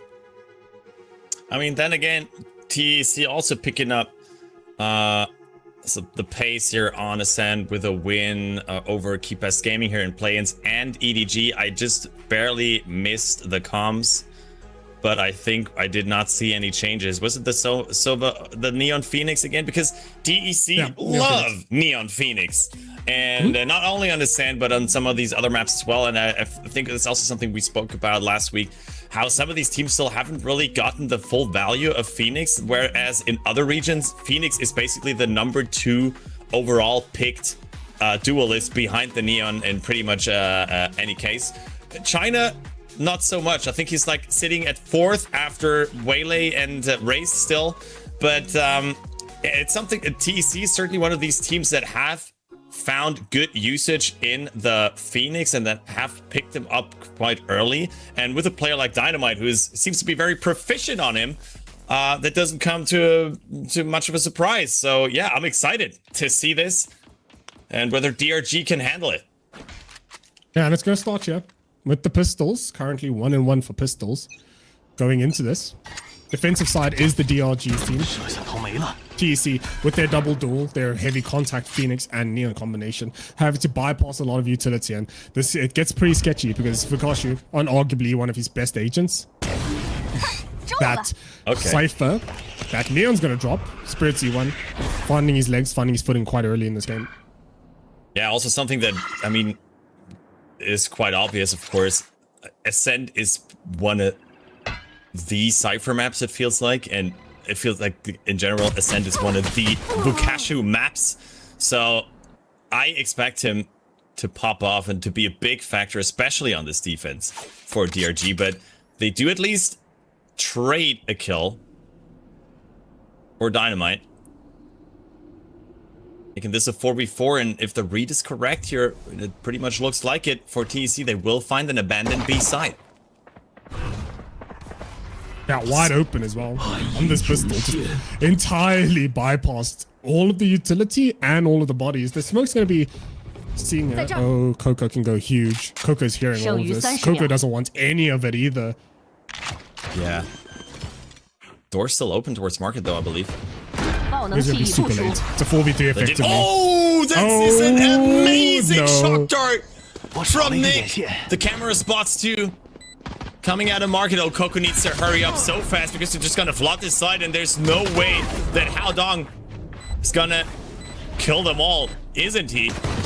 He does go down eventually. Spirit takes him out, and there's still a flank watch from Nick in place. The shock dart from Nick. Crucial in this retake. Incredible shock dart. Finding a kill that quickly is crazy. On the best of days, finding a kill that consistently is nuts. I think Coco should have, honestly, but obviously we have the highlights of the minimap. I think he should have just gambled and tried to fight through mid.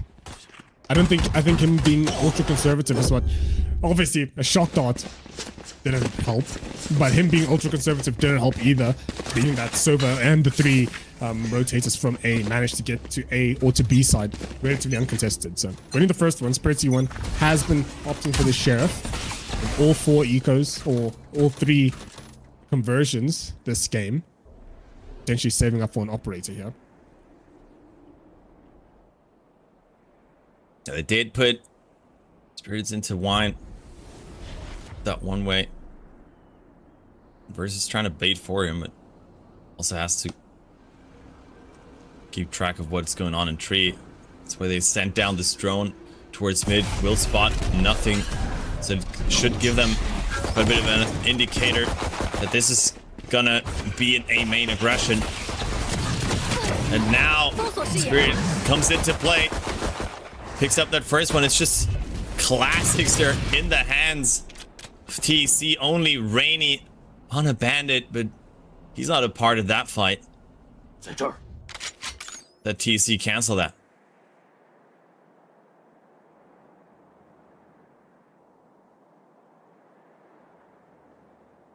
In that spot.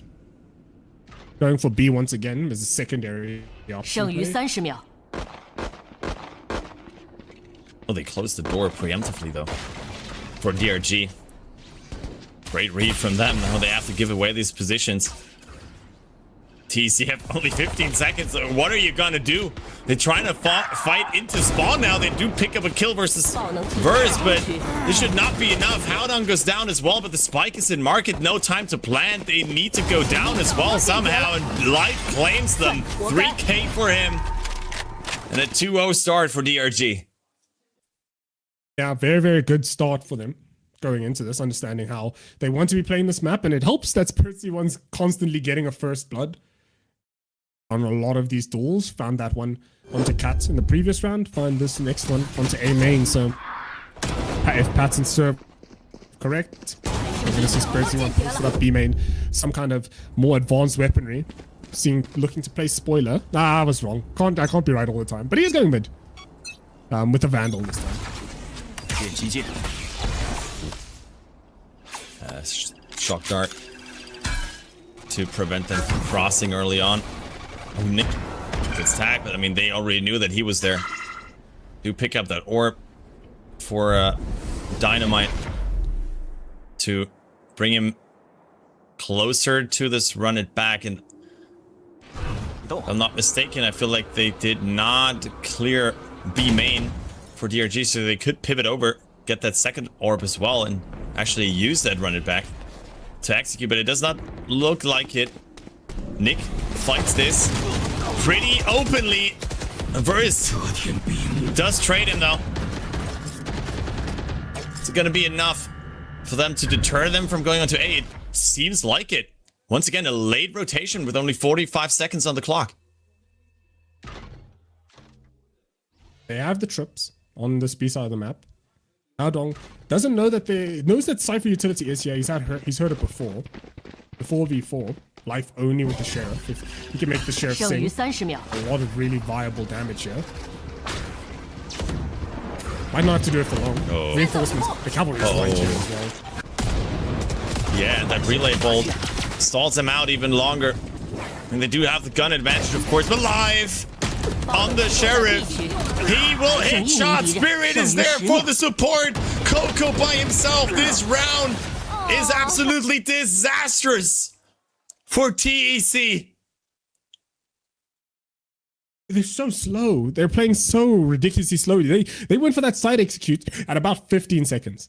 There were 15 seconds left on the clock when they actually tried to attempt getting onto that B side of the map, because they're playing so cautiously. I think, especially with the double dive, the Phoenix and the Neon, the only thing you're really scared of is that Cypher. But if you can find a kill, the longer you take, the more reinforcements can get there. They can just snowball some of their leads. There's no operator yet. Money is flourishing though, so a loss here guarantees an operator for defense at least. Yeah, this is not a good showing from TEC thus far. And they will try and re-hit that B side. Wow. Survive though! Rainy finally takes it down with the Bucky, but what a timing from Bukashu! Out of market, the 3K for him, the spray transfer not quite there for Rainy, but the shock dart kill against the second one for Nick already in 4 rounds. What is going on here? That's I mean, if you're gonna get shock dart kills, might as well. That's 2 kills in 4 rounds with the shock dart alone. Based on some really big chip damage, that's a big kill. Fukashi with the spray transfer is a big moment, and shock darts as well, even bigger moments as well. So TEC struggling quite a bit here. They've explored towards A main, haven't even got onto A side. They've explored towards mid, haven't even got up into tree. They've gone B numerous times, and every single instance been shut down and locked out. So TEC calling a timeout here makes sense. Did we get a spike plant? No, right? We got one. Oh yes, we got one. That's we got one. Yeah, Nick died. Yeah, in the Nick pistol, got the shot shot, Joe. Yeah, that is true. But we haven't had one since. Yeah, It's just been TEC. deaths. Look, way too scared, it seems like, in some of these rounds. I mean, now they did try to play aggressively towards B, but of course they didn't have the firepower really, and it was just good shots from Bukashu and Live. At Esports Top, we haven't seen them take space mid early on. They did fight into spawn in their eco, but that didn't really find anything, of course, but kind of want them to take the space mid a little earlier, and it looks like they might just do that in this round. Yeah, potentially. Spike's all the way on this B side of the map. Spirit C1 is a menace right now, 6-1 on the scoreboard. Trap play in this B side of the map. Haodong seemingly aware of it. Has layers of protection to ensure he doesn't get run through. I mean, they hear the Cypher camp, they now spot him as well.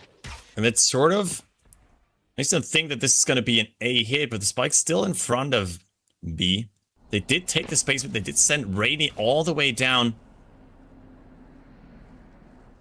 next to that box. And once again, also stagnant. It's no tripwire or cam in mid for DRG, so they always have to send a body over there. I mean, mid is completely open now. They could get into market so easily, but they decided to head towards 3 running into 2 players. Spirit once again with the first blood.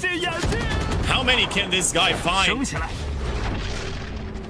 Dynamite trying to being a bit of a nuisance.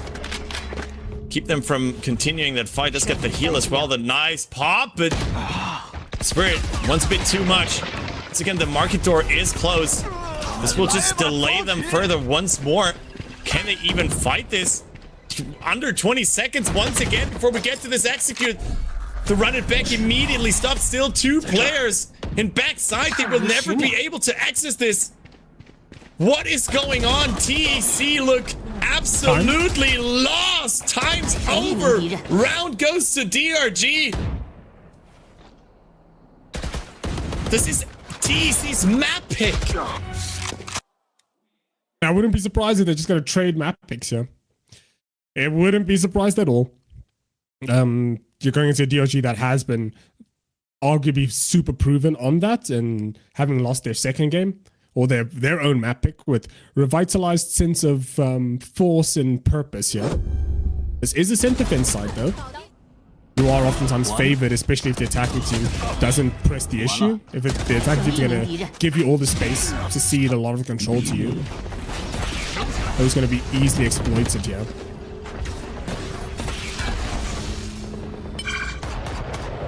Once again, at least they farm a couple ult orbs for Dynamite, but the one run it back that we've seen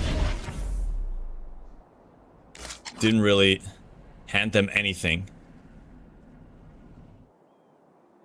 They're still scared to take some of that space that DRG are offering them. Trying to get rid of Spirit. What is this double kill on the shorty? I mean, Spirit is just on another level right now. He cannot fail.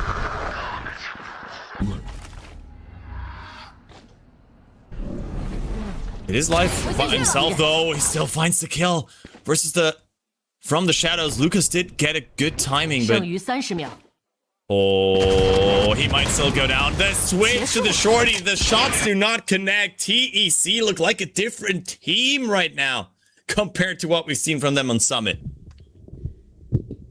Yeah, and they just completely... I think they lost a lot of the aggro. I think that's what made a big thing on the previous map. They were very, very aggressive. They pushed the issue, took initiative into their own hands at multiple stages of the game.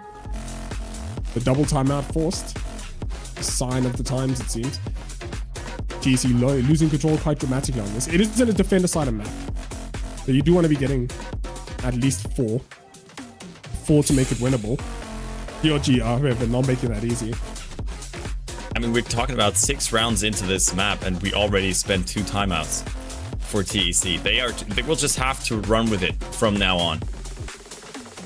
That's devastating. The only real intervention they might have is firstly if they win enough rounds for DRG to call a timeout, and secondly at halftime their coach can tell them, hey guys, like it's not looking great right now. Yeah, we win this on defense, that's all. Jesus. Yeah, it's looking scary. Or tight these first up. I did not expect this to see. I mean, we knew that Ascend is a great map for DRG. But I mean, especially after the wins that they picked up in play-ins, I expected this to look a lot closer between the two, but DRG, they don't care. They just lost their own map pick. He seems so ready to come back into this series. Once again, good A main control gained from DRG early on. They did spot. No, they did not spot that player in Vine. Immediate shift over towards B though.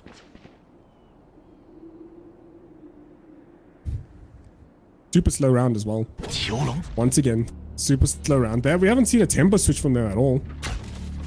They feel like they've misdiagnosed the issue. They think, oh, well, we're losing these contacts because we're playing so slowly. At least this time around, it's a bit more aggressive, but Vukash is just dancing this out in his own cages. Life support is there with the overdrive, but it's brought down by Coco. Vukash still stands, though they can't even get close. It's ridiculous. DRG are always ready for whatever TEC throws at them. What are TEC's attacks, or what is the success rate on the Ascent, this split? Attack are success they rate? winnings? Yeah, what's their, or that's just their general success rate on Ascent? I mean, they won 2, lost 1. Yeah. I'm just speaking of stage 2 now. Like, they won 2 in play-ins, they lost their 1 showing in the group stage versus XLG. And they have an overall 38% win rating on Ascend within the last 3 months. But that does include Evo as well, which is not good, to say the least. They do have a 71 win percentage on defense, though. I mean, they picked up 9 rounds versus DDG, but I mean, it does make sense. It is their next best map, next to Splits, and Split got banned, so it does make sense. It doesn't feel like it on the stats though. Currently 7-0 as Ape Hunter Sphere is going to get committed. As Dynamite finds the first kill, a very good fortune for them. As 3 kills, 3 bodies drop, but one of them's a friendly. It's 2v2, double Sheriff versus an Outlaw and a Vandal. What they can get? What can they get done here? Spike getting all the way up to tree. Running back gets poked. Dynamite looking for the kill, but gets outlawed. That was such a wait. Hunter Sphere actually takes down Dynamite, but it's such a weird run it back from Dynamite to use it from under heavy. That's a good kill for Lucas though. 15 seconds. There comes another shock dart. We'll be able to plant here. 1v1. Nick so far has definitely been the better Sova between these two. He does get under heaven. Does it make it easier for him? I'm not quite sure. Well, Nick will get the jump out. We'll get the cross! And he hands in the 3K. What a kill! Nick, once again, gives them another round. It was a low buy. It was a good effort. A lot of ultimates invested as well, but TEC just can't win any of these rounds. Not at all. Like, that was such a good start to it. That is crazy. That is insane. That is ridiculous how that kill happens, but 8-0 currently. DRG closer to match or to winning the map than TEC, closer than TEC is to DRG at the moment.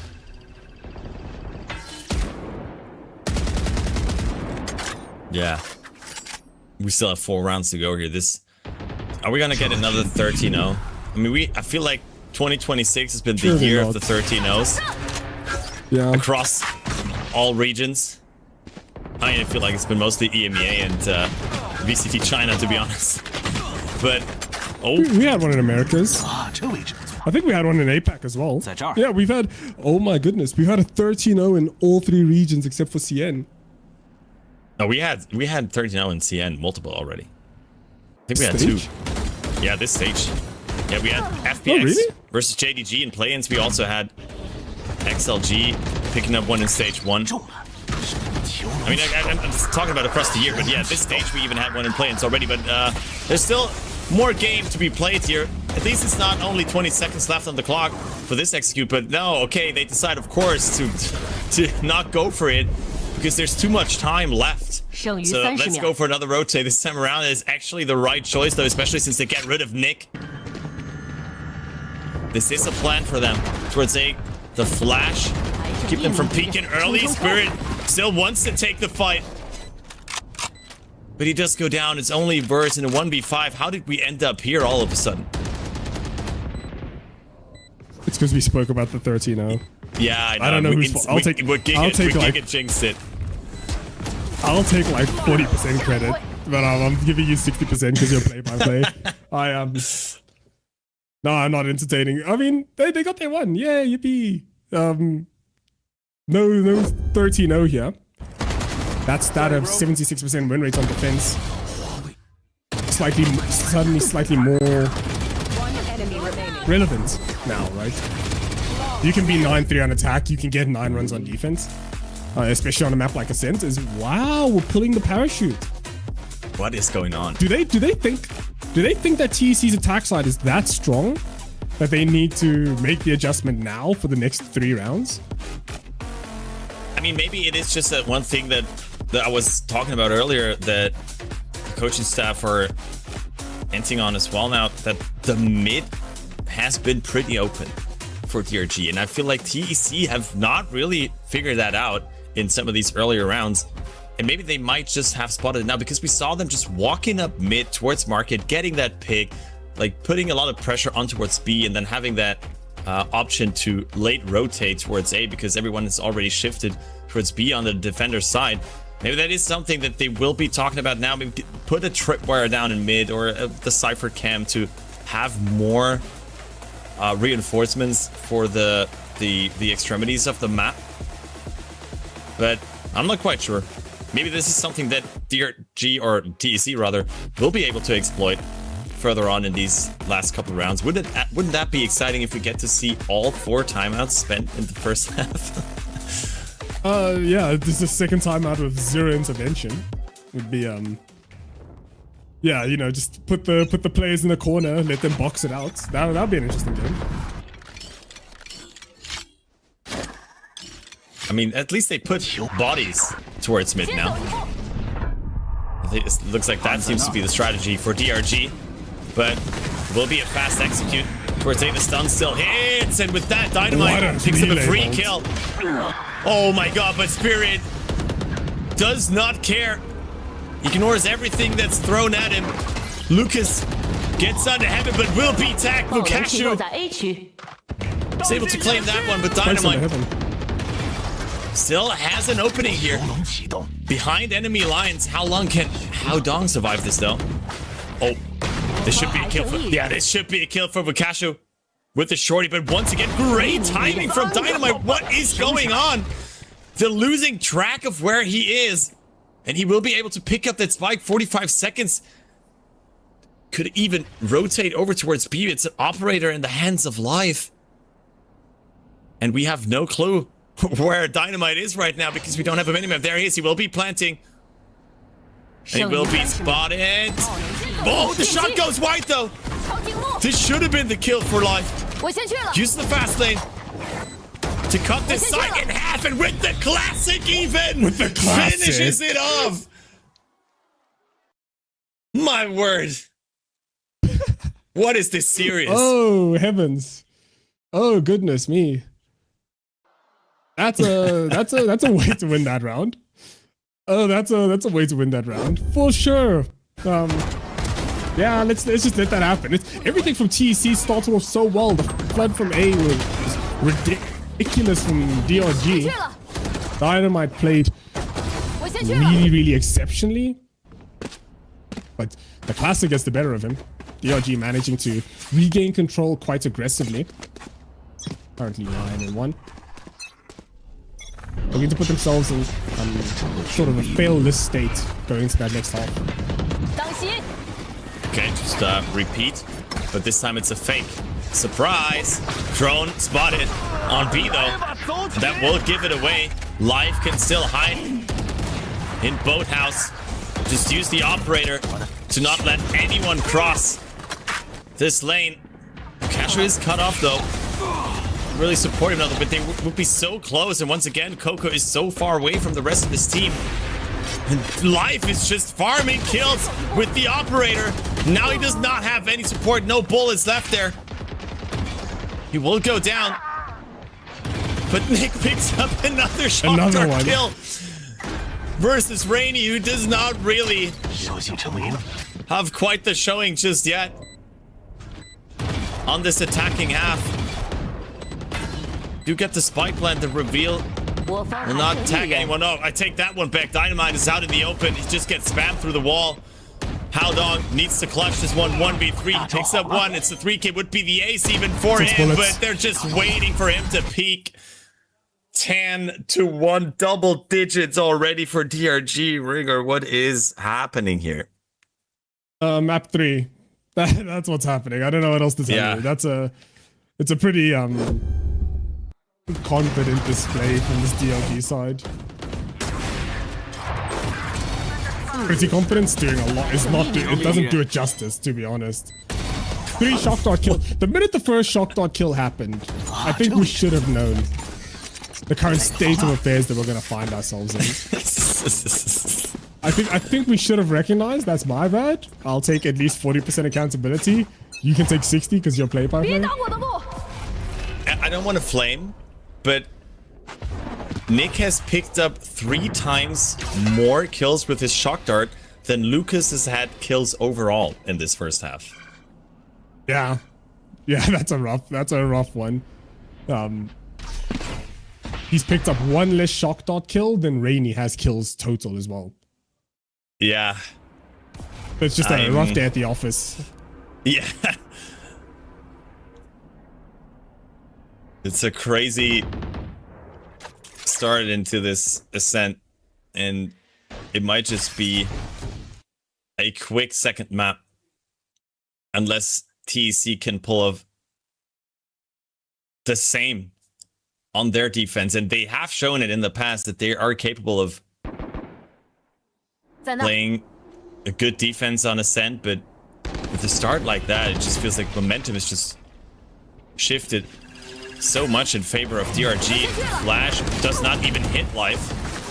He still gives up the position that the operator under pressure. But Nick finds the lurk of Coco, and Life once again in his favorite position, sitting backside,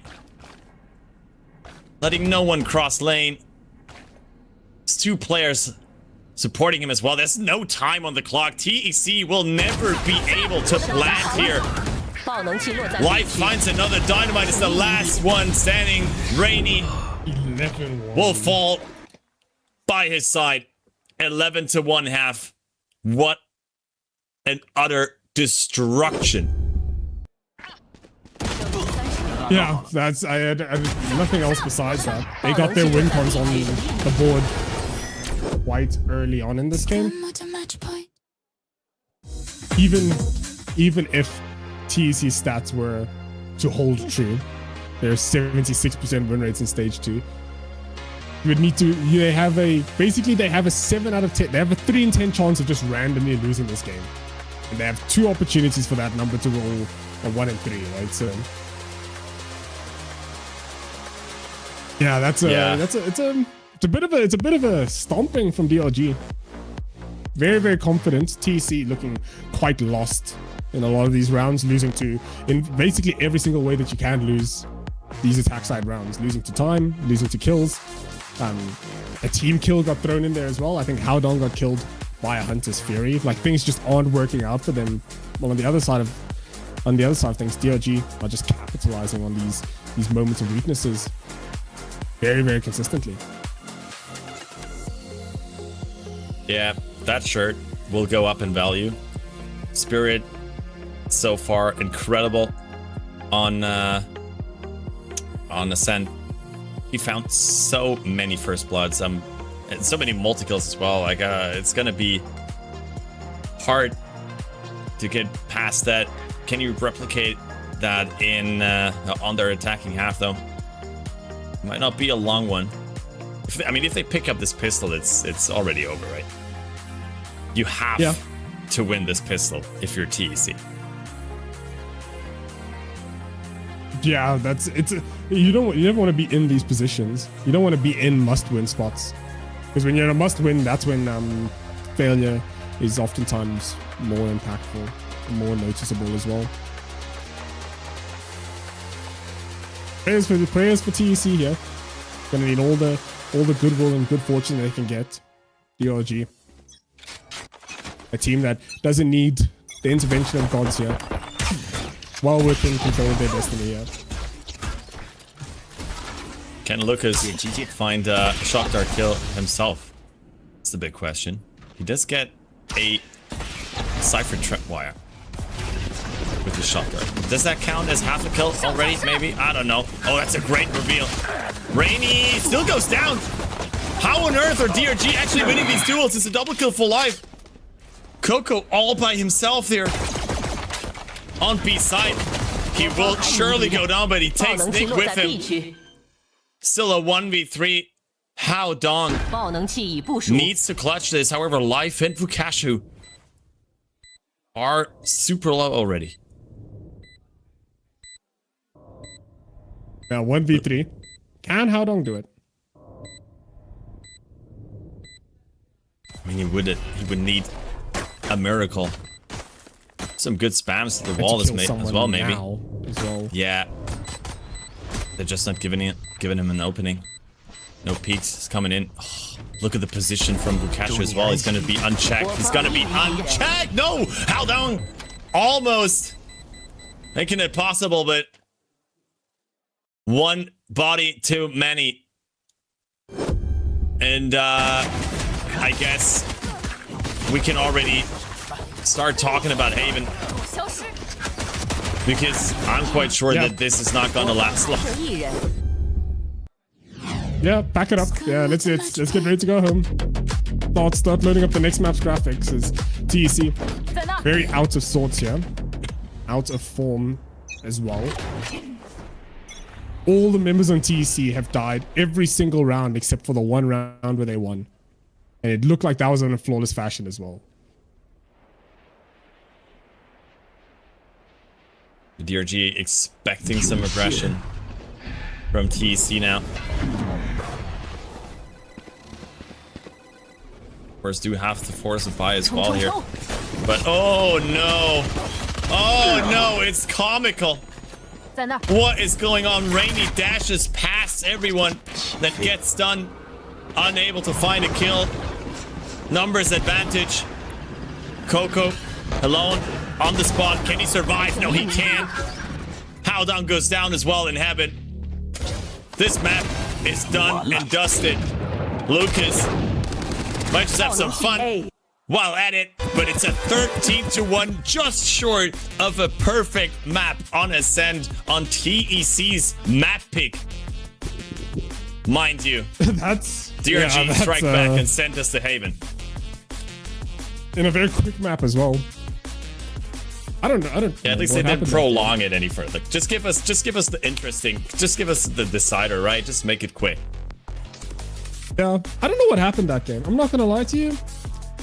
I'm like vaguely aware that a game just. I don't know if that makes sense. I'm vaguely aware that a game just happened, but in the same vein, it feels like I was just watching DRG winning for the most part. That's the nature of what has just occurred. So DRG playing against the Trace side that is really, really strong on Summit, evidently. Trace picking a DRG that is unbeaten over 3 months of Ascent. And I think we saw why. Almost a 13-0 in a play-ins game for qualification. That's a hell of a storyline. That's a hell of a storyline to be taking into playoffs as well. Yeah, I mean, I was talking about it. Ascent just feels like such a DRG map, and we just saw why. And especially with the way TEC were playing, they were so hesitant, so scared, it seemed, in some of these rounds, especially on attack. I mean, we didn't see much of their defense, to be honest. But DRG just making this an absolute quick one, a stomp. I'm sure they have confidence. 我被打了，我帮不了你。我们补方到了。两个，弯，对，好枪，这枪一个，大包的，开装。眼里，可以出包。待会儿抢野小，小包。A 小啊 ，A 小一个 ，Cypher 不知道。我去绕一小来过一圈。可以发现两个，可以发现。零脸上来补小心 ，AT 80，不憋就 OK。最近了，好。大巴鼠看人来，没被修了。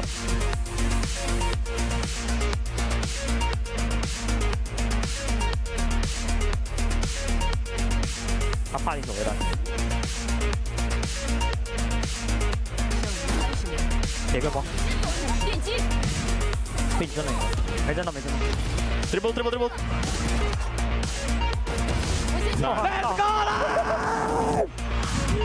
Let's go!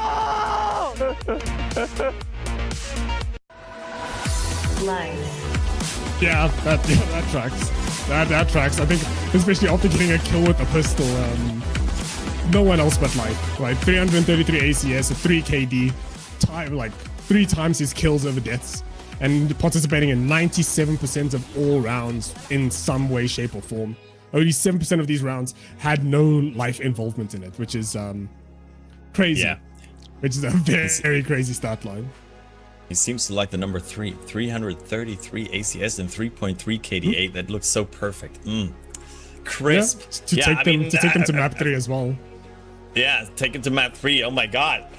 The Illuminati and Project Horizon. What is going on? No, it's I mean, I feel like it could have been multiple MVPs here as well. We talked about Spirit having these early impacts with his First Bloods. I mean, he's sitting on 14 kills as well, 282 ACS. It was just it was just an overall dominant performance. That TEC had no point in time looked like they could challenge DRG on this map. So yeah, it's just a GG go next type of situation, it felt like. Yeah, literally wipe the slate clean and just progress as much as physically possible. Yeah, there's genuinely not much to talk about in this game, if I'm being honest, right? It was just a whitewashing, genuinely, from DRG. TEC played really slow. They got, like I mentioned before, lost to every single win con you could possibly lose to. failure to get Spike down. When Spike gets down, defusal, not even getting Spike down, running out of time, being eliminated in those early team fights. So in every step was a win in the DRG column. The double timeout pulled as well. So no real way to stop them. On the back of this guy, Spirit Z1 started our game off hot. First kill with the Sheriff, and then it was just no looking back from there. Got the second one on the second round, third on the third, and then life just took over. But yeah, definitely a really good DRG game.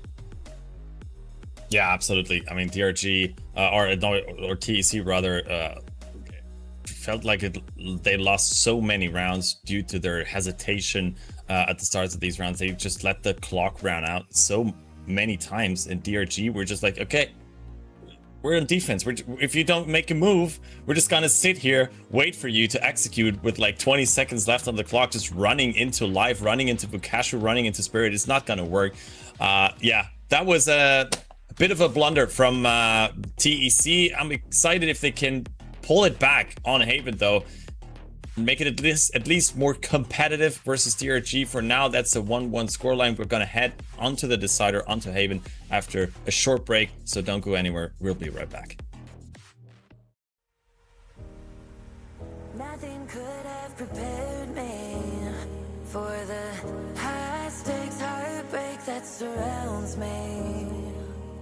You want me, you won't let me go.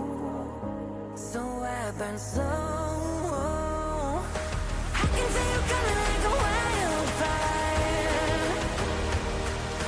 I'm just the fuel, baby, you're the light.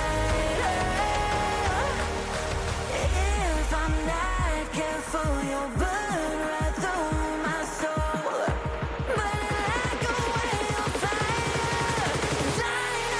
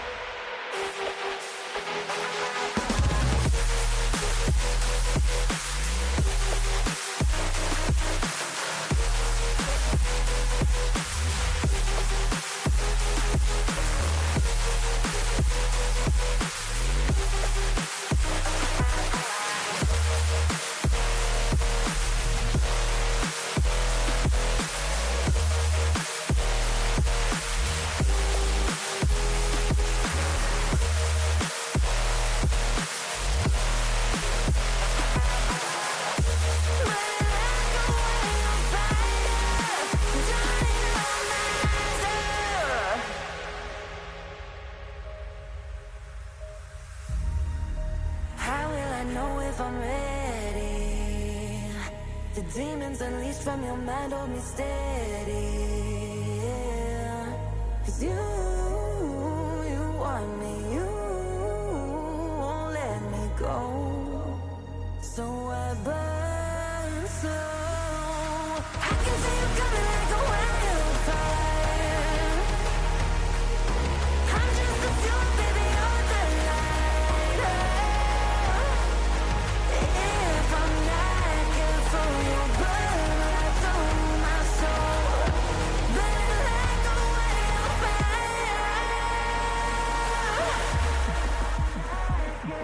You'll burn right through my soul. Burning like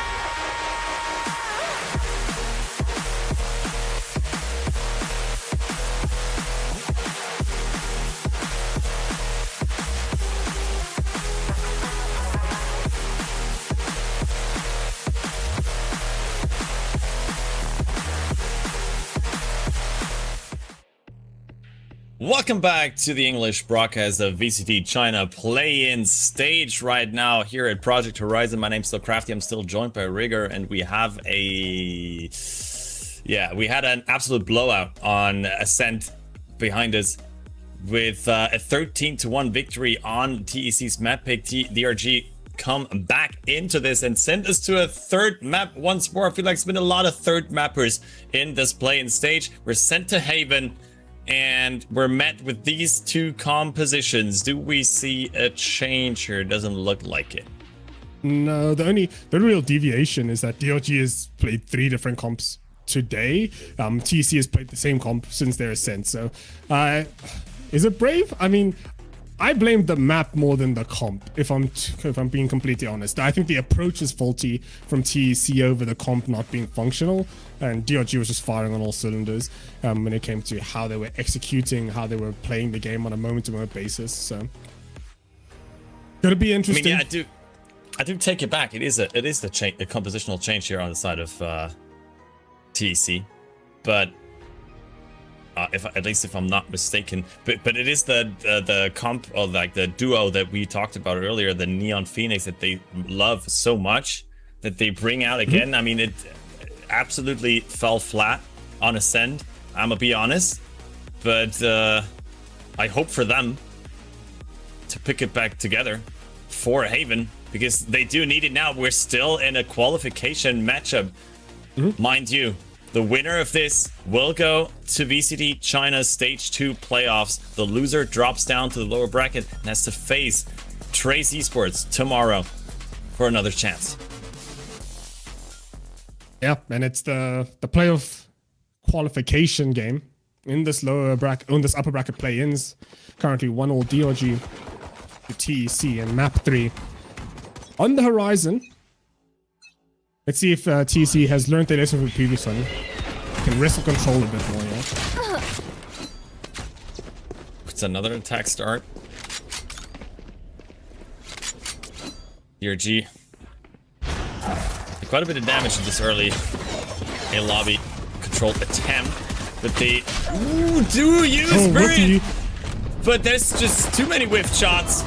This should have been a kill for him. He does go down in reverse as well. Falls. Nick is all by himself now. Does have the support from Cashew. Does at least pick off that seaside player. But there's just too many players now flooding the side. Nick goes down to the slide. Live at least has a good flank, but he's only at 31 HP, and the spike is not planted for him either. He does get around 1 HP. No time. 3k for Dynamite. And TEC at least find another pistol. Yeah, and it's a big pistol from them. I genuinely thought it was going to be a repeat of the previous round, but Spirit C1 feeling rather whiffy in this first encounter. Yeah. Not managing to find as much value as you would like to, because she's still finding his one. Dynamite and Rainy showing why they picked this comp, showing why it's so strong, especially on those B fights. So make those mental notes. 4 lanes that you need to contest as an attacker to find success. B, 0% success rate over 1. CNA still to be approached here. If we're on this anti-eco, and first anti-eco where the defenders are buying absolutely everything. No pistols to speak of, just a full buy across the board.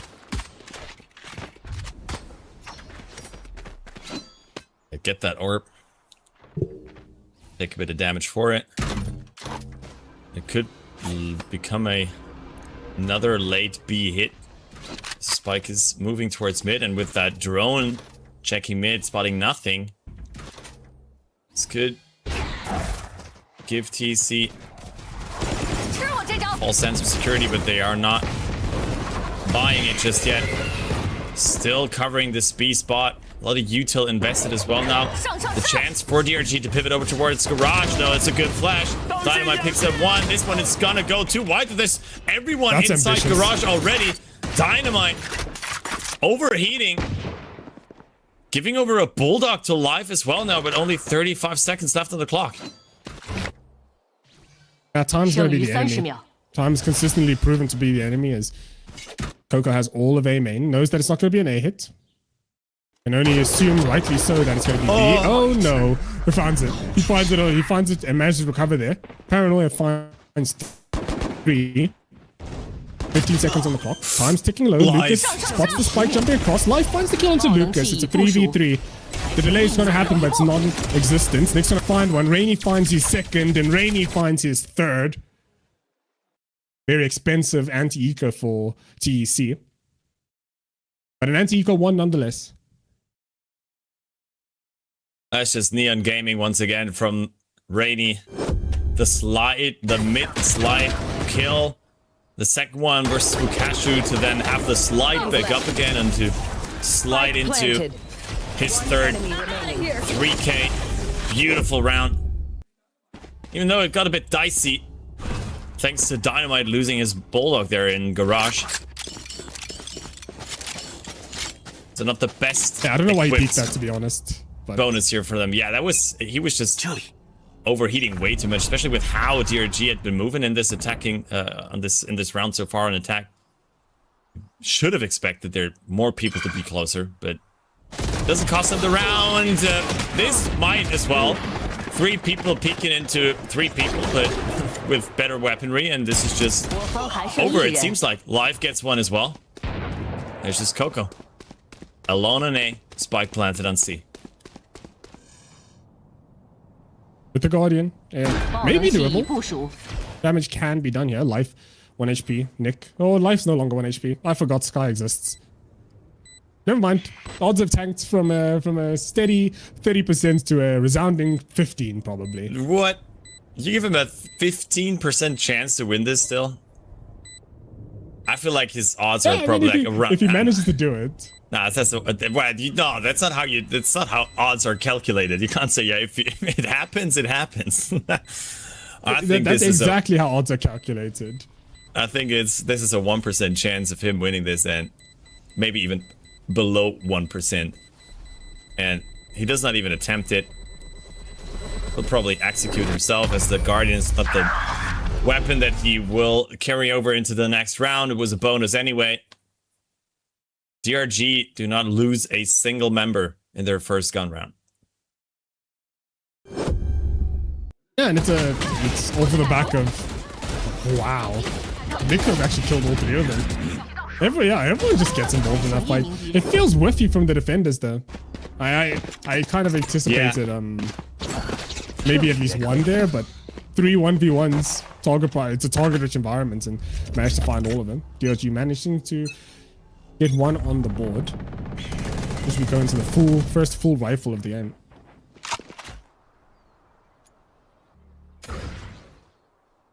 Them around, no one contesting this a lobby early on. Trailblazer has been sent into B and does force a little bit of movement, but Rainy now takes that space on A short, leaving Lucas to just jump peek spot towards A long, but he will be in trouble in just a bit. Does he escape the dash from Spirit? No, he does not. It's too much for him to handle. Rainy is good for 1 though, but he's stuck between Lukashu and the rest of DRG, and Verse is the one to pick up the kill there.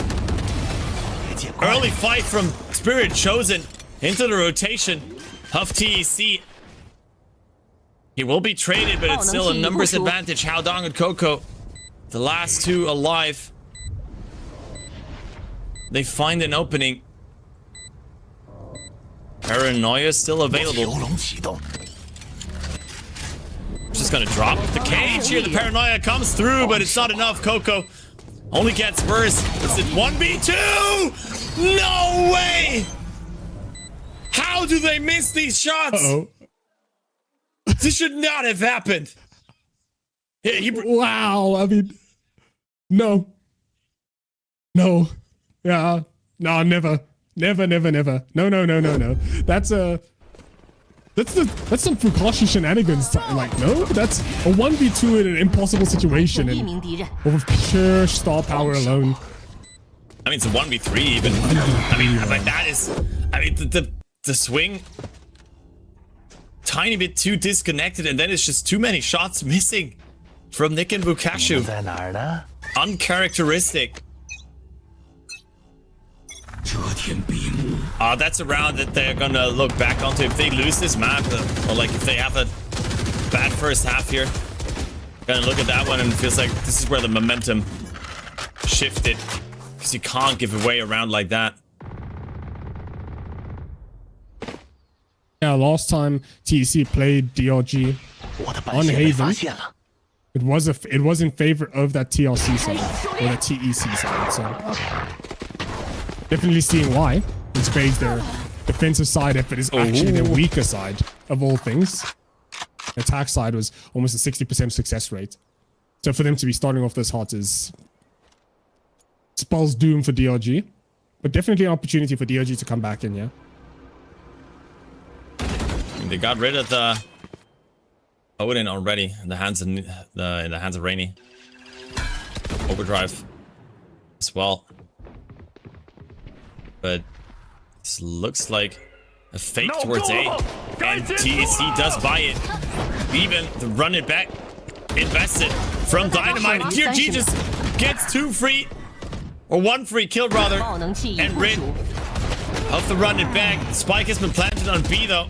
In the meantime, How Dong overwhelmed by Verse, who will go down to Dynamite. Oh, this retake all of a sudden looks very doable, but do they expect the flank? They do not. Coco goes down, but it's only 6 HP on Nick, and that's an easy one for Dynamite.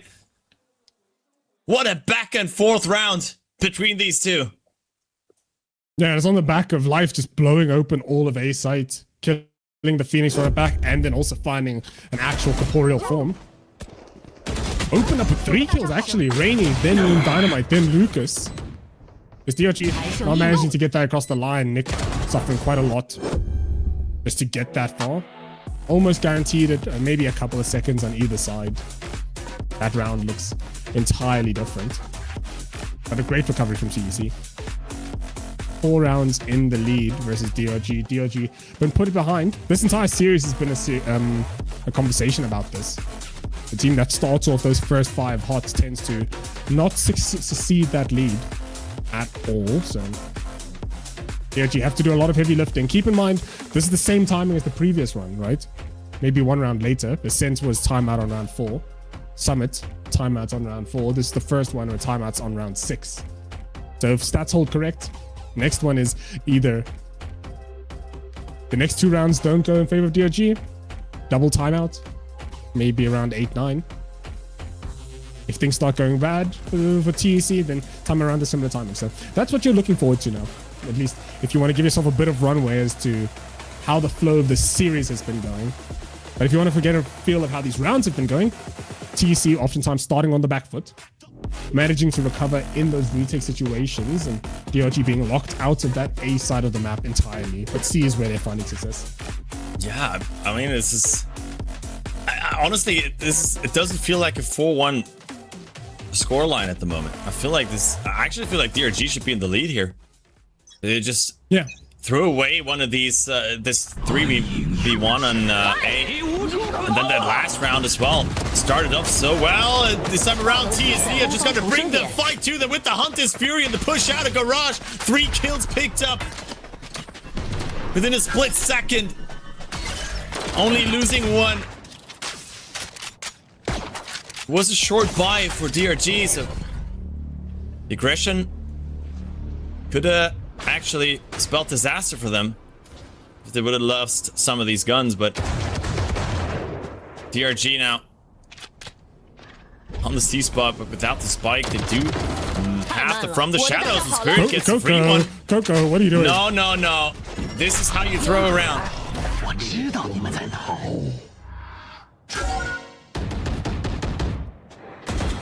I mean, Spike has been picked up, has been planted.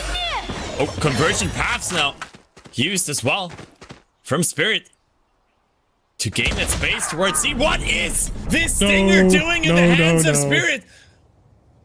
2v2 all of a sudden, Spirit gets a gun. Spike has not been planted. Most importantly, no way! No way you lose this! No way you lose this, TEC! Outrageous.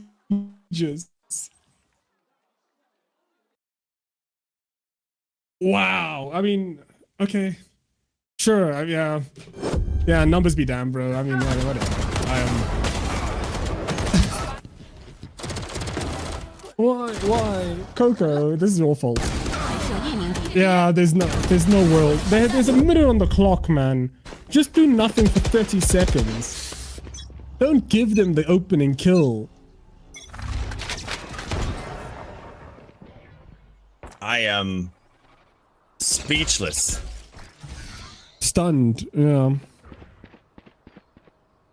I mean, forcing an eco now.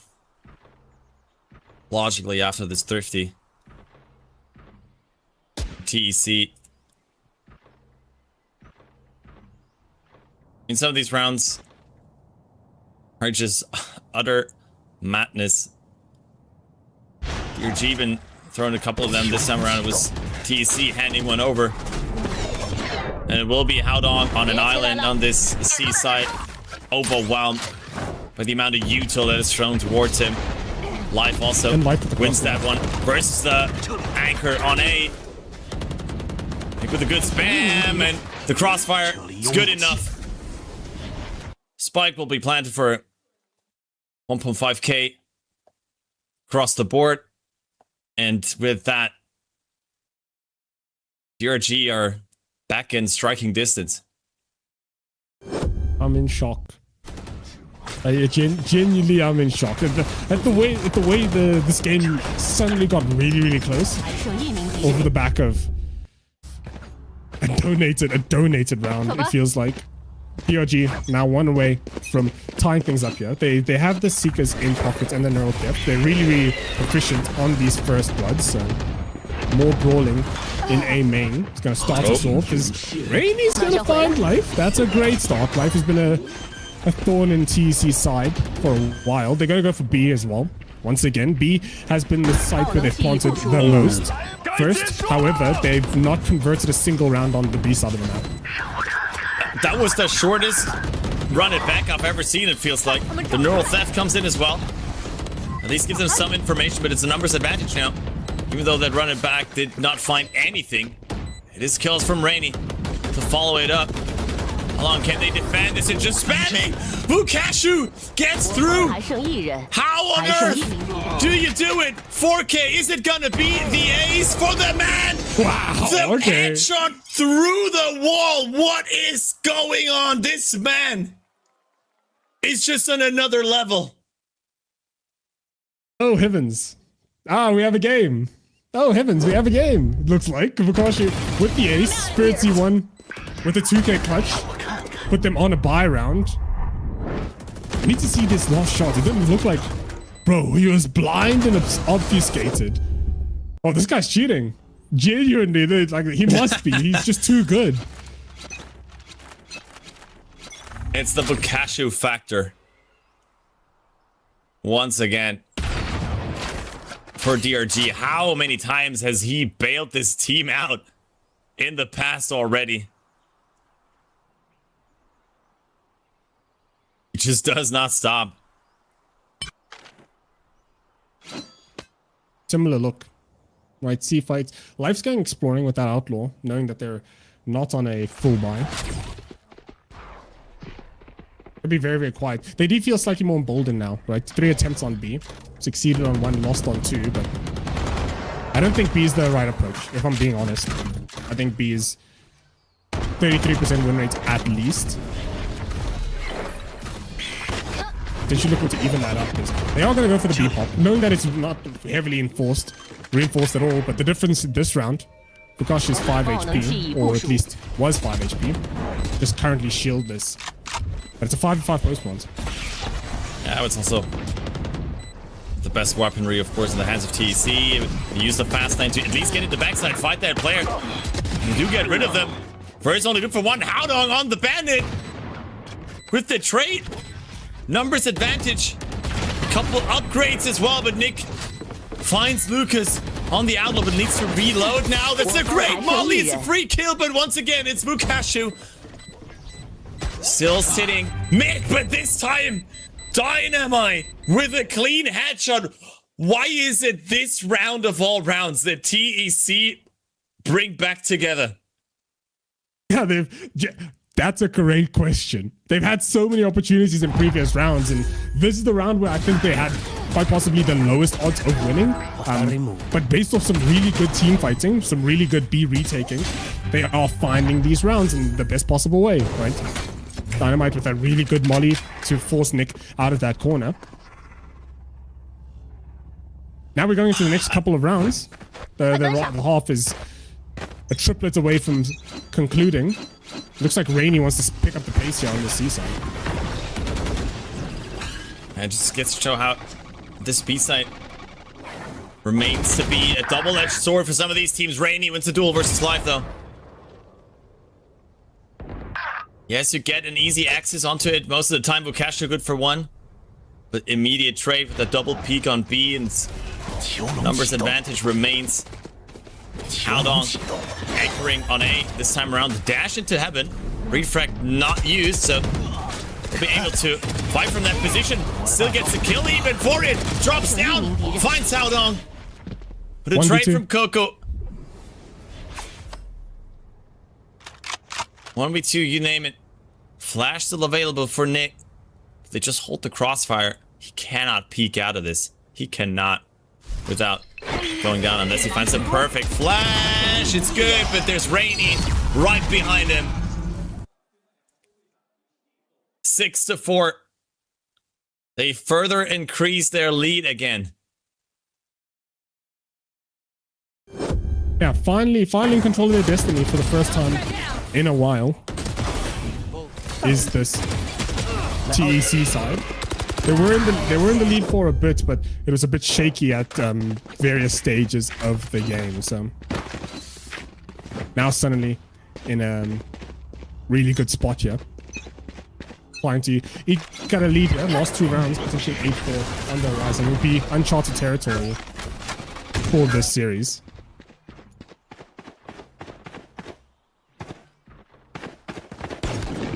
It looks like it's gonna be another C hit. Good pace. Once again, they find the Cypher site.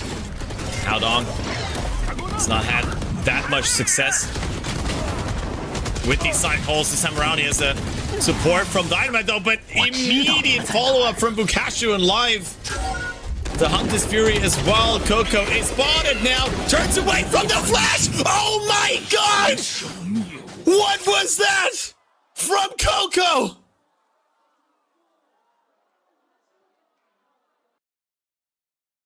Big rounds.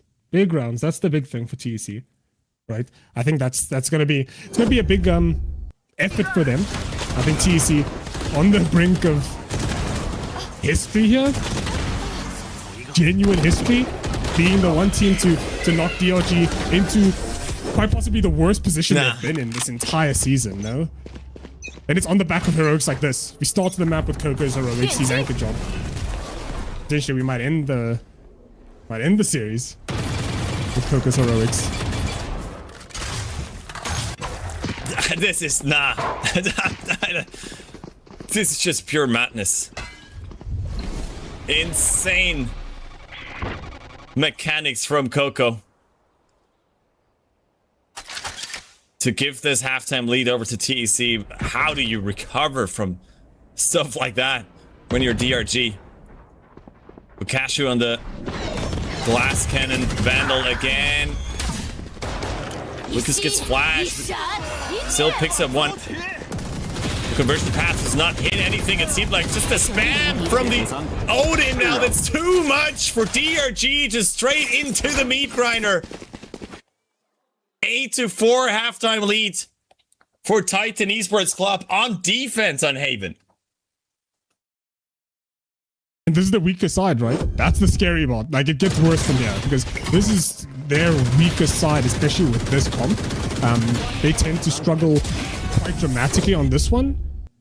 So now they're moving on to their stronger side. I think this is they've been historically starting on that defensive side. At least when they mounted the resistance against DRG the last time. They started on attack, had a 9-3 half, and conceded a lot of rounds to to DRG towards the back end of that half. Now things are swapped.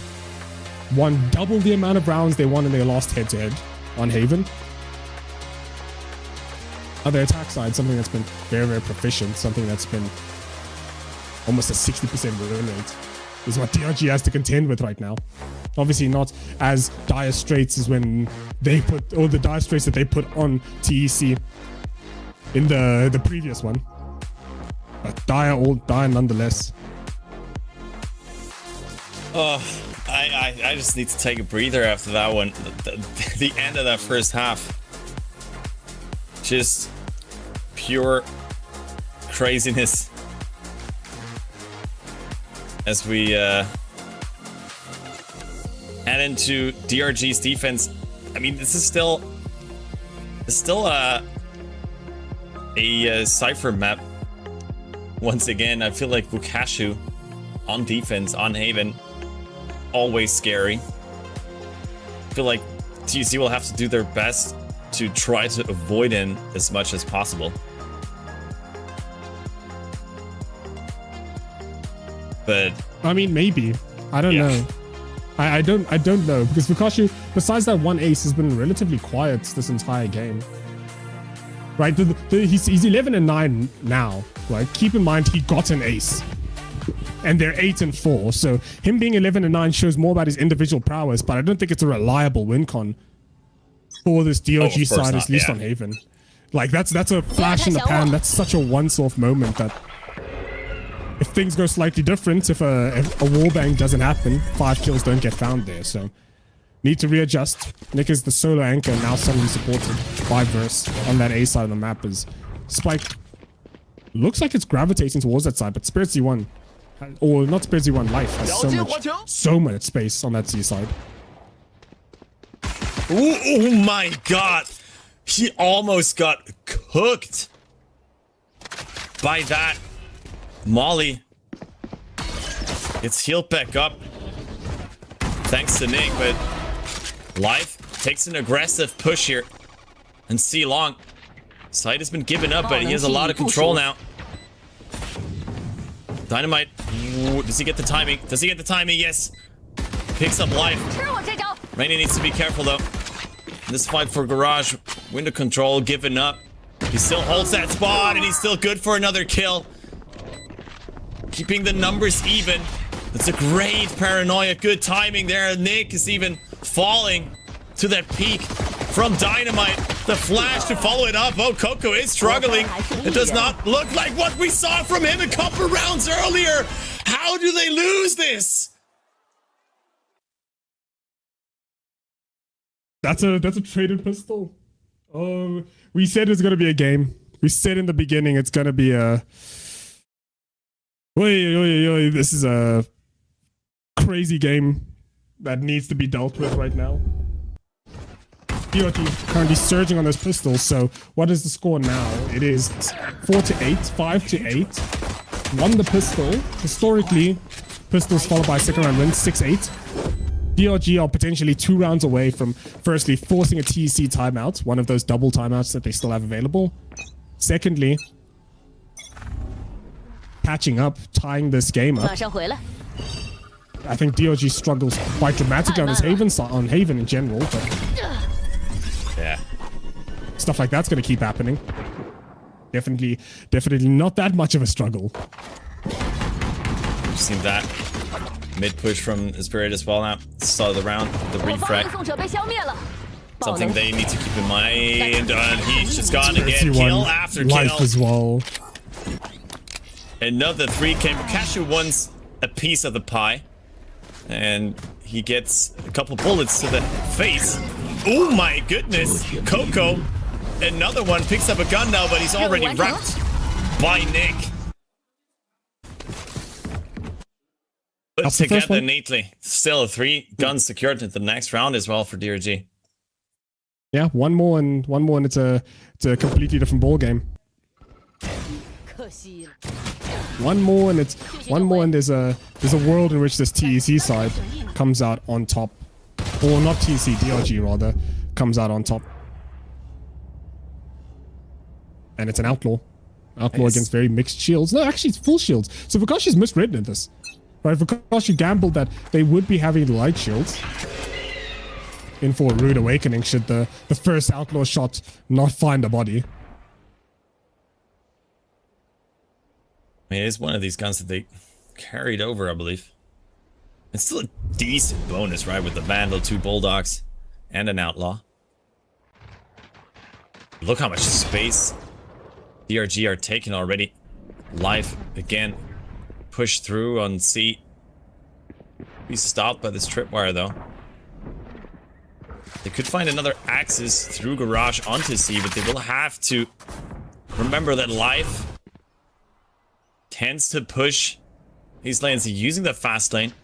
It has been heard. This pulls over members of DRG towards C, and that gives them a free avenue on towards A. And this is a big one for them.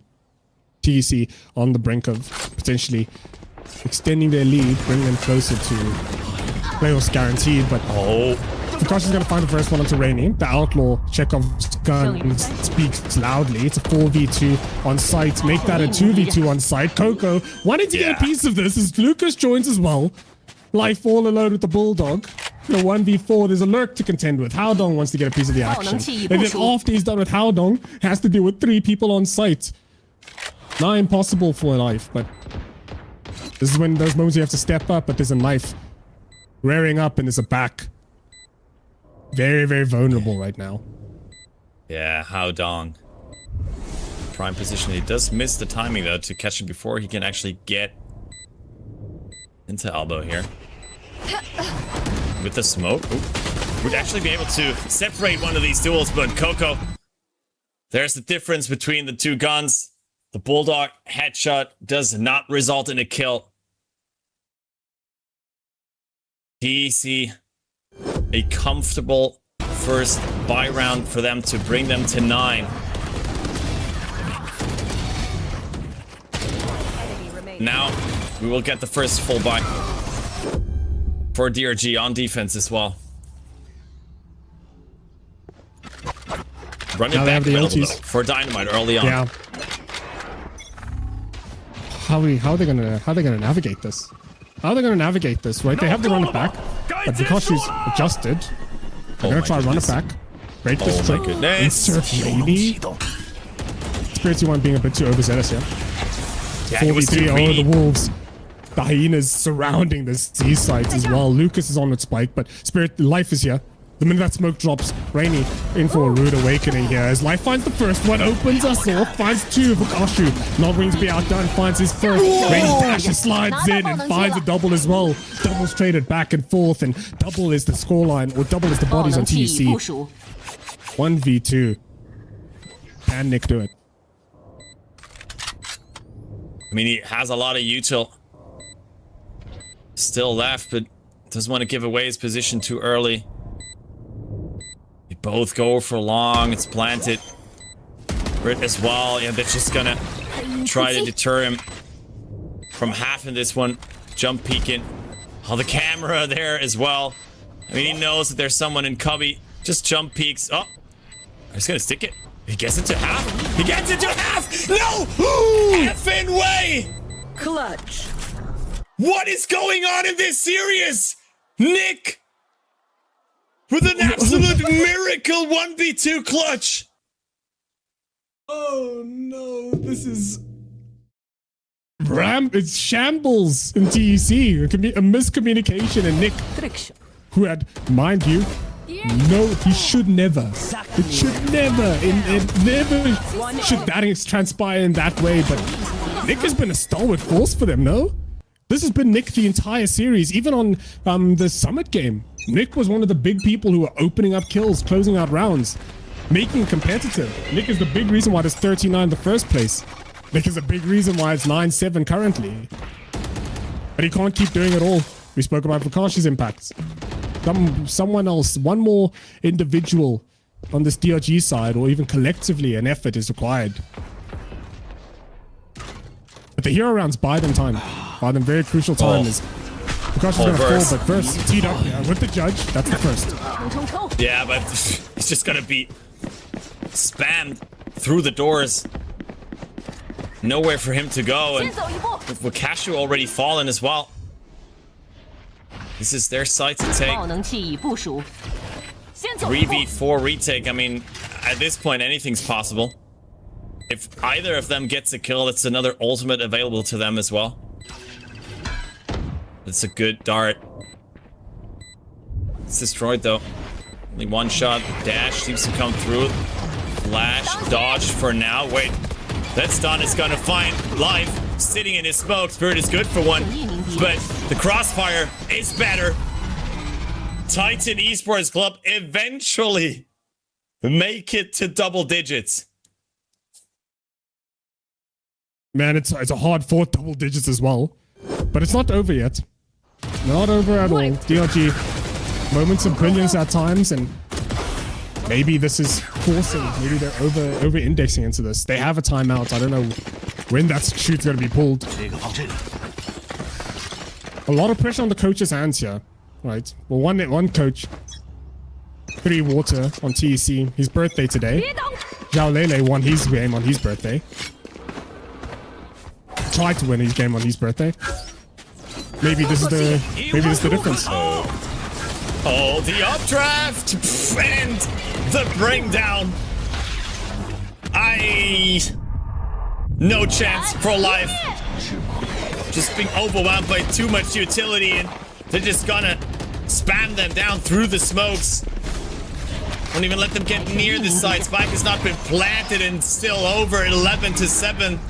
The eco doesn't even hand a kill over to DRG. Titan Esports Club 2 rounds away from sending DRG into the lower bracket and from qualifying for playoffs after such a rough start to stage 2.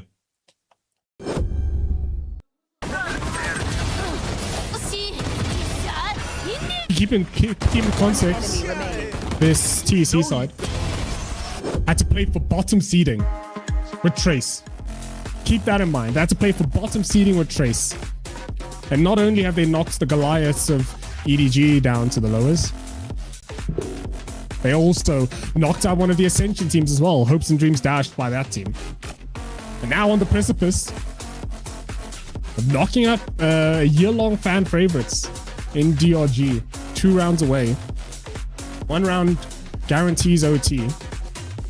Because DRG have a bit of heavy lifting to do against a side, like I mentioned before, and I'll keep mentioning, a TEC side that started on defense. In their last encounter, only got 4 rounds.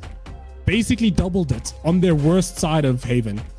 Now they're on their best side, and they don't look raring to give this up to DRG at all. Yeah. I mean, it feels like DRG lost all their momentum that they gained on Ascent to a couple crazy rounds. I mean, yes, we also saw some insane clutches and some donated rounds from TEC, but how can DRG come back into this? How is Spirit allowed to just walk through this fast lane and get the kill? Everyone from DRG is here to finish the job. That's an effort. That's the effort that's required, right? They are one of the better team fighting teams in the league. They've shown that they're capable of those big team fights, especially in that previous game as well. In the Summit game, they showed they are capable of it. On the Sense, they showed their A floods were made near impossible because of how strong their team fighting was. Maybe this is what they need, right? Come back to basics. Don't overcomplicate things. Don't think about strats. Focus on how do we win the team fights? How are we going to be as fundamentally sound as physically possible?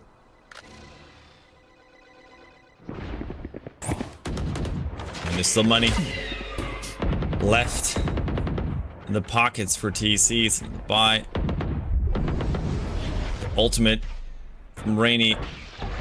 Gone now. Seeker's available for Nick. I think that they could use the longer this round drags on have an idea as to where TEC are going to commit to. The cross. Drone to clear short. Goes for the Trailblazer first instead of popping the Seekers. And this will allow them to entering Seaside once again, but remember there is life still. And C-Log, he's been in that position in almost every round that he started on C. But this time he goes down to Lucas. The retake. Can it come before they even get there in time? Dynamite picks up one of the crossfire once again. If they all try to flood the side through elbow, the choke point is just too much for them to handle. It's match point. Putting themselves in a really rough spot here is DRG. Putting themselves in the best possible spot is TEC. History precedent setting, potentially. If they can get it across the line. Managing to dissect a lot of this team fighting, right? A dash that's going slightly too far, a gun that pulls out too late. All really big moments that are defining the outcome of this game. It's an A-main fight with the fast or the curveball. Blinds off Nick. Nick is trying to get back onto the angle. They're feeling the pressure. Spirity one. Hero moment on the horizon, but he's just gonna fall. Life's just gonna fall. Dynamite's gonna fall, and Lucas making this competitive. It's a 4v3 on match point. We'll not be able to rely on this run it back. Now the Dynamite has fallen, but they'll take the numbers advantage any day, I assume. Flash will not spot anything. Well, that gives them a sense that this could actually pivot towards B. The Trailblazer will at least check short, but I don't know if he's going to spot Coco. No, he doesn't. The smoke comes in. Site has already been taken. Rainy getting into a good position as well from the shadows by DRG to just join the team a bit quicker. 2 players in heaven. Not really the best position for this retake. The Paranoia will only hit Boccaccio if they even need it. Rainy goes for the pick first. First out, drop in, and they drop to their demise. What a series that we just witnessed. And TEC come out on top from the bottom after group stage, rising to playoffs. An insane turnaround from this squad. Yeah, a lot of narratives currently being spun right now, right? The Tai Lu side recently adopting Sufat BB as their IGL. Pulls off one of the better performances they've had in history, historically, right? Coming into this, TEC, a team that underestimated, not even underestimated, underperformed in group stage. Didn't even show up to the party at times. Went basically winless until their seeding game, which is the only game they won. Or one of the only games they won. Now coming into this, knocking down Titans, taking off heads. DRG relegates to the lower bracket. EDG relegates to the low bracket in their stead as well. On the back of these 5 players as well. That's insane. The run for TC must be studied. The addition of Rainy, the guy you see on your screen right there, seemed to have like flipped a switch in this team. All of a sudden the pieces come together. This huge, this giant coaching staff that with a coach like Muggle, so many accolades to his name, has finally found a style that fits this team and a style that is able to take down some of these powerhouses in China. Yes, there's still a lot of issues to fix. I mean, we saw Ascend, right? It was not good. It was not good. It was a near 13-0, but they came back from it. They are in playoffs, and we do have an interview, so let's send it over. Oh, Hello， 大家好，我是 Coco。哦，欢迎你，首先让我们收看一段属于你的高光时刻。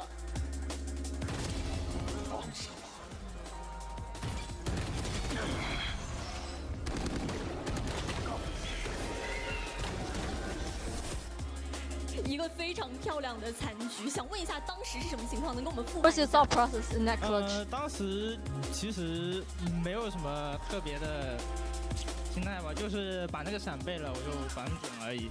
Who was just dodging that 该完 flash? 成了。那拿下那个残局是什么样的心情呢 Yeah, we were all just very excited. 因为拿下这一分对 Because that round is so important to our 是的， team. 非常关键的一分，打得也非常的帅。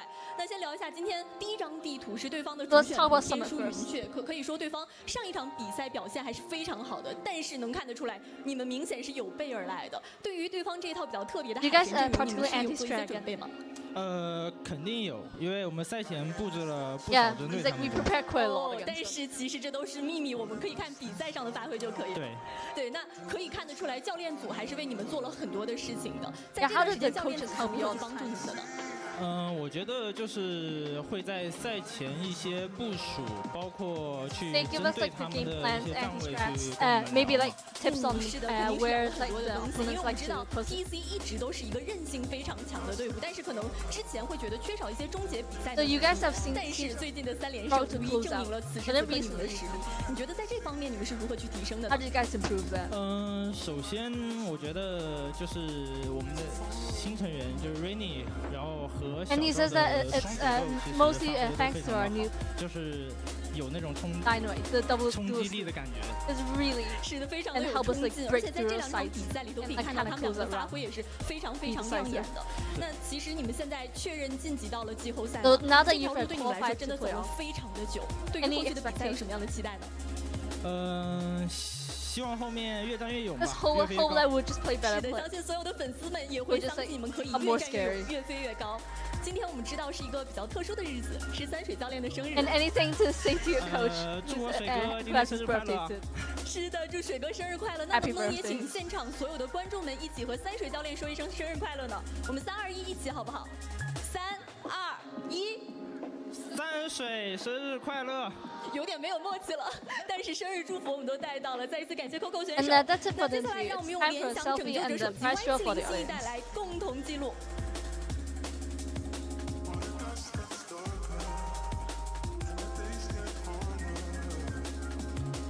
那下面也进入到我们福袋掉落的抽奖时刻，你可以喊 that was 3、2、1停，我们抽选一下。 certainly a game. Thank you for the translation again, because I still have some of these rounds 恭喜以上 like 的幸运观众 in front of my 都可以 eyes 来 that we 到 just 现场 witnessed 观 Rigor. 看。再一次感谢 Coco 选手 I don't know what to 的 say. 采访 I don't know what to 接 say. 下来 I'm just 时间 I'm 交给 just 解说席 happy for Titan Esports Club because I feel like no one believed in them anymore, especially after they also lost the seeding match in a 2-0 fashion versus Trace. I feel like a lot of fans were giving up.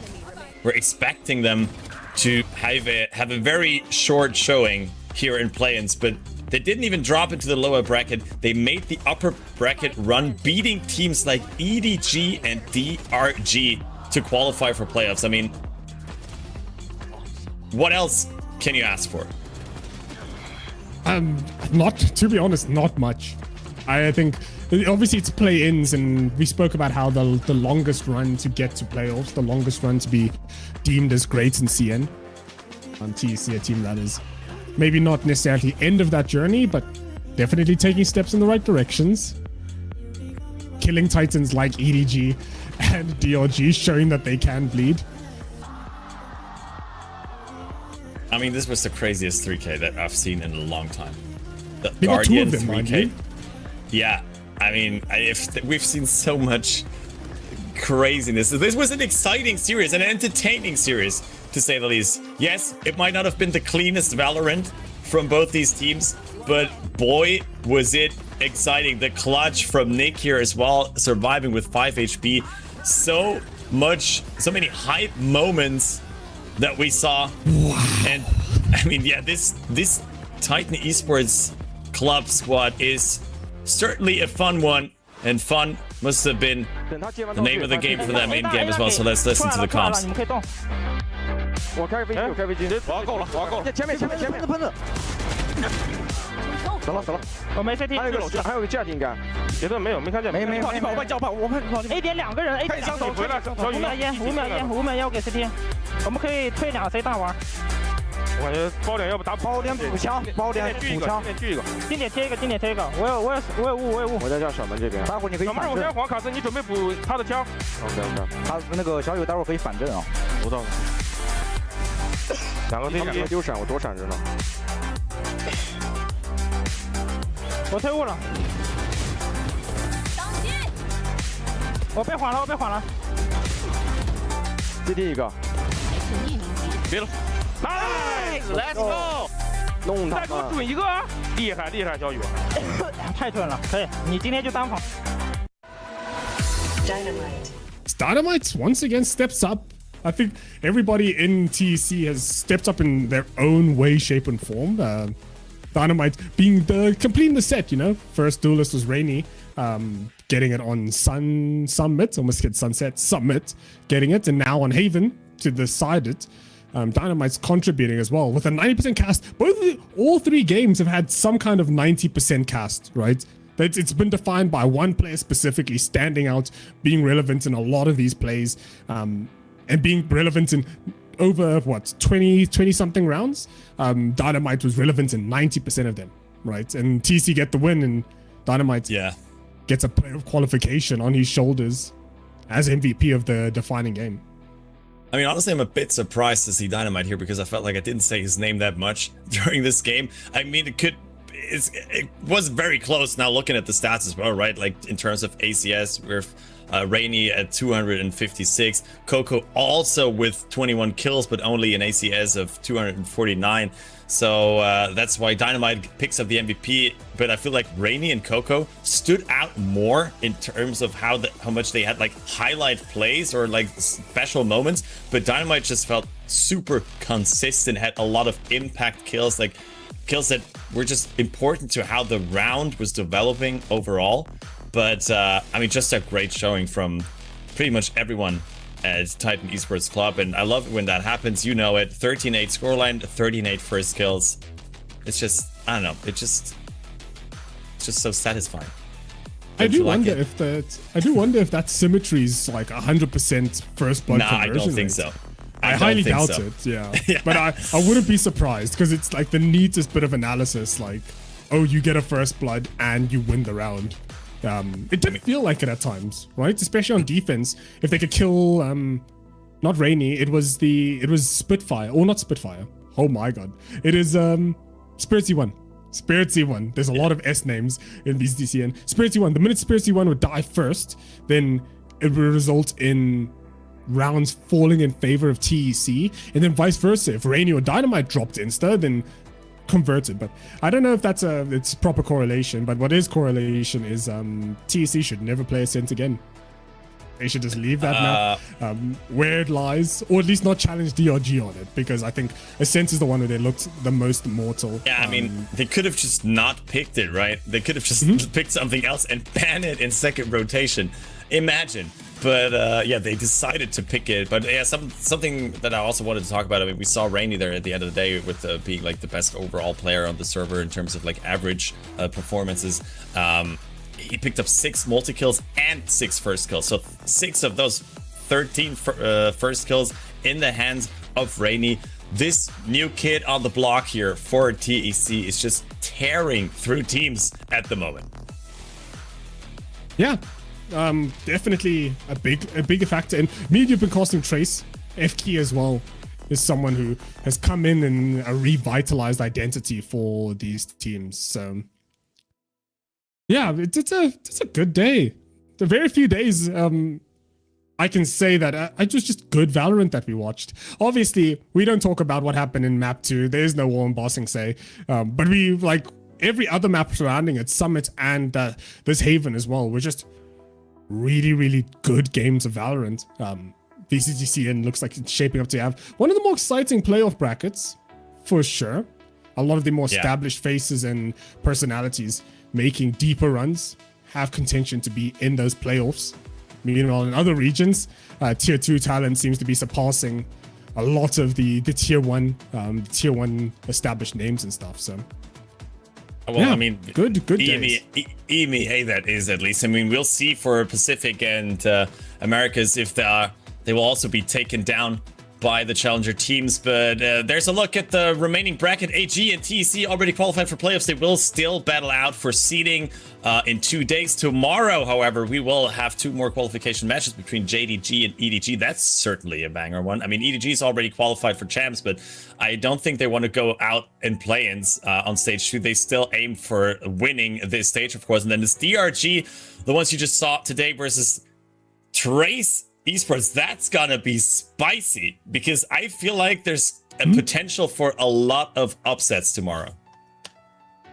Yeah, I think the big one is, especially if EDG loses, I think it wreaks havoc on the champs points, right? If EDG doesn't make it to playoffs at all, then that means everyone who's in 2nd, 3rd, and 4th place might potentially get to champs, you know, because then EDG is not guaranteeing a spot's being stolen. So JDG winning that does cause ripples.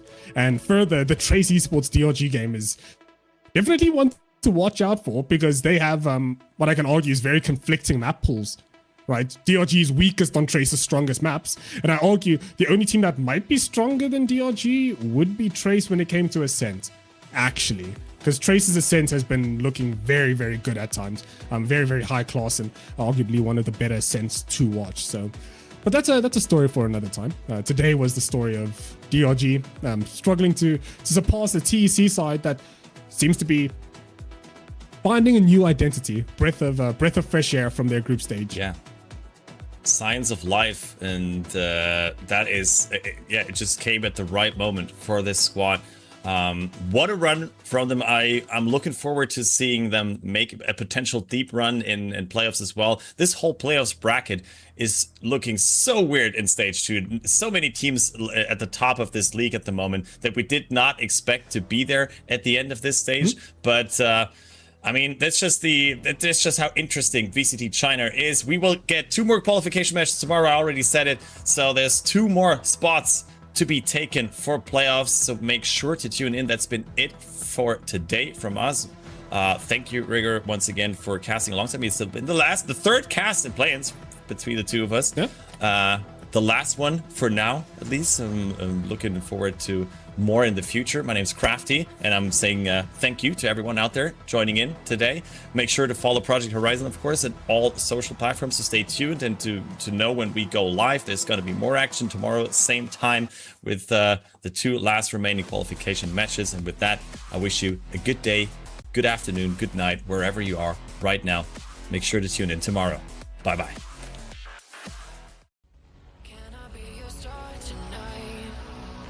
You fill my soul with light the day we met. I don't wanna leave your side. Have me by your side when the sun sets. Let's leave for an eternity.